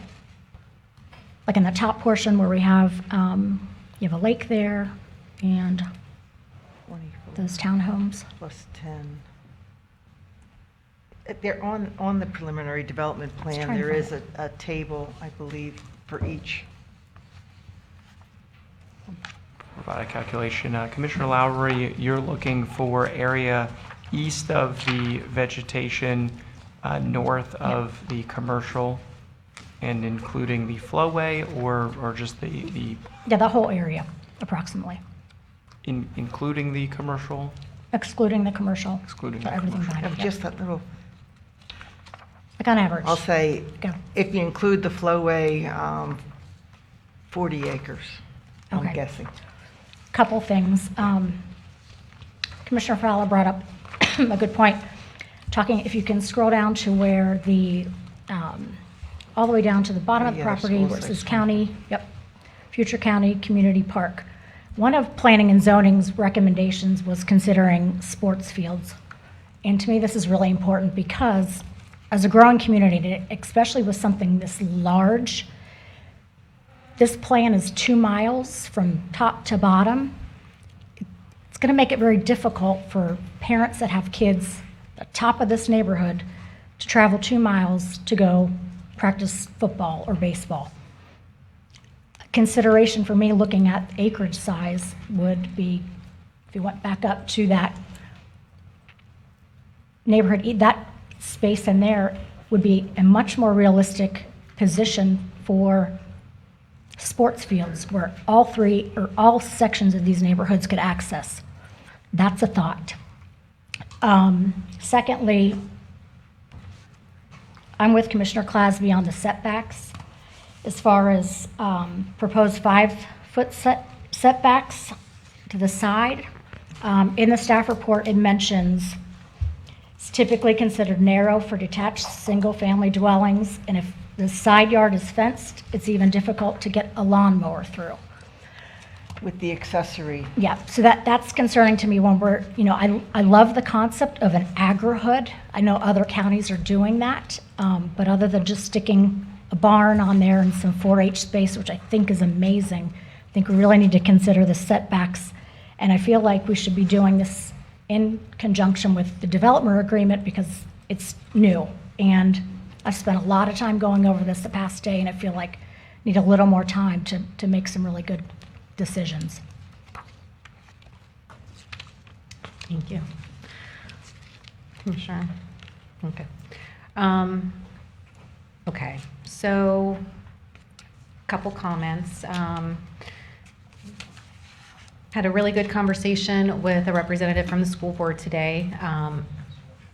Just because I think I know what we need up here, I wanted to hear from someone from the school board directly in terms of what they know they need up there. One of my concerns was how far the closest high school is, which is Westwood, 11 miles away. I've been assured, even though that is the closest high school, capacity remains very open, and they actually also have an ability to build an additional building to add capacity on that site. So, because I asked, why another K through 8 site? There's already a K through 8 site, dedicated south of Indrio, north of Indrio, and quite frankly, clearly that K through 8 demographic is through the roof, and we really need K through 8 schools. So, that being said, the 4-H site, just like Westwood has their 4-H site and barn and everything at the school, I like that you guys came up with it, or however you came up with it, but I do think that 4-H site should be next to the school. It just makes more sense. This way there's no disconnect between the kids, the animals, just like in Westwood, they walk out the back and there's their barn and all their stuff. This would open up, and depending, because it sounds like there's one commissioner maybe talking about moving that park up, but if this were to remain, the park, then I'd want to see, with the 4-H going out of there, more multi-purpose fields, football, soccer, lacrosse, because there's actually 2 high schools that do lacrosse now as well. So, if that could be taken into consideration. The other thing, we also had a lot of conversation about the daycare. I sort of hit pay dirt with this phone call. So, one of my concerns was the daycare, but we've talked through that, alleviated it. But the person I talked to said, have Greg call the school board, because they foresee a partnership between the school system, maybe Children's Services Council, and maybe the Early Learning Childhood Coalition for a partnership for that daycare. So I'll throw that out there at you guys as well. I'm hearing my commissioners on the size and everything of the setbacks and the lot sizes. I've been pretty upfront that I wasn't going to try to totally zone in on that and just look at the whole picture, what's being provided. I will say there is a line in here that does hurt you guys pretty bad, and it's on page 26, and it says that 97% of the lots are likely unable to accommodate a detached garage or a backyard workshop, is an indication of a lack of housing variety. So I think you're going to have to just maybe take a look at that, maybe that comes into perhaps what Commissioner Clasby and Lowry are bringing up, but I think that does hurt you. I think we need to see a little more variety then. I've come to the conclusion that all 4 of us are different. All 4 of us would want to live a different way. And the same is true for everybody else. I keep pointing out, I look at my parents, they're aging. They cannot do what they used to do. My dad could fix anything, do anything. He can't do it anymore. And that's a reality as this county continues to age. And then you have the young adults just moving out of mom and dad's house who probably don't really know how to maintain, repair things. Maybe they never mowed a lawn or don't want to mow a lawn. So I do understand having a variety of housing. What I would like to have the applicant consider, I would like to see this go up to 10% workforce housing versus the 9 to get that extra density. It just makes me feel more warm and fuzzy versus, again, the unknowns of the daycare like we talked about. And this would be a team question. I would love to see those additional workforce units. I don't know if we can. If we can, I would love to see those additional units put preference to seniors and veterans. Again, I know we'd have to look and see if we can do that. But I think more workforce essential housing for our vulnerable populations is something I'm willing to sort of take as a concession. This area does butt up to 95. Literally just south of it, as Corey pointed out, Bednar Farms, 450,000 square foot of commercial, higher density. Of course, the comp plan allowed for the higher density, but I think we're really close. We knew this was going to be coming in at some point. This is, as Mr. Raines showed the timeline, they've had this for a really long time. They brought it forward, stopped, brought it forward, stopped. So this has been out there for a while. We've known it was coming out there. So overall, I'm supportive. But again, there are just a few more concessions, but overall, I am supportive of the project. I do, and Corey, I'm so sorry, one last thing. Will you and I know site plan, I agree. Technically, the code allows us to skip having the final site plans come before us, but I think because, again, of the sensitivity, this is the second biggest project coming out of the county, and technically probably the first one really being built in the TBC, even though you've got the I-95 and Indrio approved down south. It's been approved for years and hasn't been built. So it's my general consensus. Madam Chair, Commissioner Clasby? whenever you say you want to bump up the 10% to 10% on the affordable housing, workforce housing component, are you envisioning increasing the multifamily or increasing single-family homes? I would like to see it be a mix of home styles. So maybe the applicant could comment on what product type will be their affordable housing component, because I believe in my conversation it was mostly or 100% multifamily. If I could be wrong, they could. Let's clarify. Can you guys, someone clarify?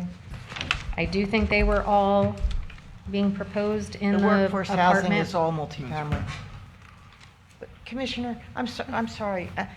I want to say when you heard that 97% of the lots are likely unable to accommodate a detached garage or backyard workshop. That the townhouse, the rear loaded, that's not, even though I wrote this, that's a little bit off, because the rear loaded townhouses can have detached garages. So that figures a little, so I apologize for that. It's going to be less than that. Okay. Maybe 90%.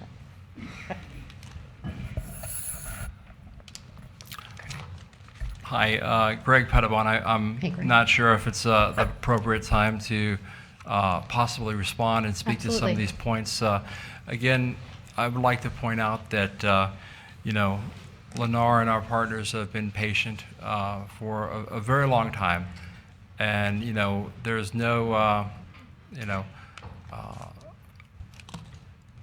obviously, we would have preferred to have come through here today. It's been a tremendous amount of work. It's been a tremendous amount of collaborative effort with staff, with the P&Z board, with yourselves. So if we need a little bit more time to get everybody comfortable, again, we understand the size and the magnitude of the project. We also understand a lot of things kind of coming relatively new at us on the board's considerations. So we remain committed to engagement with you and the staff to craft something that is very amenable to everybody. There are a couple points that we may be harder to accommodate than others. Again, the comment about the setbacks, I think that's something that we'll look incredibly hard at. And I think that was something that was reiterated by several different board members. So we'll look very hard at that. I would point out some just tough realities that we have to try to balance. And on one hand, we're talking about the need for affordable housing. And Lennar and many in the builders community are actually genuinely committed to that. But one of the components of affordable housing is obviously being able to actually allocate some of the massive costs that come with a project of this nature, right? So we have incredibly expensive costs for off-site roadway construction, the site development, the utilities, all these different parts and pieces of the equation of developing these sites. That we'll just have to really try to balance some of those things because, again, if we do modify setbacks, that is something that bites into the density, that bites into the unit count that we can then amortize the significant cost of off-site development and other costs against, right? So there's fewer units that we can amortize those costs against. And it's the inverse of affordability. So it drives up our cost So it's kind of a dynamic in home building that's not always considered. Understand absolutely the comment about the location of the park. We will have to do a density study to look to try to accommodate that. And certainly something we're capable to look into and to take seriously. We are going to try to be relatively guarded. We're going to try to make as many of these accommodations as we can. And we do remain, and we are going to remain collaborative, and also just thankful for the opportunity to bring this project forward. We are relatively hopeful and somewhat inwardly confident that we will be able to secure everybody's yes vote.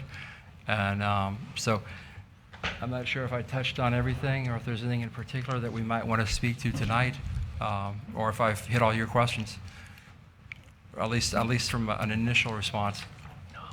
Yeah, for the record again, Bob Rains, I think to add to that, if we could get some timely comments on some, we took notes, we got some of them, right, the side setback, the affordable housing, but any other comments so that, we can, if we're going to be moving this thing forward, be able to respond in a timely manner so that we're not up against the clock at the next hearing. Is that? Yeah, absolutely. Yeah, and then the other question I would have with respect to that, and maybe staff can pipe in on this too, if we still have the ability to move forward with the first reading of the development agreement tonight, so that we're going to the second reading, and obviously there'll be time to make some changes if there are, but so that we can bring them both forward at the same time, so that we're not continuing the DA tonight and then having to go to another step. Madam Chair, Commissioners, that is the intent of the evening, and as to, depending on whatever the board's discretion is on this item, whether it be the continuate or whatever the case, that we would still do the next item up, which is the first reading, so we can keep the pace going. So that it has been the intent of the evening. And just as a subtle reminder that you can yell at me later, we still got to do public comment for this Yes. item. No, I know. Thank you. I appreciate it. And again, it as much feedback as we can walk away with this evening, the better we'll be able to reach back out with you on the next go-around. So thank you. Thank you. Madam Chair, Commissioner Clasby. I have a question for the board members. Has everybody received the developer agreement we're discussing here this evening? Because I didn't get it till 5:30. It's not the one that's attached on the agenda. No, I do not. So that's why Yeah. I'm not comfortable with approving the first reading. I mean, Well- we really got to get on Let- administration about, we have to have the agenda in its final form the Thursday before the Tuesday. If I may, Chair, the item that's before you has been published. It was the development agreement submitted by the applicant as well as the staff's version. We have had further discussions. There is no secondary development agreement yet. You've received the staff copy. We were just going to go through those edits so that if you were amenable to them during the second hearing, you would get the updated development agreement. There's various trip counts and other things that have changed in it that I haven't had enough time to contemplate approving a first reading this evening. And if I may, just one more time, it has been advertised for a public hearing, so even if you wanted to continue it, if you chose not to, you still need to open it up because the public hearing has been advertised and noticed. Well, right now, we're still on the rezoning PUD, so let's, just so it doesn't get muddy, let's hold our comments for that one. Any more discussion before I open it up for public hearing? Okay. This is a public hearing. Anyone wishing to address the board on this item? Good evening.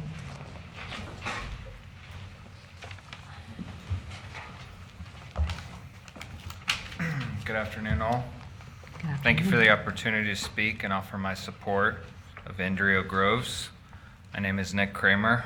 I was born and raised in St. Lucie County, and I've had the chance to watch our community grow tremendously over the past few decades. Today, we stand as one of the fastest growing communities in Florida. I'm here today in support of Indrio Groves.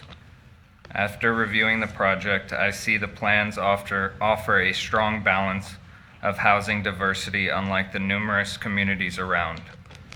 The community offers great options for its residents with a community building, amphitheater, and many sports amenities. I believe what really struck out to me was their effort to incorporate a large community garden and nature trail system. They have truly captured a strong opportunity for growth for this area with a community that will be glad to call this place home. Thank you. Thank you.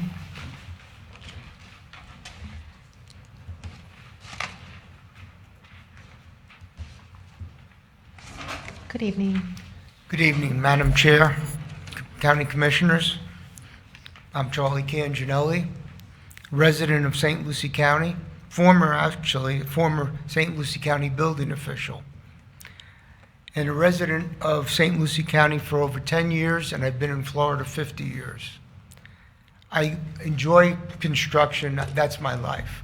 And I've been watching developments over the past 20 years come and go. And when I saw this one, it hit home. It's a development that has everything that you need within it. And it's not huge, it's compact.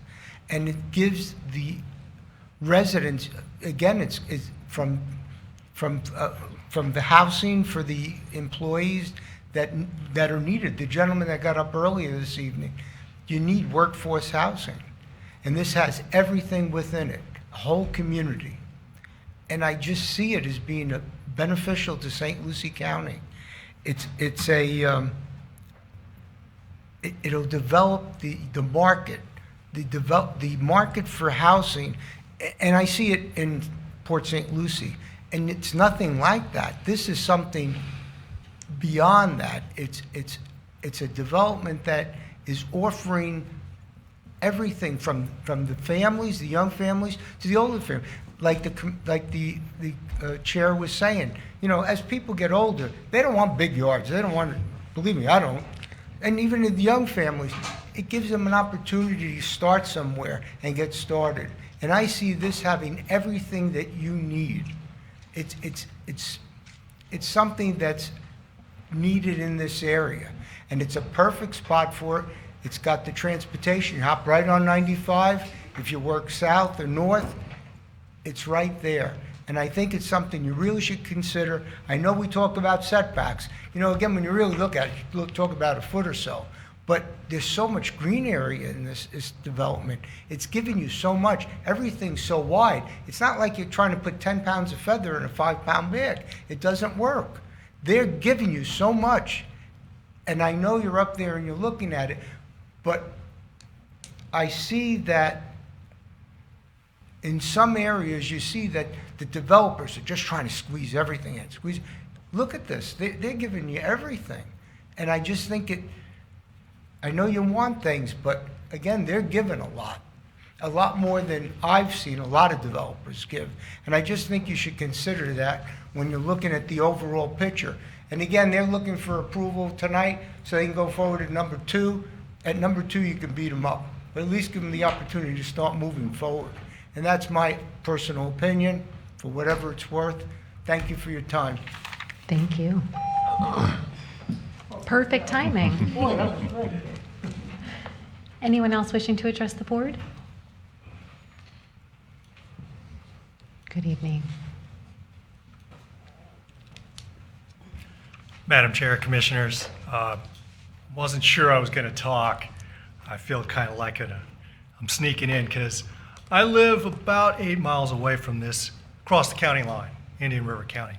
But I work and my office is in Port St. Lucie.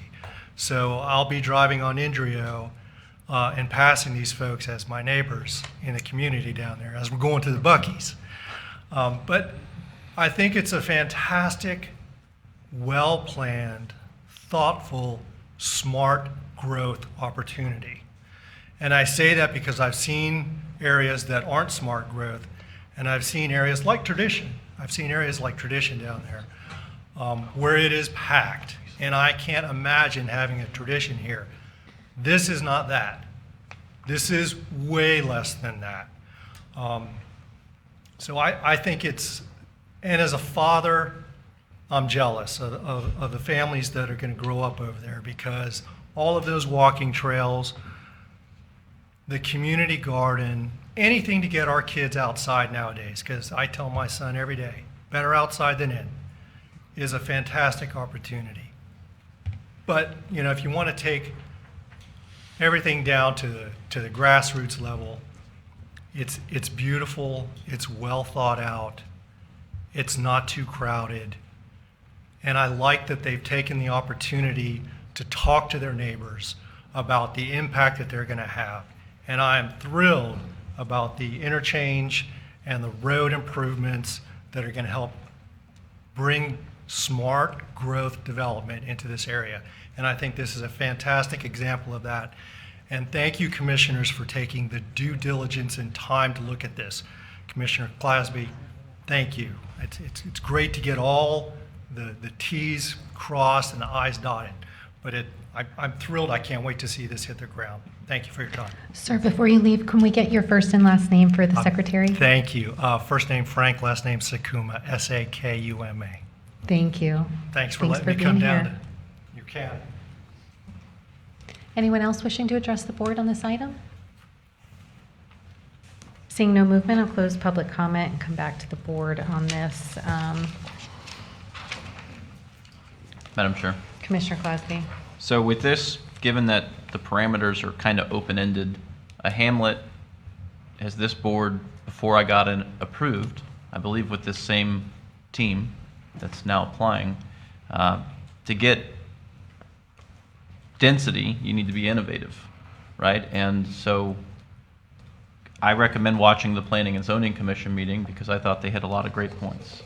And I would like to get as close to their recommendations as possible while also getting the staff's recommendations followed as well.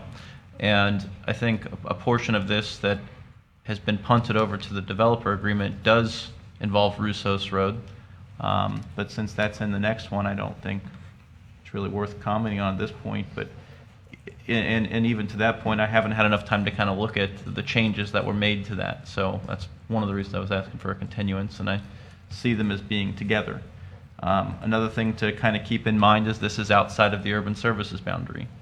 You know, the hamlet basically allowed this to happen, and you know, you guys just got to keep in mind, what did you anticipate a hamlet being outside the urban services boundary when that was approved? You know, this is the westernmost portion of the TVC. The question calls to my mind, where does the countryside element fall at that point? Because I wouldn't particularly classify any of this as countryside other than the agro-hood part, which is pretty cool.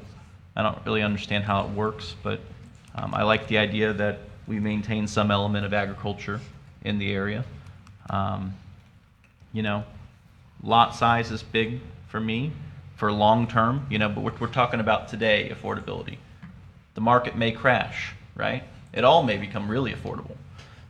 So we have to make sure we're building communities that will last 100+ years in St. Lucie County. My family's been here a really long time, and I don't plan on going anywhere. I don't want to change the general character of St. Lucie County. If you have time, go look at a Google Street View image of Melbourne, and just take a look at that and know that I don't want to be that. I don't want to be Broward County. I want to be St. Lucie County. The TVC is a very unique area. I think that I'd like to get rid of the TVC, but you know, because it allows things like this to be proposed, and I'm not convinced that we as a board would want this neighborhood in this location.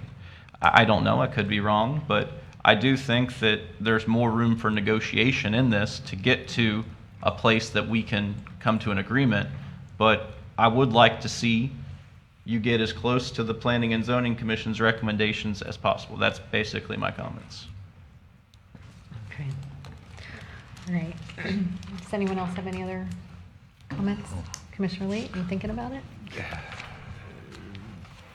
Well, yeah, let me make a couple of comments on it. You've heard this before. The two things that you hear most about are taxes and traffic. And this one, I think, is more around the traffic issue than the taxes. And if you look at St. Lucie County and you go, how are we going to fix these issues? And the way that I can see it, you need basically more destination areas. We've got 3 destination areas that go in St. Lucie County: Tradition, St. Lucie West, and Fort Pierce. Both of them, you can't find a parking spot in the weekends, and we need more destination areas. We have Oak Ridge Ranches that's hopefully is going to take some of that pressure off of St. Lucie West and Tradition.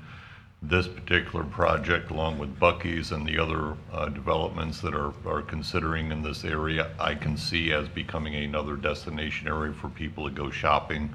Obviously, there is going to be growth in our area. I have been elected in here to have that become responsible. I do think this is a responsible type development. For all the reasons that everybody said, it's got a little bit of everything in it. It's got some ag in it. But we need to get something going as far as this development and getting a destination area in here and getting that going. I don't see the county going in the Tradition or St. Lucie West development type up in this area. I see more of these and maybe even less dense. I've always said, if it's under 3 homes per acre, I'm pretty much good with it. If you look at the standard Port St. Lucie or even Fort Pierce, they're 4 and 5 homes per acre. So this is 2 homes less. And when you go to the standard Port St. Lucie area or the old Fort Pierce, you have no green area, you have no walking area, you have none of this that this particular development is offering. The issues that were brought up, I do agree that the park, I'd love to see it relocated someplace where it's a little bit closer for the kids. I don't see how that's going to happen. I'm glad it's there. And I think it's going to be a definite benefit, especially if this community gets off the ground and starts filling up quickly, because it's designed for young families and children, and I'm hearing a lot of screaming for baseball parks and soccer fields and activity areas for the younger children. How we can work those out, I don't know, but I am for the project, and if we have to continue it for another week to iron out some of your issues, I don't have a problem with that.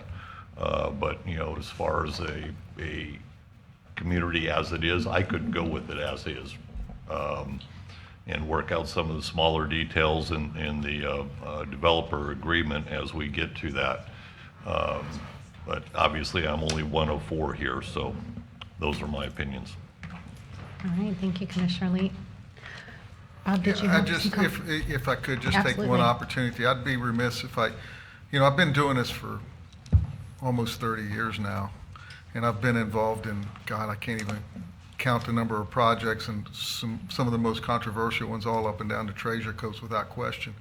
And I'm struck by the fact that we're talking about a project that this size and magnitude, and we have 3 people from the public come and speak about it, and it's positive.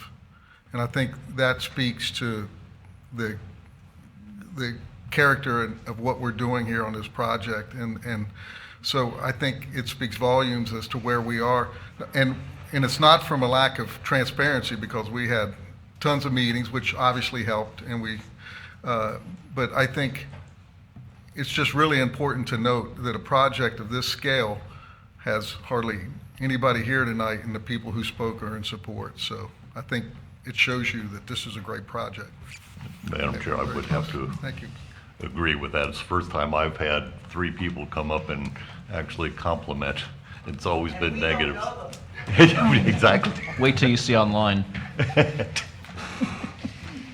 Madam Chair, Commissioners, if I may, as you get closer to your decision point, it might behoove you to to ask the developer, or Mr. Raines, what he thinks would be a reasonable time, if it is a continuance that you're looking for, what that date would look like, and their point for them to have time to address the comments that that the board has given them.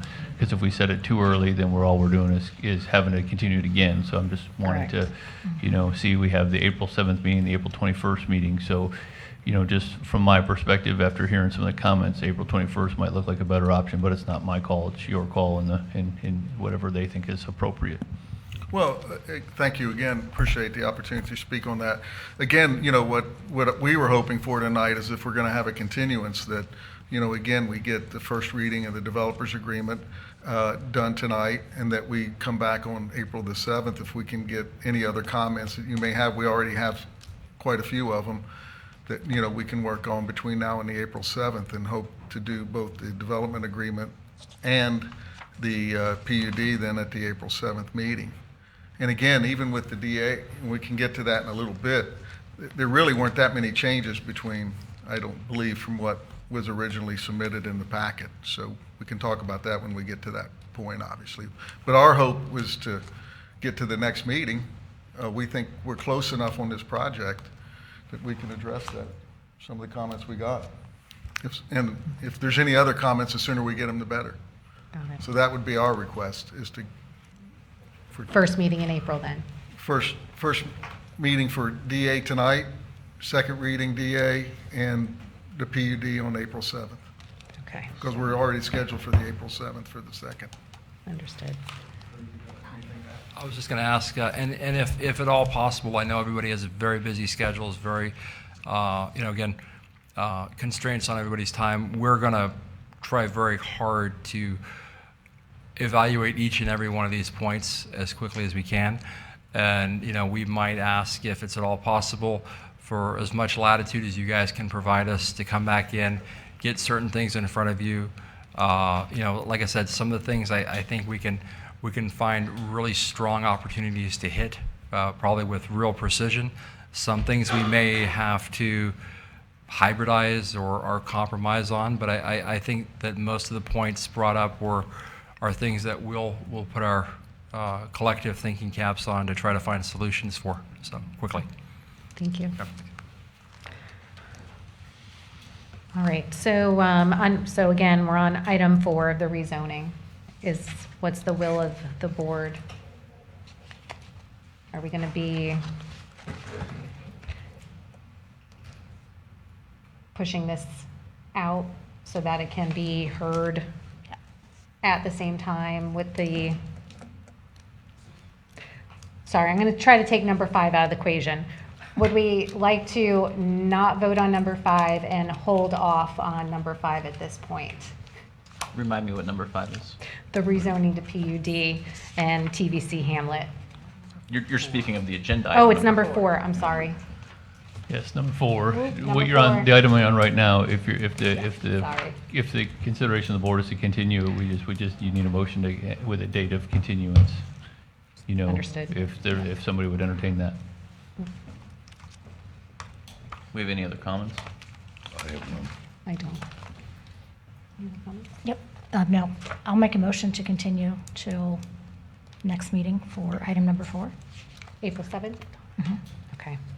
At 6 p.m. or soon thereafter? You got 6 it. p.m. or sooner. Second. All right, so we have a motion and a second. All in favor?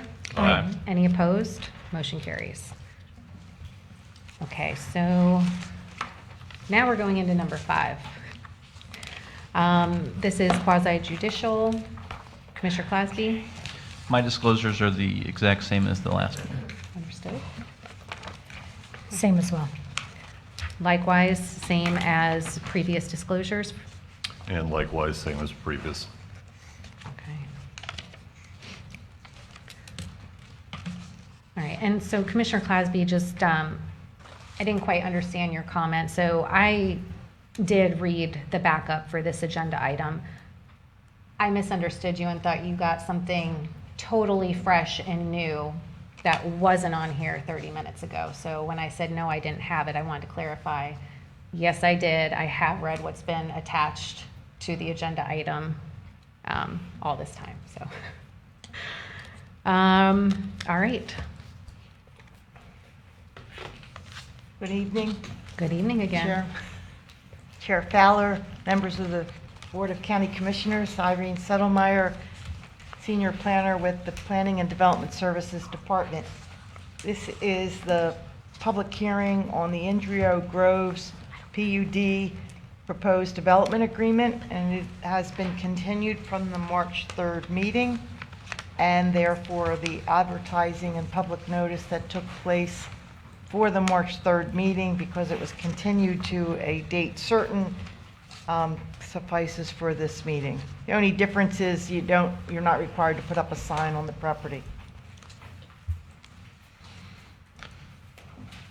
So quickly, the project, the development agreement, addresses the roadway improvements and the timing of them and other obligations and rights that come with the development.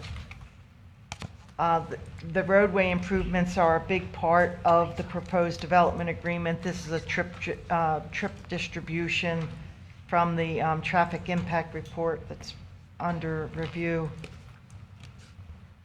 So generally, development agreements, they're provided for in state law and our county land development code to provide assurance to a developer that upon approval of the proposed development, it may proceed in accordance with existing laws and policies, subject to the conditions set forth in the development agreement. It memorializes the developer's rights and obligations, and they are intended to encourage capital facilities planning to ensure adequate public facilities for development are available concurrent with the impacts of that development, and encourage efficient use of resources and reduce the economic costs of development.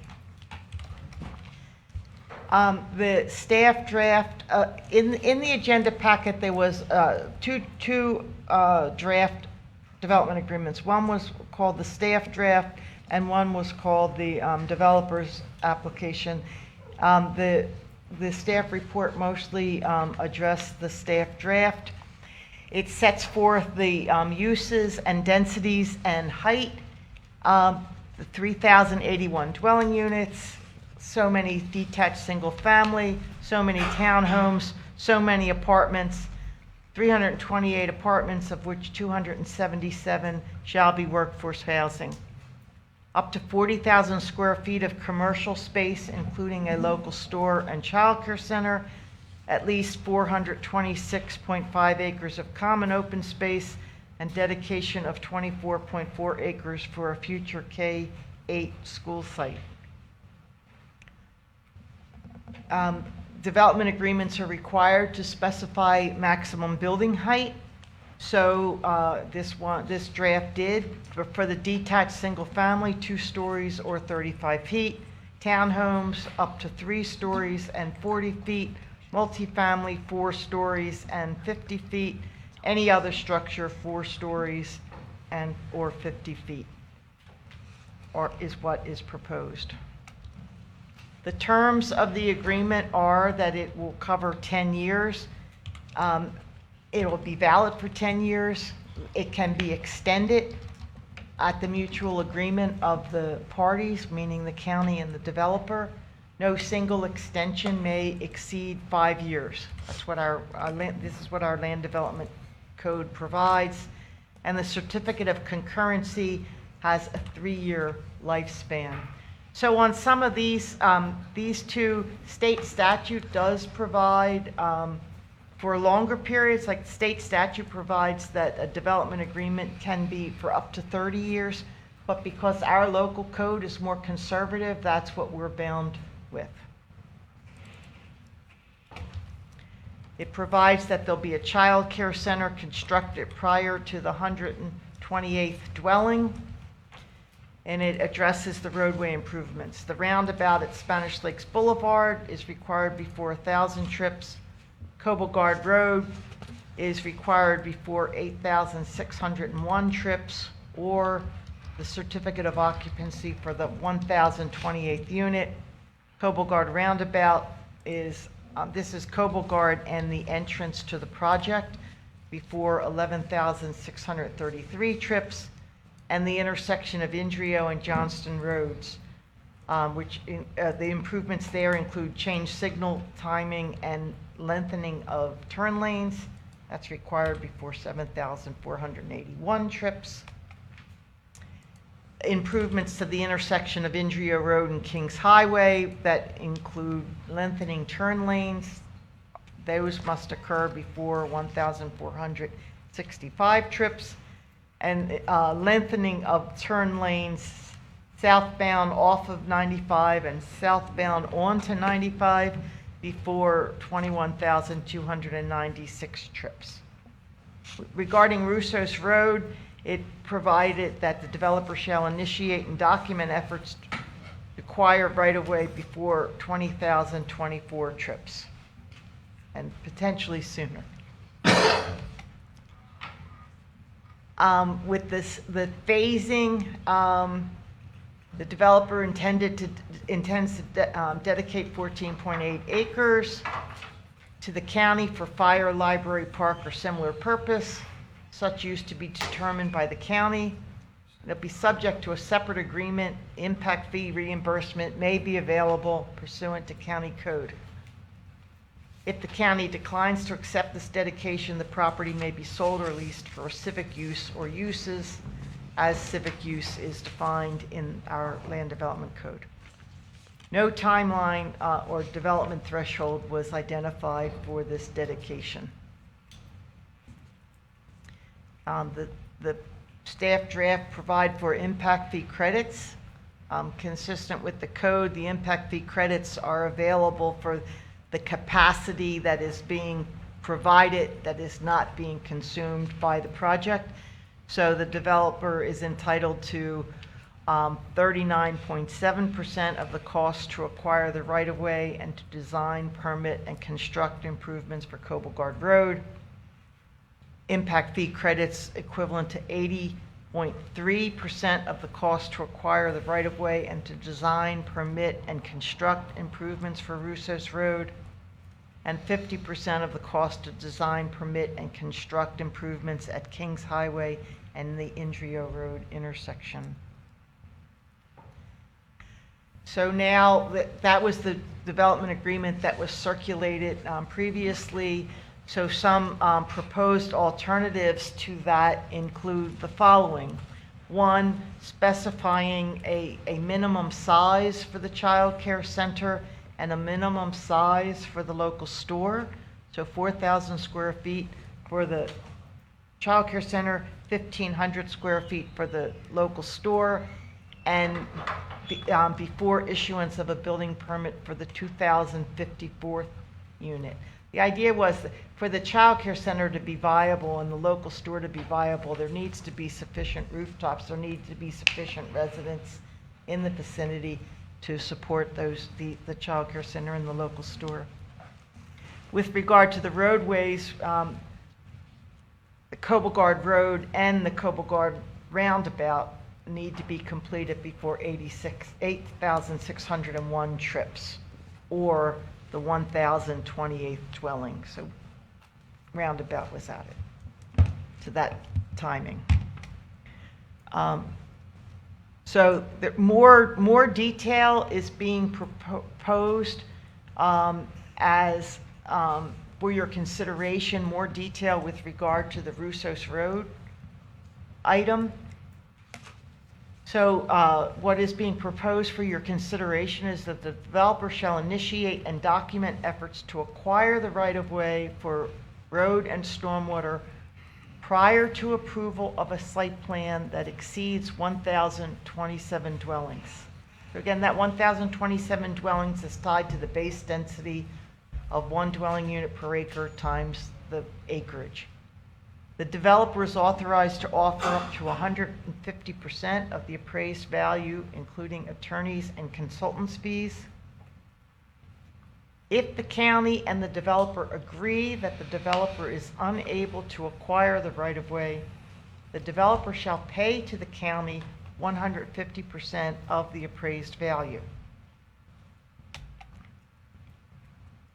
Within 24 months of receipt of those funds, the county shall acquire the right-of-way.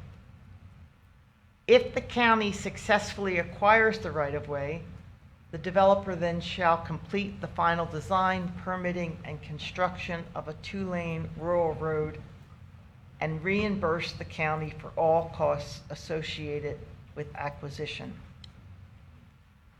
If the county does not acquire the right-of-way within 24 months, the developer shall pay to the county 115% of the engineer's cost estimate to construct the road and thereby satisfy its obligation regarding Russo's Road.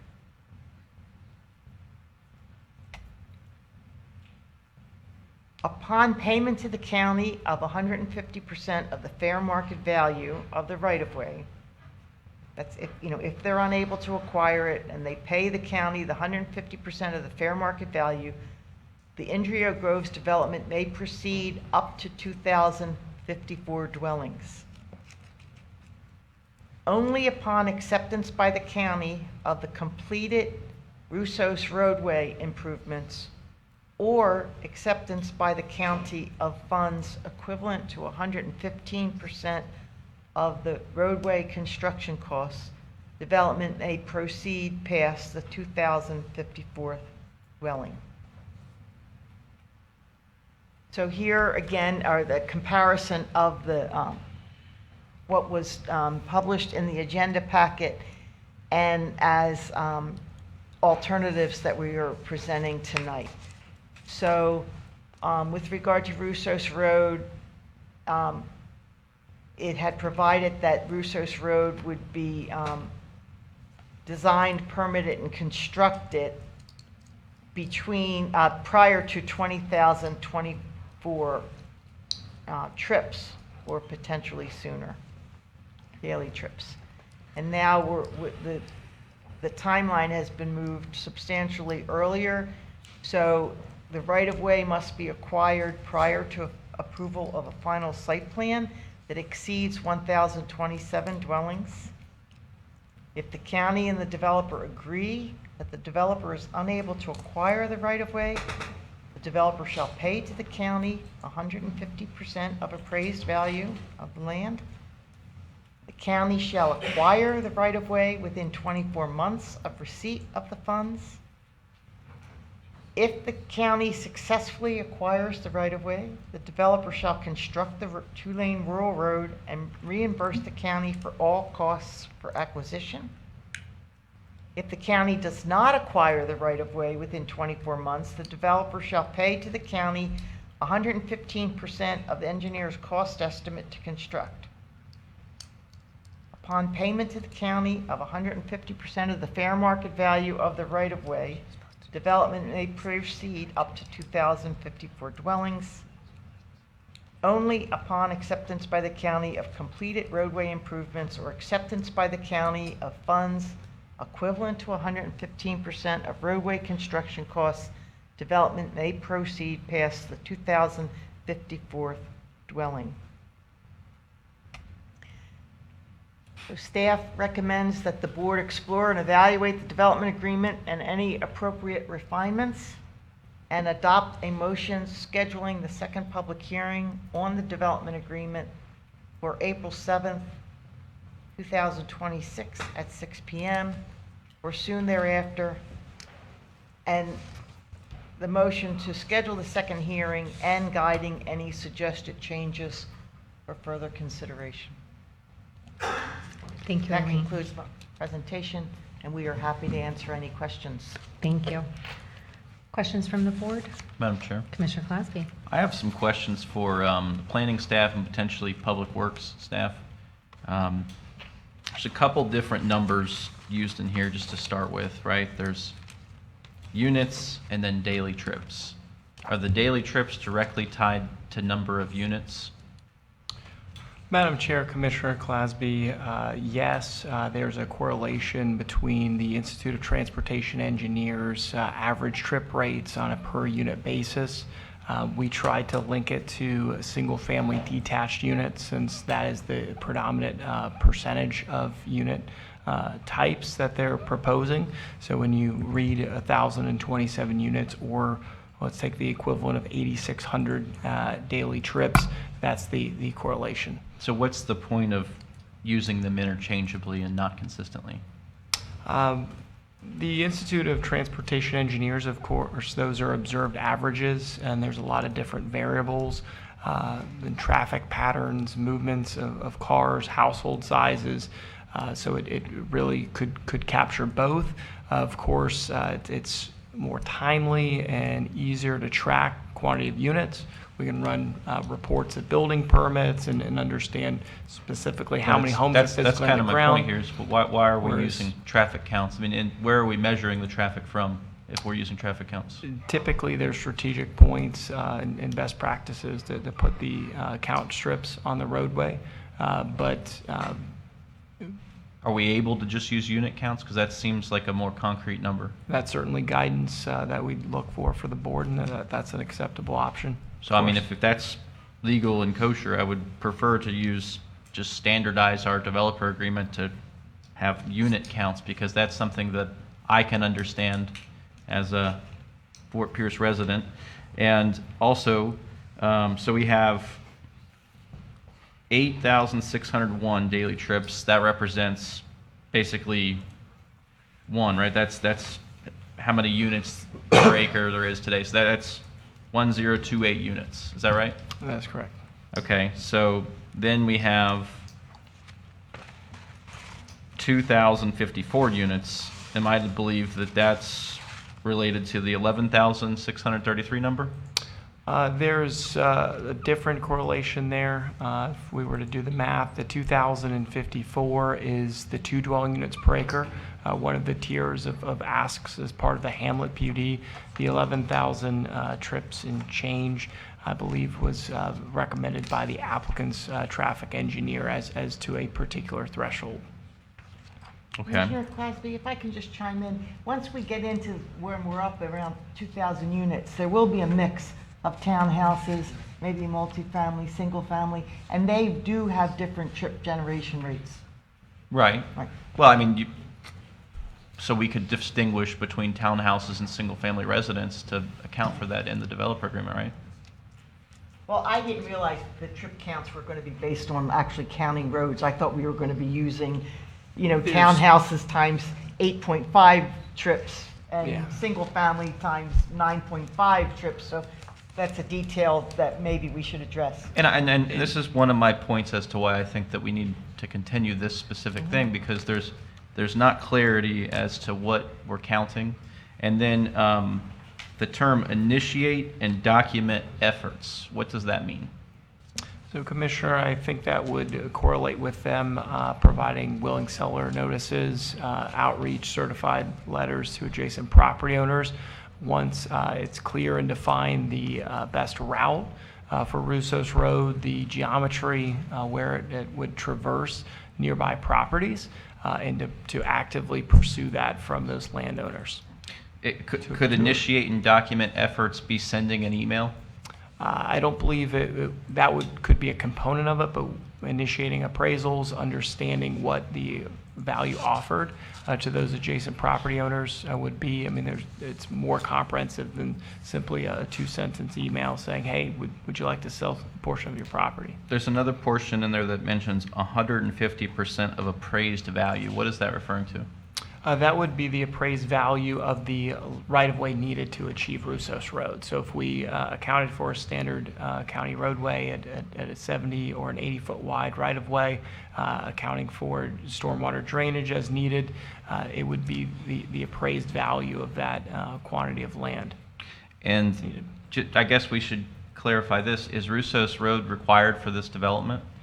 Commissioner, it's staff's perspective that it's essential to fulfill the intent and the Hamlet PUD requirements for, ensuring that the development as designed is not adversely affecting the adjacent arterial and collector roads, or where it is that it's providing for off-site improvements to address those issues. And so when we have a community that's proposed of 3,000 residential units, when we talk about daily needs, fire emergency response, routes to and from the future school site, and being able to move vehicles around. Staff deems it to be essential for the longevity of this community. Also, to ensure that other projects that have either been previously approved or are pending and anticipated for this area, when those cumulative effects are on the roadway, that we have duplicity of roadway links. We often talk about level of service for specific segments of a roadway, from point A to point B, the intersections of two roadways.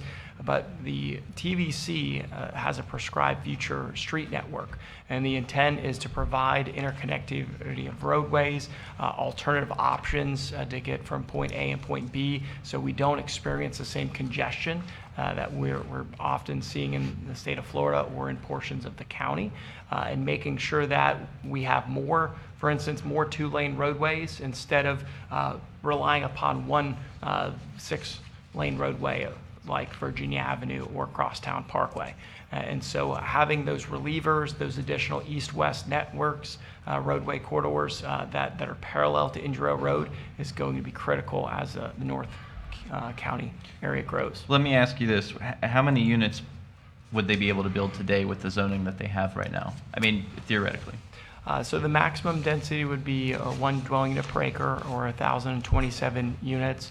When you factor in the dedication of roadways, potential stormwater systems, we would see those numbers potentially decrease marginally absent a PUD. But so let's just for discussion's sake say 1,027 units. Given what you just said about the application before us requiring Russos Road, would you think that if they built the number of units they're entitled to today, would that trigger the need for Russos Road?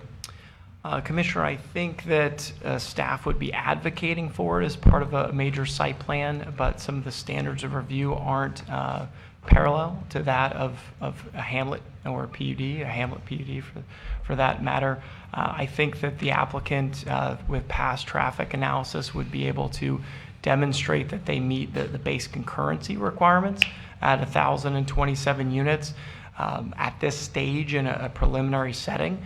But one of the variables that I can't speak to 100% is when we run the full comprehensive test for concurrency, it's based upon what projects have approvals or vested trips at that time. So for this exercise, and if I could clarify a couple things, our agenda packet for the preliminary PUD had two different traffic studies from the applicant. One that was dated earlier in 2025 that did not have Russos presented and trips assigned to it, and one that was dated November 2025 that we received a couple of weeks ago that's out for evaluation by our third-party consultants, and it provided for a distribution of 14% on Russos Road. That distribution or assignment of traffic is part of our overall analysis.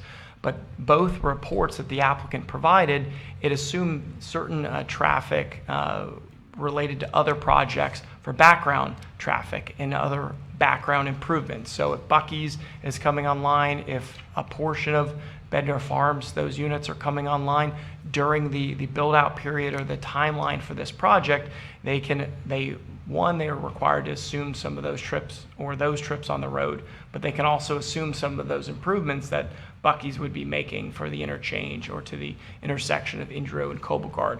So if we looked at those reports, a portion of those anticipated projects are assumed, but there's other portions of nearby projects that haven't been built in. So we're at a stage pre-concurrency, preliminary traffic analysis based upon a preliminary plan, looking at estimated impacts, looking at estimated timelines.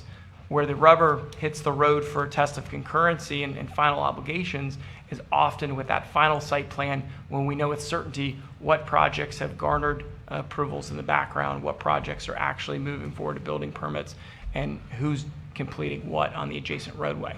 So would it be reasonable to believe that Russos Road would be required with units above 1,028 units or 1,027 units? The constraints on the adjacent roadway and those impacts to the level of service definitely start to increase after that figure. Staff, I don't think, has a particular number of units where, a level of service were to shift from a C to a D or a B to a C on some of those adjacent impacted roadways. But for all those previously stated factors of additional traffic routes, avoiding congestion, public safety with roundabouts and multiple access points for fire, the sooner the better. Would it be a for that reasonable additional request link. to have that as a trigger before you get beyond that number of units? You have to make Russos Road be accepted and permitted, constructed, accepted and opened? Commissioner, as a professional planner, I wouldn't deem it to be unreasonable, but obviously the presented options of a timeline and unit thresholds are before you this evening. A big thing is we can't let development outpace infrastructure in this county. And I feel like that is a strong, if you think that's reasonable, that's something that should be in the developer agreement.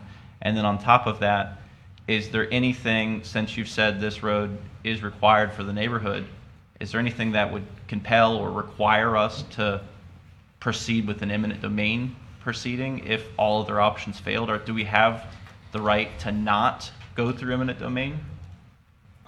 Commissioner Fowler, members of the board, I think that the board as policymakers has that final say as to whether or not you guide staff, the county administration and county attorney's office to proceed with eminent domain.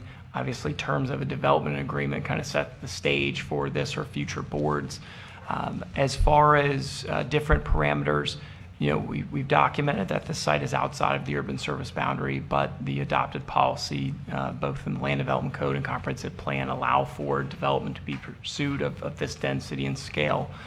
We have a future street network in the TVC, both in our overlay as well as the TVC element of the comprehensive plan. But additionally, we have our right-of-way protection map, which was updated in 2024 to ensure that we are maintaining and identifying to the public where the county deems it appropriate to secure right-of-way as development occurs or seek it in the future to ensure that we have interconnected streets and we have alternatives to simply adding lanes and continuously widening select corridors. I'm not, as a member of the board that would have to vote on it, I will just go ahead and say I'm not for the county implementing eminent domain to acquire land specifically for one development. This road's required because of this development, per what you're telling me, and I don't see it appropriate for the county to use eminent domain for that. That's not exactly a public benefit. In my mind, that's a private benefit for that specific development.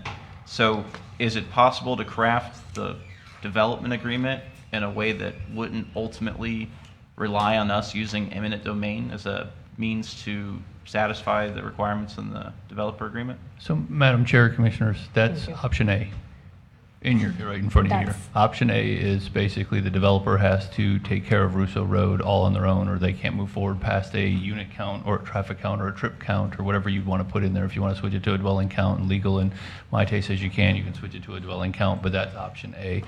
Option B would be if they make the attempt and it doesn't work, it falls to us, and then if we can't acquire it, then it either doesn't get built or you have to explore whatever means possible. So your safer bet, if the board's inclined to not want to do what you just said, then option A would be where you'd want to stick with on this, because that puts it at the developer's level and they can't proceed past a certain number of whatever you guys agree to, that they agree to, that says that they have to build a road.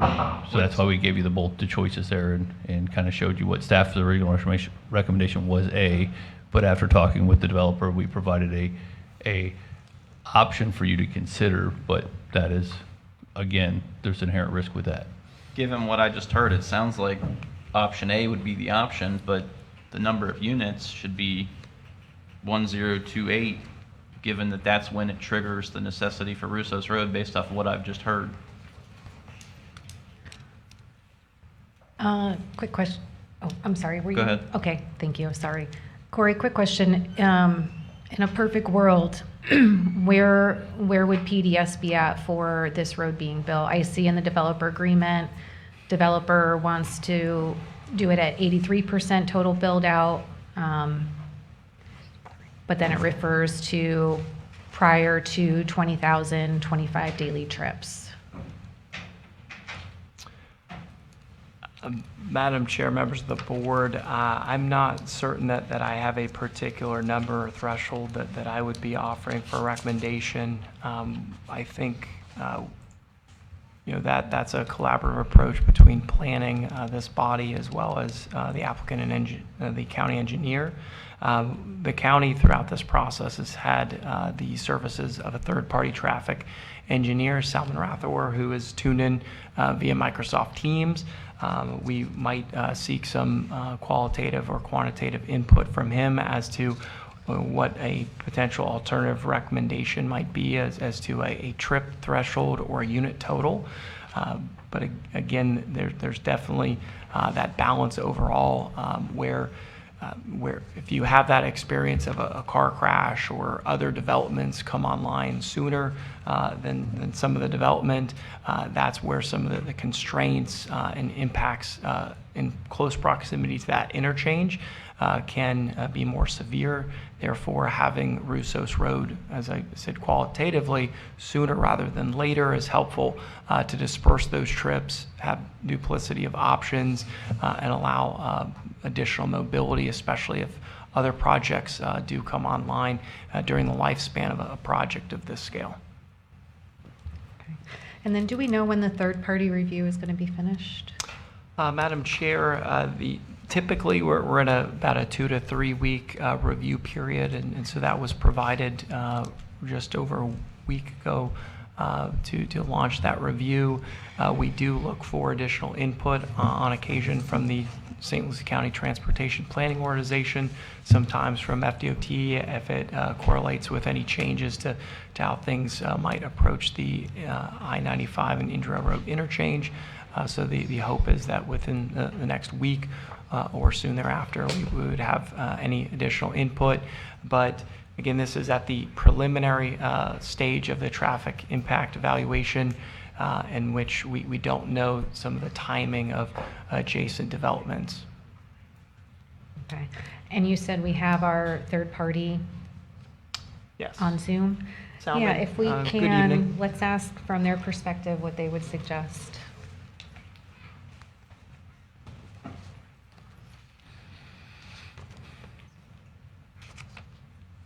Yes, can you kindly repeat the question? This is Salman Rathore with Calvin Giordano and Associate, third-party peer reviewer for the county. Good evening. Good evening. Yes, so the board is looking for a suggested alternate for the development of Russos Road. Currently, it's looking like the developer is wanting to do it at 83% of total build out, and I'd like to know from your perspective what you think would be a good alternative to offer. Well, again, I mean, as it's been mentioned that we recently received this updated traffic impact study report, so it will be hard for me to give out a percentage, either 83% or say 75% without having the opportunity to review this recently submitted report. But once we have hopefully in next week or so have gotten the opportunity to review it, then I'll be in a better position to address your question at that time. Okay, thank you. Bob? Commissioner, for the record, Bob Rains with the Gunster Law Firm here on behalf of the applicant. I would like to just point out, I think there's a little bit of misunderstanding, a little bit about whether Russo Road is needed for this particular project. We actually had other road improvements that were going to meet the requirements for this project. And we were asked, and I'll let Mr. Pettibon and Mr. Good address it a little bit more detail because they have more of the specific facts. But we were asked by the county to do the Russo Road extension as opposed to the other improvements that we were suggesting. So I think we're getting to a point where, for lack of a better term, it's kind of turning into, I'm afraid it's turning into a no good deed goes unpunished, because there's this belief that we need Russo Road for this project when we have other alternatives that we were proposing, and we can let Mr. Pettibon and Mr. Good talk about that, but Greg, start out. And if I may, to Bob's point, again, we came in a very collaborative manner. Our traffic study, and I'll let Brian speak to the specifics of this, our original traffic study had us doing additional extensions and widening of Cobogard and Spanish Lakes to the intersection of Indrio, and then expansion along Indrio to 95, and that would have satisfied the requirements of this project. Again, we tried very hard to be very collaborative with staff. Staff had good recommendations. They believed, again, as did we, understanding their perspective, that the dispersal of traffic to the east over to Johnson's also would be a better scenario for the community and the county traffic system as a whole. Also, it would play into the exacts of what's identified in the county's right-of-way protection plan with that east-west roadway. So we, again, I might suggest and I might offer, again, maybe in the spirit of mutual collaboration, if we do want to change this, we would need to insist that as an alternative, if we could not secure the right-of-way, and if the county is unwilling to secure that right-of-way through eminent domain, again, the eminent domain would have been something that eventually would have been part of the right-of-way protection plan and the overall network planned by the county for roadway, that I have the ability to revert back to my original improvements that we would have undertaken had we not, had it not been requested to find another way, and also had it not been suggested as a better option. So I would like to make that request to have the ability to revert back if we're unable to do this. So. And I would like, with your permission, have our professional consultant come up and just address that a little bit too, from a Sure. I do have perspective. Absolutely, he can come up, and whoever wants to answer. But so just really quick, the most recent traffic study that was done by you guys, right? That was submitted, and it's your traffic study that showed 14% on Russos Road on this new study. Is that correct? Yeah. So go ahead, Brian. Thank you. Brian Good, Kimley Horn. So a study was submitted to the county with the development as we've been talking about this evening. Never had Russos Road in it. Had all the traffic going down Spanish Lakes, Cobogard, Indrio. It had this project traffic, as well as it had the Buc-ee's convenience store, 75,000 convenient, 120 fueling station. It included Bednar Farms, 462 single family, 154 single family. It included Publix at Indrio, Cabo Rio Vista Resort, Sable Palm Grove, Indrio Woods, 4540 North Kings, Sugar Sands Apartments, Indrio SAG, and Alco Groves Mine, including plus background growth. And with that, and without Russos Road, we were able to meet the county's level of service standards for intersection operation and roadway segments. So I just want to be clear that the study that was submitted and reviewed by your staff and by your third-party reviewer never had Russos Road in it, and it was reviewed and approved as meeting concurrency. So And your again- traffic study doesn't show 14% of your traffic going on Russos Road that you submitted to us. Is that what you're saying? I'm not trying to double talk. There's a study that was submitted and reviewed and approved, never had Russos Road. It had 14% of our project traffic going down Cobogard, going east on Indrio, then up Johnston. The county, after that review of that study, the planning kept asking, it would be nice to have an alternative route rather than pushing everything to Indrio. The intersection of Indrio and Cobogard is just, there's a lot of demand there with the Buc-ee's, the Bednars, everything's being forced there. The applicant was amenable to it, was agreeable to, said, yeah, an alternative route would make sense.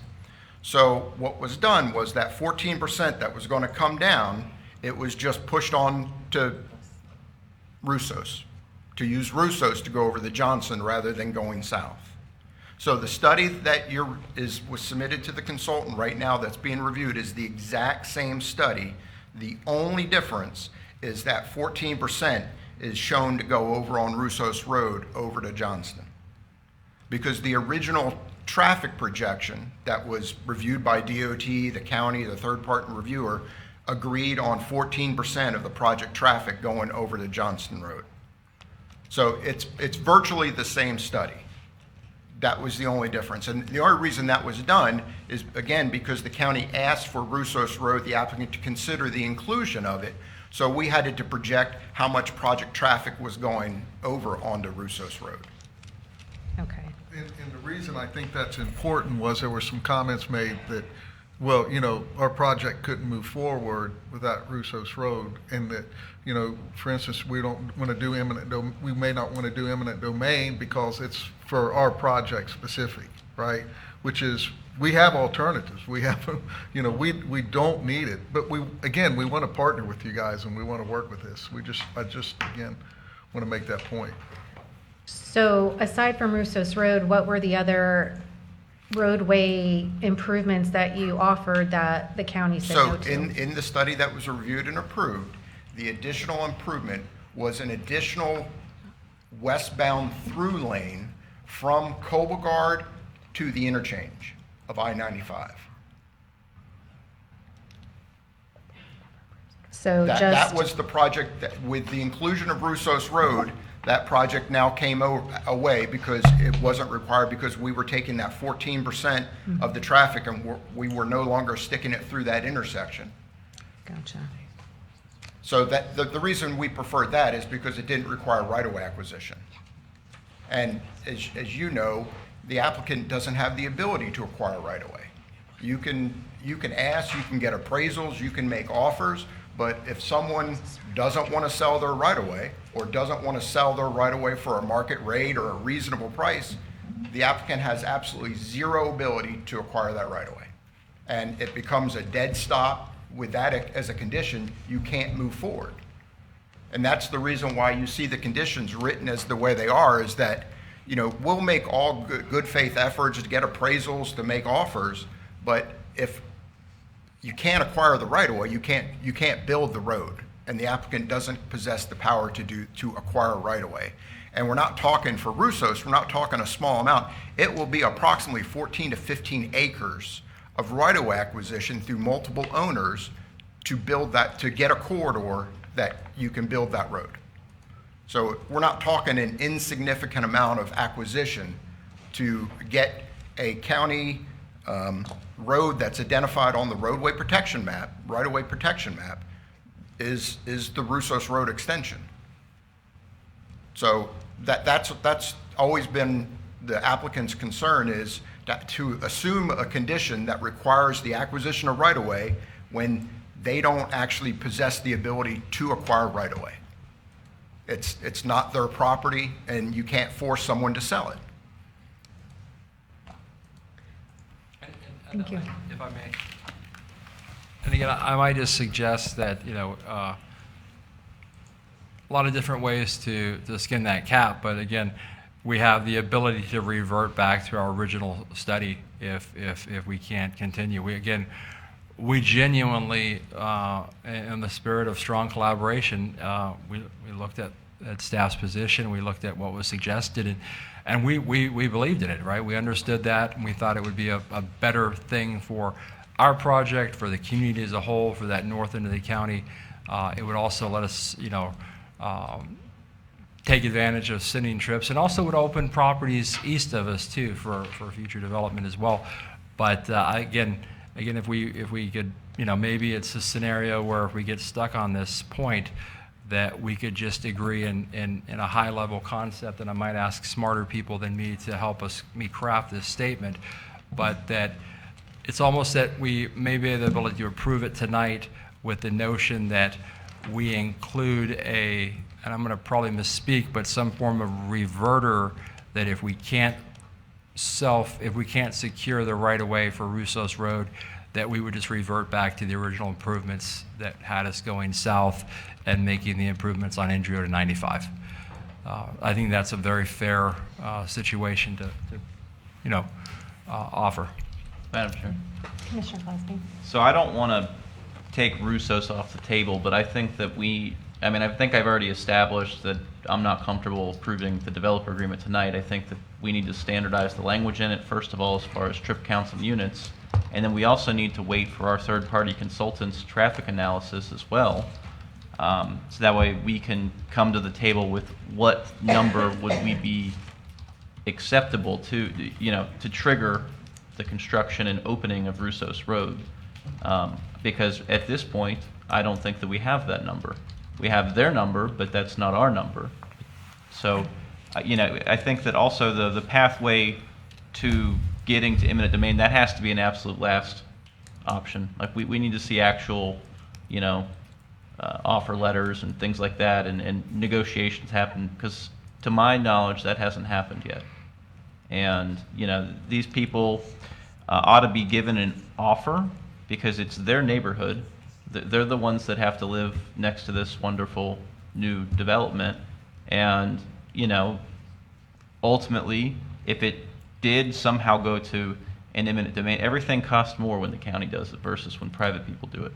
So we would really need to have actual costs covered, including attorney's fees and everything else. Madam Chair, sorry. Mr. Landry. I don't want to split hairs on anything, but I just want to just kind of go back a second and just share with you that as their consultants were up there speaking, they talked about a previous approved traffic report. Now, in all essence, what they're talking about is they had a traffic report initially that they submitted before the second report. The first one that he was talking about, that traffic report was sent to our third party and was looked upon as a validated report. But when it gets to the approval process of this process, that still comes to you all. So it's not something that staff can say, this is approved and this is the only way it goes. So I just wanted to clear that up, because they kept saying the word approved, and it was a valid and accurate traffic report on their initial submittal. So there's no disputing in that, but it was never presented up here at this level for you to see the old one versus the new one, because obviously when we switched to the Russos Road, this is what we've based all of this agreement on, that way. So I just want to clarify that, because I think the comment was made that it was an approved report that the county approved, and that was not the case. It was just it was a valid report that the third party did say was an accurate report, but then we switched direction. That's why you didn't see that report. Madam Chair, I'd like to make a recommendation. We're 12 minutes away from tomorrow, and I'd like to end this meeting tonight. What I mean by that, it's almost midnight. So, one of those things also, in addition to development not outpacing infrastructure, we can't be having meetings in the middle of the night.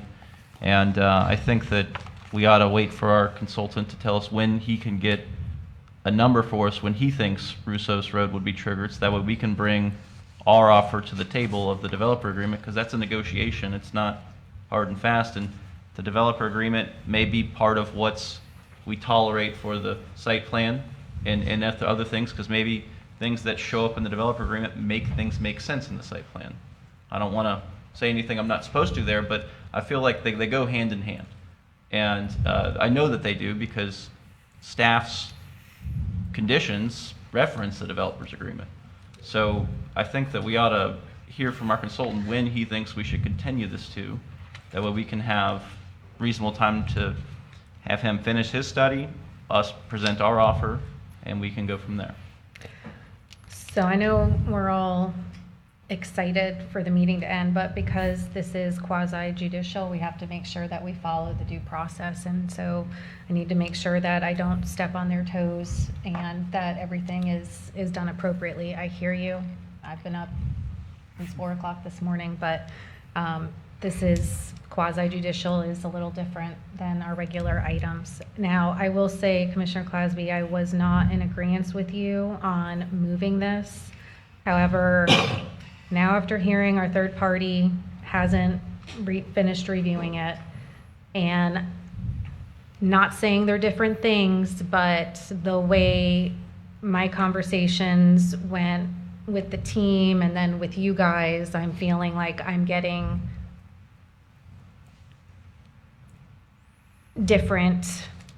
there's differences between what the team is saying and what you guys are saying. So now, while I was all for let's get the first reading approved, and then come back for the second, I no longer have that comfortability. So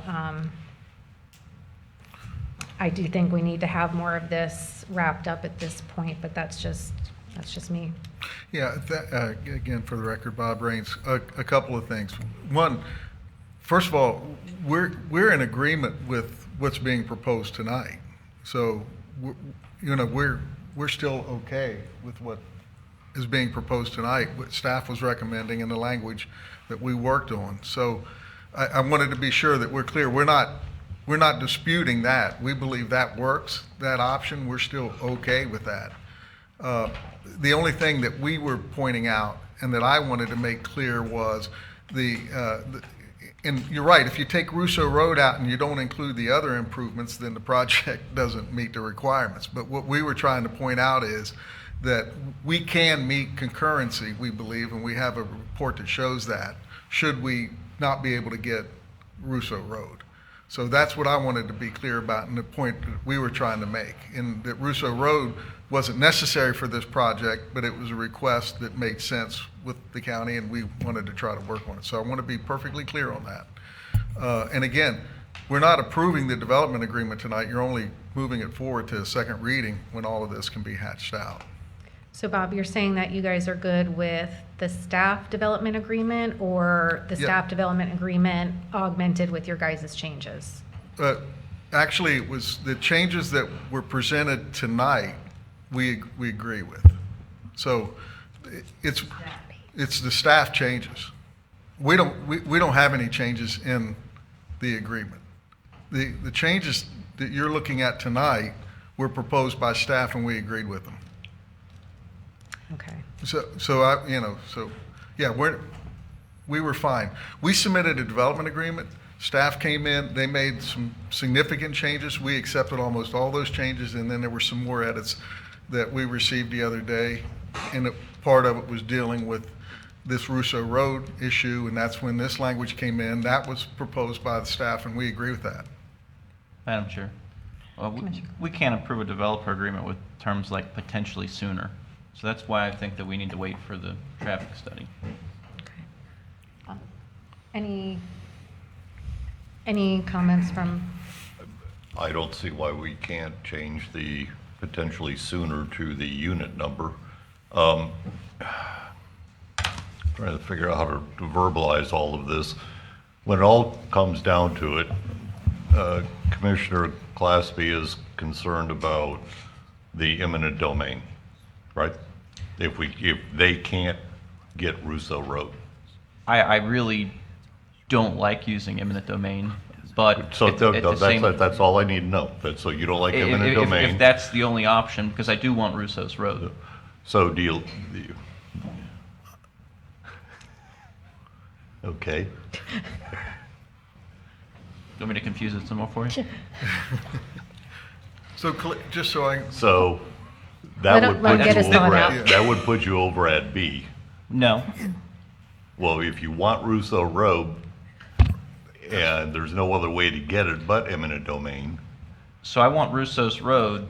If I just had to throw a number on, I want Russo's Road after 1,028 units. Well, that's why I said we can replace that. Right.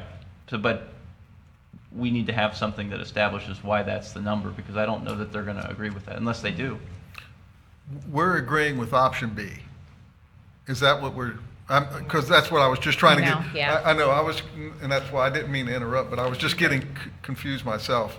So, and I want to consult with the traffic, but option B, and I want to turn it over to. If I may paraphrase, I think Commissioner Claspy is asking for Russo's Road to be constructed by the 1,028th unit.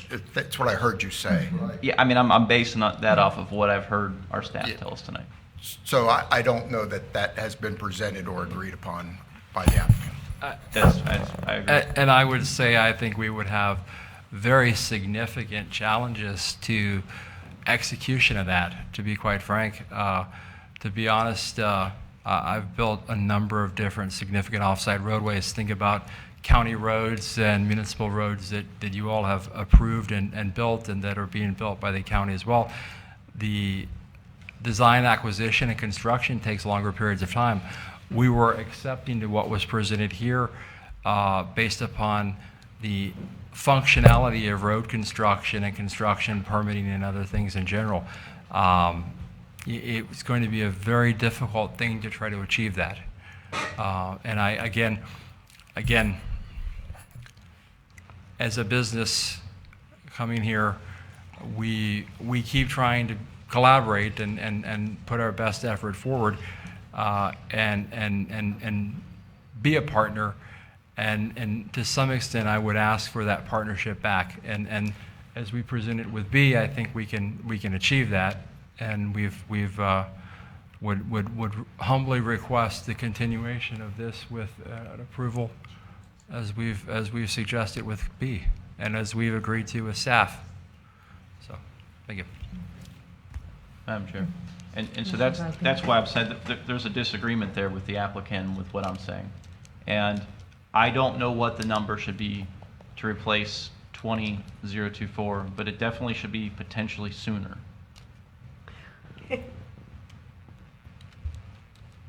Madam Chair.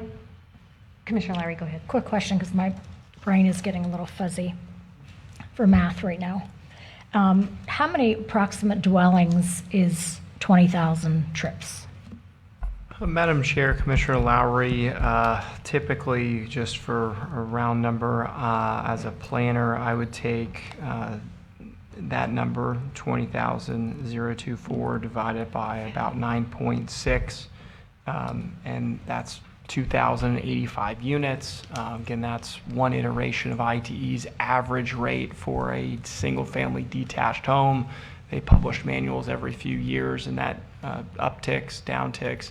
You know, you attach the units, multifamily units, different, but it's right around 2,000 units before you factor in internal capture if they're heading to the school or to the daycare center.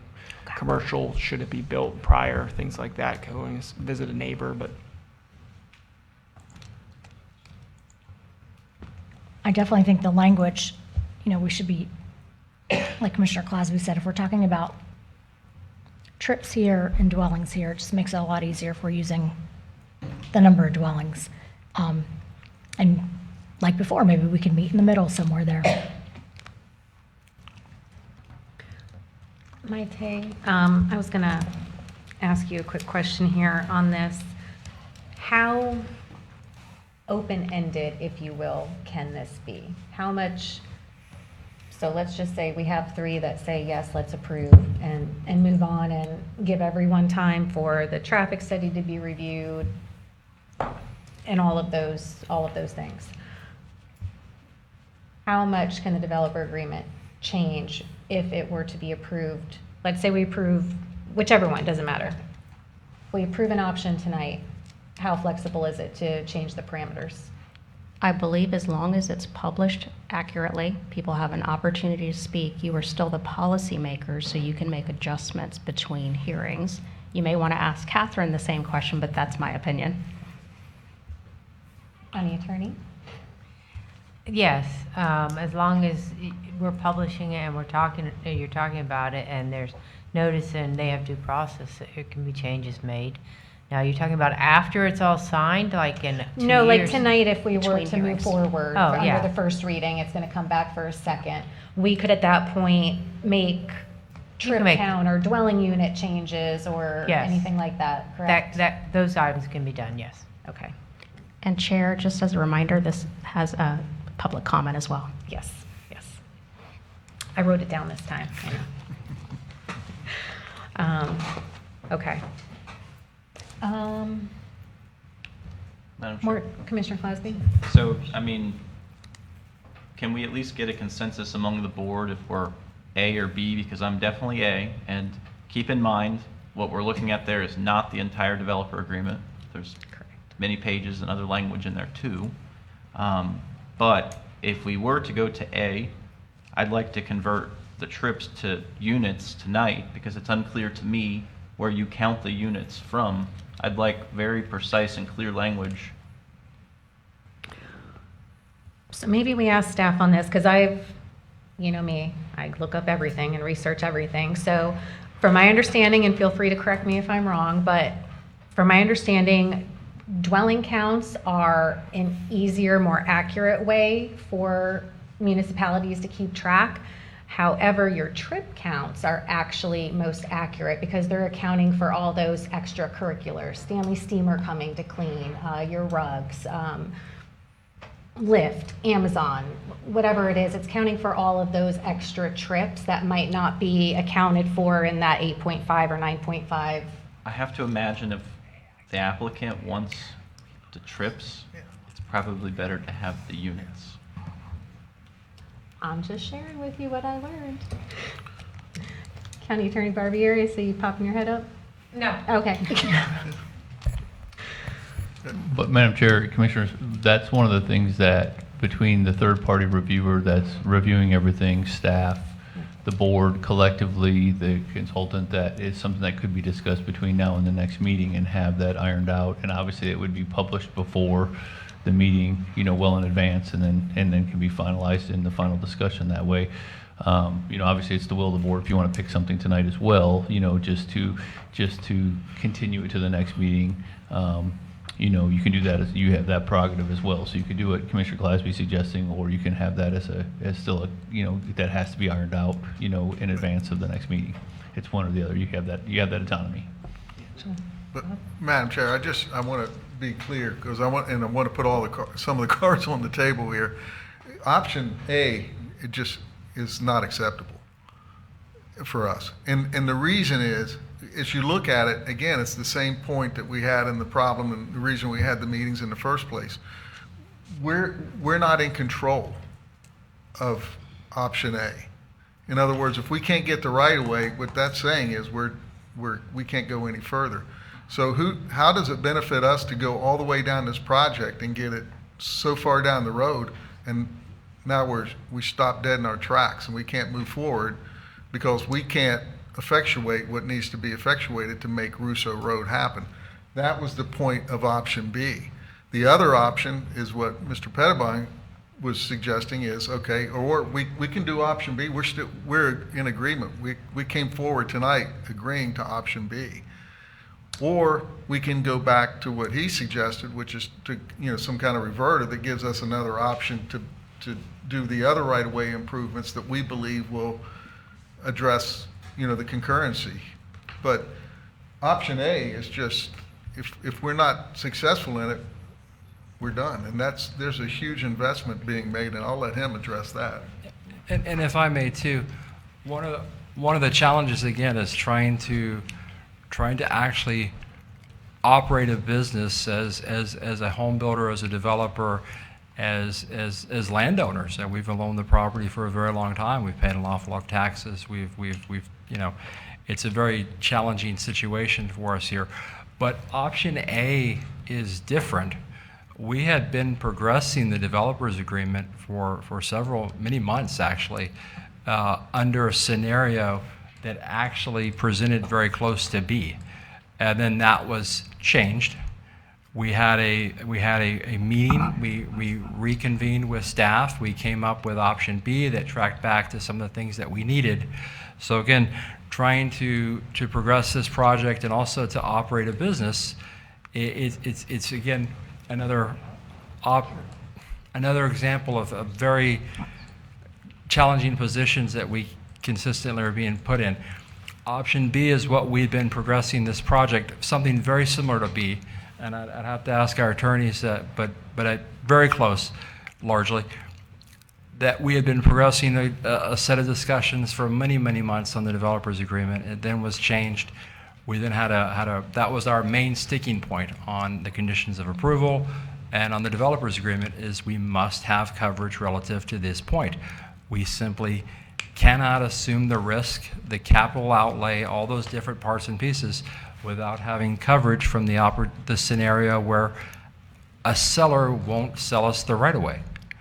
And again, trying to operate a business and be a collaborative development partner, I need some assistance from this board.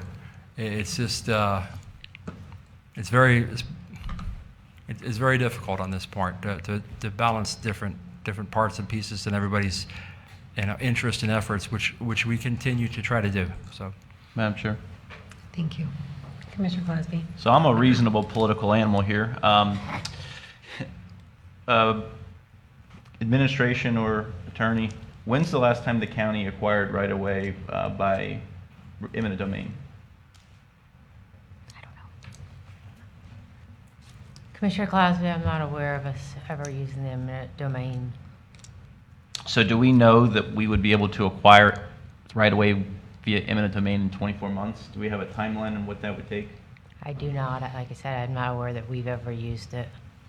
So, I mean, these are items that if the board is interested in, we would need to do some research. and that's, one more piece to the puzzle where I'm not comfortable approving this tonight. I could go with option B, but I need to know that we're not setting ourselves up for failure in this, and apparently we don't necessarily have a penalty unless we do. Do we have a penalty if we don't hit 24 months? We just get a check? So if you see that language, if we can't acquire it, then they pay the construction. So they've already paid 150% towards acquisition. Right. If we can't acquire it, then they pay 115% towards that construction cost, which we have in our bank then to use potentially if we can ever acquire it. So let's play that out. If we don't get the right of way in 24 months, they sign us a check and then they continue building. Is that right? So now we have potentially a failed roadway, not the other improvements that they're saying is an alternative, and no Russo's Road. Potentially, but it is similar to state law with traffic concurrency and paying your proportionate share, where if a developer has a binding agreement, pays their contribution, they can continue building. All I'm asking is I would like us to do some research on if 24 months is a reasonable amount of time to acquire that stretch of right-of-way. Yes, sir. Because I don't want to have them building out this development without the road. So, Madam Chair, Commissioners, maybe an alternative thought process, hearing what Commissioner Clasby is saying is between now and the next meeting, if the board was inclined to move forward with that, but by the next meeting, if we don't have all the right answers or the right stuff we might have to amend this language to meet what that intent is or whatever the case may be. We could do that at the next meeting or before that for you, but it would give us the time. But I think over the next 2 to 3 weeks, we'll be able to have the information brought back to you on what we think it would take as a worst case ultimate scenario of eminent domain that we would not be thrilled to do either, because that's just something that we all know we just don't want to do, but we could give you all that information and have that, and then if you're not satisfied with that language, at that time, at the next meeting, we can continue or punt it again until we figure this out. In addition to that, the numbers used here, are these just arbitrary numbers that we're using, 150%, 115%? I mean, So the where do 150, these numbers the come 150 is what we felt was a reasonable number on our appraised value. So we're going to be the ones that are determining how much that cost is, and then go 150 of that they would have to pay us, which would help encumber fees legally or whatever things that we'd have to do if we had to move down that other direction that we don't really like to speak about. And then the 115 was of our engineer's estimate of county of building that road. So it would be, if we were building it, as you suggested before, it's more money that we build, it'd be that plus 15% on top of that would help cost for any incidentals or anything like that along the way. So we're doing it all at our cost, not their cost. Sure. And another suggestion is that from the time that's now until the next time we see each other, I think that it would be, we should ask the applicant to approach the buyers or to approach the landowners and see if they're willing to sell, because that's a handy piece of information to know if we have to go eminent domain or if there's willing sellers out there. You guys could buy the land irregardless of this hearing. Yeah, well, that's easier said than done. And I don't think in the time frame that we're looking It's at that's a feasible time frame and the efforts that are going to be required on something like that. And again, I understand what you're saying, Commissioner Clasby, about you don't want to be set up for failure. I get that 100%, but that's what option A is. Our concern is that's a setup for failure from our end of it too. So I appreciate where you're coming from. I'm not. And That's why I think the reverter of giving, again, if option B is not the great thing, then let us go back to what we were proposing originally in our original traffic study. That solves, we can build the improvements for that. exactly to Bob's point, but I might even offer something else again. And again, in a genuine spirit of collaboration, there's a lot of different ways to do many different things, right? If for some reason those property owners that we would need to approach that own the property along the Russos Road alignment, if they're not interested in selling the property to us, let me suggest option B with a reverter back to the original study and or an alternative east-west roadway other than Russos Road. There's an opportunity probably, you could drop south an eighth of a mile, a quarter of a mile. You may have an entirely different property owner, an entirely different section. Just because, again, I'm trying to think of the right word to say this, just because Russos Road is identified in a right-of-way acquisition map doesn't mean that it couldn't realign or something along those lines. I think there's so many different ways to try to solve this, and I think that it also solved this in a way that's, again, a win for everybody in this, so that maybe we approve it with option B with the caveat that if we can't secure the opportunity for Russos Road under the current alignment, that we would have an equivalent alternative alignment, and if for some reason that can't be approved, we would revert back to the original traffic study, and we would satisfy this condition by the continued expansion of Spanish Lakes out to 95 on Indrio. I think that's a tremendously strong solution for all things, and I think that's fair. I think that covers our side from risk. I think it still keeps in the same collaborative effort. And genuinely, sir, I understand what you're saying about, well, it's a phone call, it's knocking on a door. I think we'd actually have to have a certain degree of survey and somewhat of engineering to identify how much right-of-way is needed, how much sizing of drainage is needed. I don't think it's something that we could try to do at any time in the immediate timeframes that we're looking to try to see this project come to approval. So I don't mean to be dismissive of that request, and I didn't mean to also seem like we were stalling. I just think it's, in my past, having secured, utility easements and other roadways, it's always a big production beyond what I might have always thought myself. So. Sure. So yeah, I don't want it to. Hopefully, it's not coming across that I'm doing anything but trying to protect the taxpayers of St. Lucie County. But whenever we, administration, public works, planning, whoever, when we approved our right-of-way protection map, did we do any sort of, figuring out where the lines were going, or did we just kind of rough sketch a line on the road extending Russos? Chair Fowler, Commissioner Clasby, there was quite a bit of research and consideration for those alignments, but there is compatible policy that allow for some maneuvering or deviation from those precise lines because they're not intended to be exactly precise in many instances where the right-of-way is not in place. For Russos, one factor in the value of that being a primary or lead option, but some backup options aren't too far behind. As you can see from the right-of-way protection snapshot on screen, this would Russos, that link would essentially be from Arterial A on the west side, or even beyond Arterial A. Let's call it close to Shin Road, north-south, traversing across I-95. Working around the south side of Indrio Groves, east to Johnston, east to Emerson, and then east to Fort Pierce Boulevard, the extension of Kings Highway, through Lakewood Park down to Turnpike Feeder, where things kind of converge behind the old Butterfield's Pharmacy. Well, here's the thing. I'm a visual person. The folks watching the meeting and the public are visual people. This is the second largest development project in the history of the county, and I think that we've got to get this right, which is why I'm still unchanged as to I think we need to continue it until we have the presentation updated to what we're talking about, it noticed to the public. Like it was mentioned, there's only been 3 people in here. Perhaps people have an opinion on this. Perhaps the landowners would come in and comment whether they definitely don't want us to do eminent domain on their property. I think that's valuable information to me.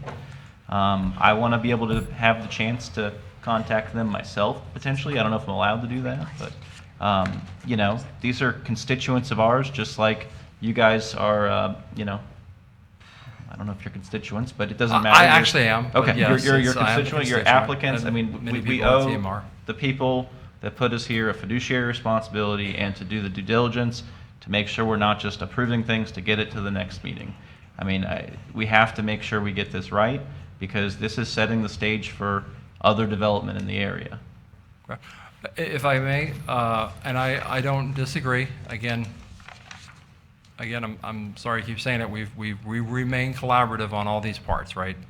I would again ask and suggest that we progress the development agreement, option B, with an equivalent and a reverter. I think in that scenario, I think the county has protections, and I actually think we have protections. Madam Chair. One second. Greg, go ahead. And that was just, again, a last appeal on that note. Madam Chair, Commissioner Cosby. Mr. Greger, is there a specific contractual requirement? Because we're still have to have 2 public hearings for the project itself. I'd like those to run concurrently with the developer agreement, is my thoughts on that.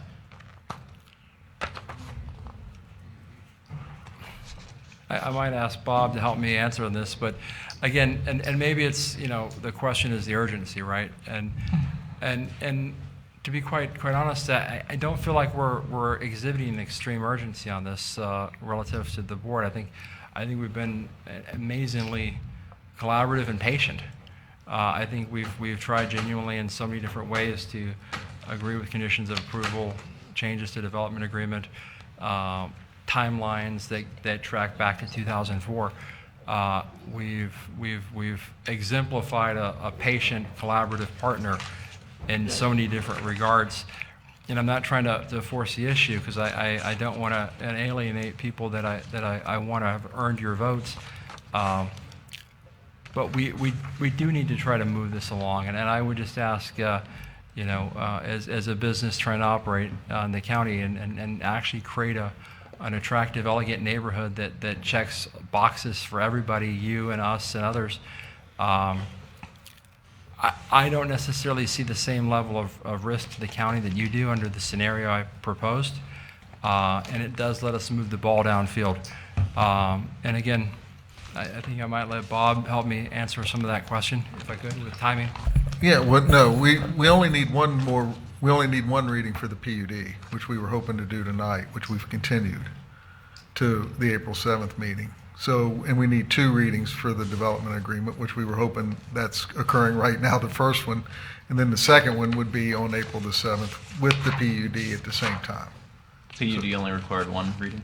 I see. Yeah, just.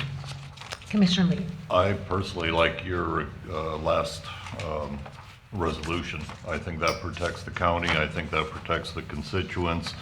And I think that protects you. It gives us gives you the option to try to get that property if they don't want it and we don't want to eminent domain. It gives them the option to look for an alternate. And if they can find the alternate, then it reverts back to the original plan, which was already approved. And it protects everybody. It moves the project along. And we do have another meeting that we could fine tune it if I'm understanding that correctly. So I would make a motion to accept the. We haven't opened it up to the public yet. I haven't done a public hearing yet. Thank you. I'm sorry for May I interrupting. add one other thing to that point, board, and I ask this very respectfully. I would ask from a procedural perspective, you know, if we move this in advance today, is there any legal requirement that, you know, the project approval, the community approval has to align the same night as the development agreement? So even if it takes another cycle or another session to fine tune those details, you know, to be very honest, I mean, if we were to come back 2 more times, right? If we're not pencils down and complete with the development agreement on April 7th, well, maybe it's that second meeting in April for the development agreement. either way, we'll have accepted the conditions of approval as we remain in acceptance of those conditions of approval. And at the end of the day, we really won't be able to progress the project until the development agreement is final. So I think the county has protection from that perspective too. We're open to that timeframe. So that's all I'm saying. Sure. Thank you. Commissioner Clausen. So, good knowledge there. We're keeping everybody awake tonight. I was under the impression that we had 2 public hearings with the PUD.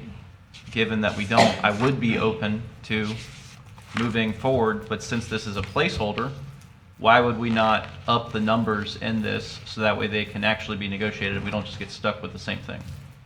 Since it's just a placeholder to move it to the next one. Like for instance, why not move it to 48 months? Why not move it to 200%? Just so that way we can move it forwards. So, I mean, I really want to hear the review from the third party. It's hard to, I'm not a traffic engineer, so it's hard for me to stipulate what is appropriate. The only thing that does concern me about something you said is you submitted one traffic report, now the new traffic report, and if that doesn't work, we're going to squash the new traffic report and go back to the old traffic report. Can we even do that? Is that a thing? Well, I think the reason why, Madam Chair and Commissioners, from my understanding of everything, and I was a little late to the party on it, but my understanding is the initial traffic report met the requirement, satisfied the level of service. However, in negotiation with staff, in the right-of-way protection map that you've seen on there, we suggested to them that Russo Road would be a better alternative than just improving those intersections that they were alluded to, and they agreed to that with the understanding that we'd work through this developer agreement. And then when we got to this point, I think there's some concern of the acquisition of that land, and so that's why they are concerned and wanted to maybe revert back. So I think in their spirit of collaboration, as Greg, and I'd say his last name, but I just don't have it top of my head, but as he alluded to in the initial part, that they were trying to be collaborative with staff and trying to help us pick up an extra road on a right-of-way protection map, but then in hindsight of realizing that may be harder than it thinks, he then asked for some concession on that, and that's why we came up with alternative B. So I don't think his first traffic report wasn't valid. I think it was there. I think it was one of those, as we understood from our feedback that we hear from you all as we're trying to do development, and this being a big development, the more access points and the more roads we can get out of it, the better you are. So that's what the intent was, and that's still the intent, of it. So I don't think it was a bait and switch or anything nefarious. I think it was just straight up, here's an opportunity to maybe get another road out of it that we would not have got without this development. So we asked for it, and they played ball with us on it. So I think that's really all that it boiled down to. But I do also think that between now and the 7th, we can go over both of those with the board and hear from the third party and have all that. And if you're not satisfied with where we're at on the 7th, as Greg indicated, we can punt it again, and stuff, because we're still working on it. And one of your few times to talk in the public to have that conversation is at this next meeting coming up. So it might be a wise opportunity to consider that. So, as it stands now, if Russo's were not to be constructed, we would have 7,000 plus people exiting onto 2 roads and then basically dumping onto Indrio. Is that correct? That's the way it appeared. So they'd be doing significant improvements, from my understanding, to those to Spanish Lakes Boulevard and Colbogard and the intersections there to meet that need. But we're still dumping everything onto Indrio Road. Correct, and that's why we looked at that alternative, and we thought the alternative would be better for you to consider the magnitude of the size of the development. We thought the Russo Road would be a better opportunity for all the folks in the north to have that opportunity, and that's how we ended up in that category. Madam Chair, members of the board, if I may add, not necessarily everything's still dumping on Indrio Road if Russo's or an equivalent east-west is achieved. The traffic distribution from both reports has variable levels of traffic heading north from the site toward Indian River County. I believe it was 5% assigned to Colbogard North to head up toward 25th, which is substandard. And then of the traffic headed east to Johnston Road. I believe 14% still heading north on Johnston Road to Indian River County. So definitely a percentage that would then be able to bypass Indrio to head to and from where they'd like to go. So helping to relieve that arterial road, where further east between Johnston and Emerson, east of Emerson is narrowed down to 2 lanes between Emerson and Fort Pierce Boulevard. And then what we have, Buc-ee's was estimated at what, 20 or 25,000 daily trips somewhere in Plus that or minus neighborhood? 25 to 26,000, yes, on screen. We have some estimates from those various projects. That's a whole lot of traffic for one intersection. Okay.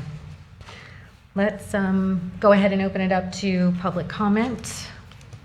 Anyone wishing to address the board on this item? Seeing no movement, close public comment. And come back to the board.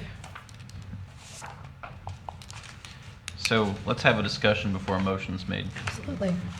All right, so first of all, what's the consensus, A or B? We've already heard the applicant say A is not a reasonable route because it could just stall the project at a certain number of units, which some might say is not a terrible thing.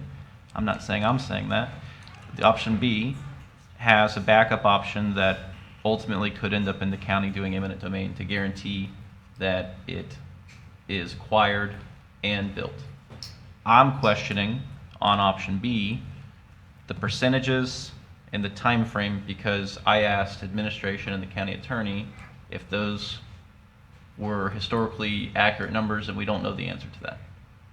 So that's why I think that if we were going to approve something tonight, we up those numbers to make sure that we are covering ourselves, and not approve what's on the screen, but increase each one of the numbers, except for the dwellings, and have them research between now and the next time we're hearing it. If not, continue it onto the next meeting and hope that they've made something happen between now and then. Gotcha. Madam Chair. Commissioner Lee. What about if they can't get the seller to give up the right-of-way? Are we going to go back to looking for alternatives, or are we dropping the whole thing? That's why I liked his other suggestion. It gave us a whole bunch more options. We can look for an alternate Russo Road, and if we can't find that, we revert back to the original and put things out there and deal with it with another development or something coming. But I do believe that we are working with a applicant that is obviously working with us, and I think they would put their best foot forward. I think they see the concerns. So I really like the option B with however he worded it, to be able to look for alternates or revert back to the original. Madam Chair? Commissioner Clausy, just a moment, because I wanted to speak, Yep. but I let Commissioner Lee. So this will probably not be the popular with the applicant, but given, right, there's a lot of unknowns, right? We're still waiting on information. So, in my opinion, the best thing to protect us, protect the residents, is to stick with staff's original recommendation, knowing that it can be changed and modified to whatever makes us and them happy as we continue moving this forward. County attorney has already verified that more or less this developer agreement can be gutted and rewritten to whatever suits us. Trip numbers, dwelling units, whatever percentage if we go down that route. I don't mind moving it forward, but I would want to maintain with A and allow the conversations to continue, would be mine. Commissioner Clasby, go ahead, sir. So, Madam Attorney, Can you walk us through what an eminent domain proceeding is? I'm just asking because I've only taught it in civics class. I don't understand what actually happens in the real world. But is there a grand jury involved in an eminent domain proceeding? Is a county guaranteed to acquire the land? Because if not, I think we should add as a circuit breaker at the end that we can choose to poll if we couldn't acquire the land, that we unilaterally could say they have to do the other option. They shouldn't get the option, but we should, if that's the way that works. Commissioners, yes, in an eminent domain, generally, as I said, I've never done one. You have to make a finding of a public necessity for it, and we have to give them at least 30 days notice. I'm sure it'll take much longer than that. Then we would file suit. It is a two-step process. We would probably ask for an order of taking first, see if we obtain it, and then if we can't come to terms with them on an amount, we would then be asking a jury to establish an amount for us. So there is a jury involved, and so that's my point. If we were to go to option B as staff recommended, I would add at the end that if eminent domain proceedings failed for whatever reason, the county could choose to go with what they're calling their initial option, because we have to have capacity on the roadway. We can't just let eminent domain fail and then allow them to build out their community, because that theoretically could be a possibility. So just to clarify, I believe what you're saying is option B, that if the county cannot satisfy it through eminent domain, the county chooses the original alternative for the other improvements, or Well, the alternative east-west? The roadway has to have capacity at the end of the day with their build out. I'm just trying to understand what you're saying, that's all. Yeah. Yeah. So I think it's exactly the same, because I think they're saying Outside. if eminent domain can't occur, they also have the same reverter or an alternative east or west. The difference is I don't want them to have the option of doing the first option. It's only triggered if eminent domain can't occur. That's what I'm saying. I think we're saying exactly the Okay. same thing. That's what I would suggest. What? Can we get an option C? I believe Let's he's not. saying option B with the reverter or the alternative east-west. And if I may just clarify as well, and again, team, correct me if I'm wrong, but A is what the team originally put together. After the developer shared some concerns about it, is in the effort of collaboration, we sat down with them and came up with alternative B that staff was comfortable with. Would that be accurate, not accurate? Anybody? Somebody? Yes, so this would be as in paraphrasing, this is the second go-around of it, because as they stated in the original developer agreement long ago, many, many moons ago, in the original developer agreement with the original traffic report, that wasn't the case when we added the Russo Road, and then the traffic report came. This was the most recent collaboration between parties, but with the understanding that we would bring both options to the board, and the board was the final decision maker in the process. However, as you hear everything going on, if the board's inclined to, in all fairness, whether you picked option A or option B this evening, we still plan that there's going to be a lot of work to be done between now and the 7th for an actual real final development agreement that we think you'll all support and be behind, because there seems to be a lot of work that still needs to get accomplished. And if we're not ready on the 7th, we would let you know that, let the applicant know that. We would still have to come together, just to ask for another bite at the apple for another date. But we could, so you have, anything you do tonight would just get us to the 7th, and at the 7th, if we're not there, we would go to the 21st or wherever thereafter. So I think we're kind of, in a sense, splitting hairs on something that we still got a lot of work to do before we actually get to a point where we ask you to finally weigh in on a finished decision, other than continuing it. Madam Chair? Commissioner Cosby? Tessa's getting her money's worth tonight. Just to throw another iron into the fire, I don't think that even if we go with option B, they shouldn't be allowed to proceed past the 1027 if that's truly the breaking point of the road. until we have the road, even if we go eminent domain.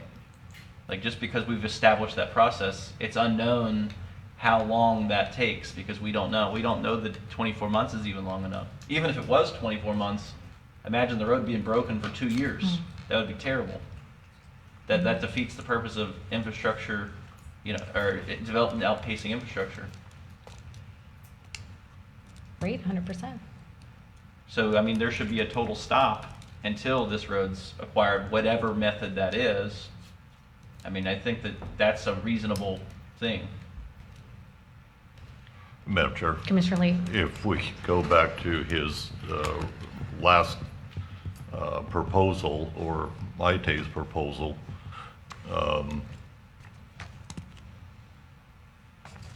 we're taking care of that. But we could get caught up in court for 7 years or something, who knows? Well, Okay, so then if we're unsure about the eminent domain, then I would urge us then to go with A. That doesn't include eminent domain. It was the team's original directive. Again, knowing that this can be changed, but there are more protections for us and the residents in A, so. Madam Chair, Commissioners, you can move both of them right now with also the reverter forward. This is just the first of 2 hearings. All we really need tonight is a motion for you to move it forward to a second hearing. And I mean, and unless staff needs some more direction, I think we understand we have a lot of work to do between now and then, and they may have a feeling of what the board is looking for. So we I just can- need a motion right now. Yeah. We can make a motion to. Move it all forward with staff, with direction for staff to work with the developer. This is not a motion to approve anything tonight. It's only Undecided. first of 2 hearings. You're not picking A or B tonight, you're just saying, staff, you got a lot more work to do, you heard us, and get what you And bring. I think the developers heard us, we've heard you, and we'll work with them and check back in with you. And then second hearing, if they haven't gotten there, at that point, then that would be your final hearing, but you could set it for another date certain if you needed to. Okay, so I'm going to make a motion to move this forward. Have you Yeah. passed the gavel? You're the. I did pass the Oh, gavel. I'm sorry, I missed that. It's okay. No, thank you for checking. It's been a long day. So I make a motion to move the developer agreements forward to the April 7th meeting at 6 PM or soon thereafter. Second. all in favor? Aye. Aye. Oh, you passed. Here, can I? Madam Chair, the next item is Ben's administrative thing. It's very light. If you would like, for the sake of time, I could have him just email you those things and we could move along, because doesn't I require think an everyone approval, it would doesn't like to see require their anything. bed, so if Ben doesn't feel slighted by not walking up here and I got the thumbs up, we are They good. haven't banned the filibuster. Yes, that doesn't require a vote, so we can email those out. Fabulous. We can, Thank if you, you'd like guys. to, you can, Sorry. if you'd like to, we can do the meetings and the announcements, or you can skip it all and adjourn. It's your call. It's all been published anyway. And if anybody's still watching it this night, they got other issues to worry about than our announcements. Very true.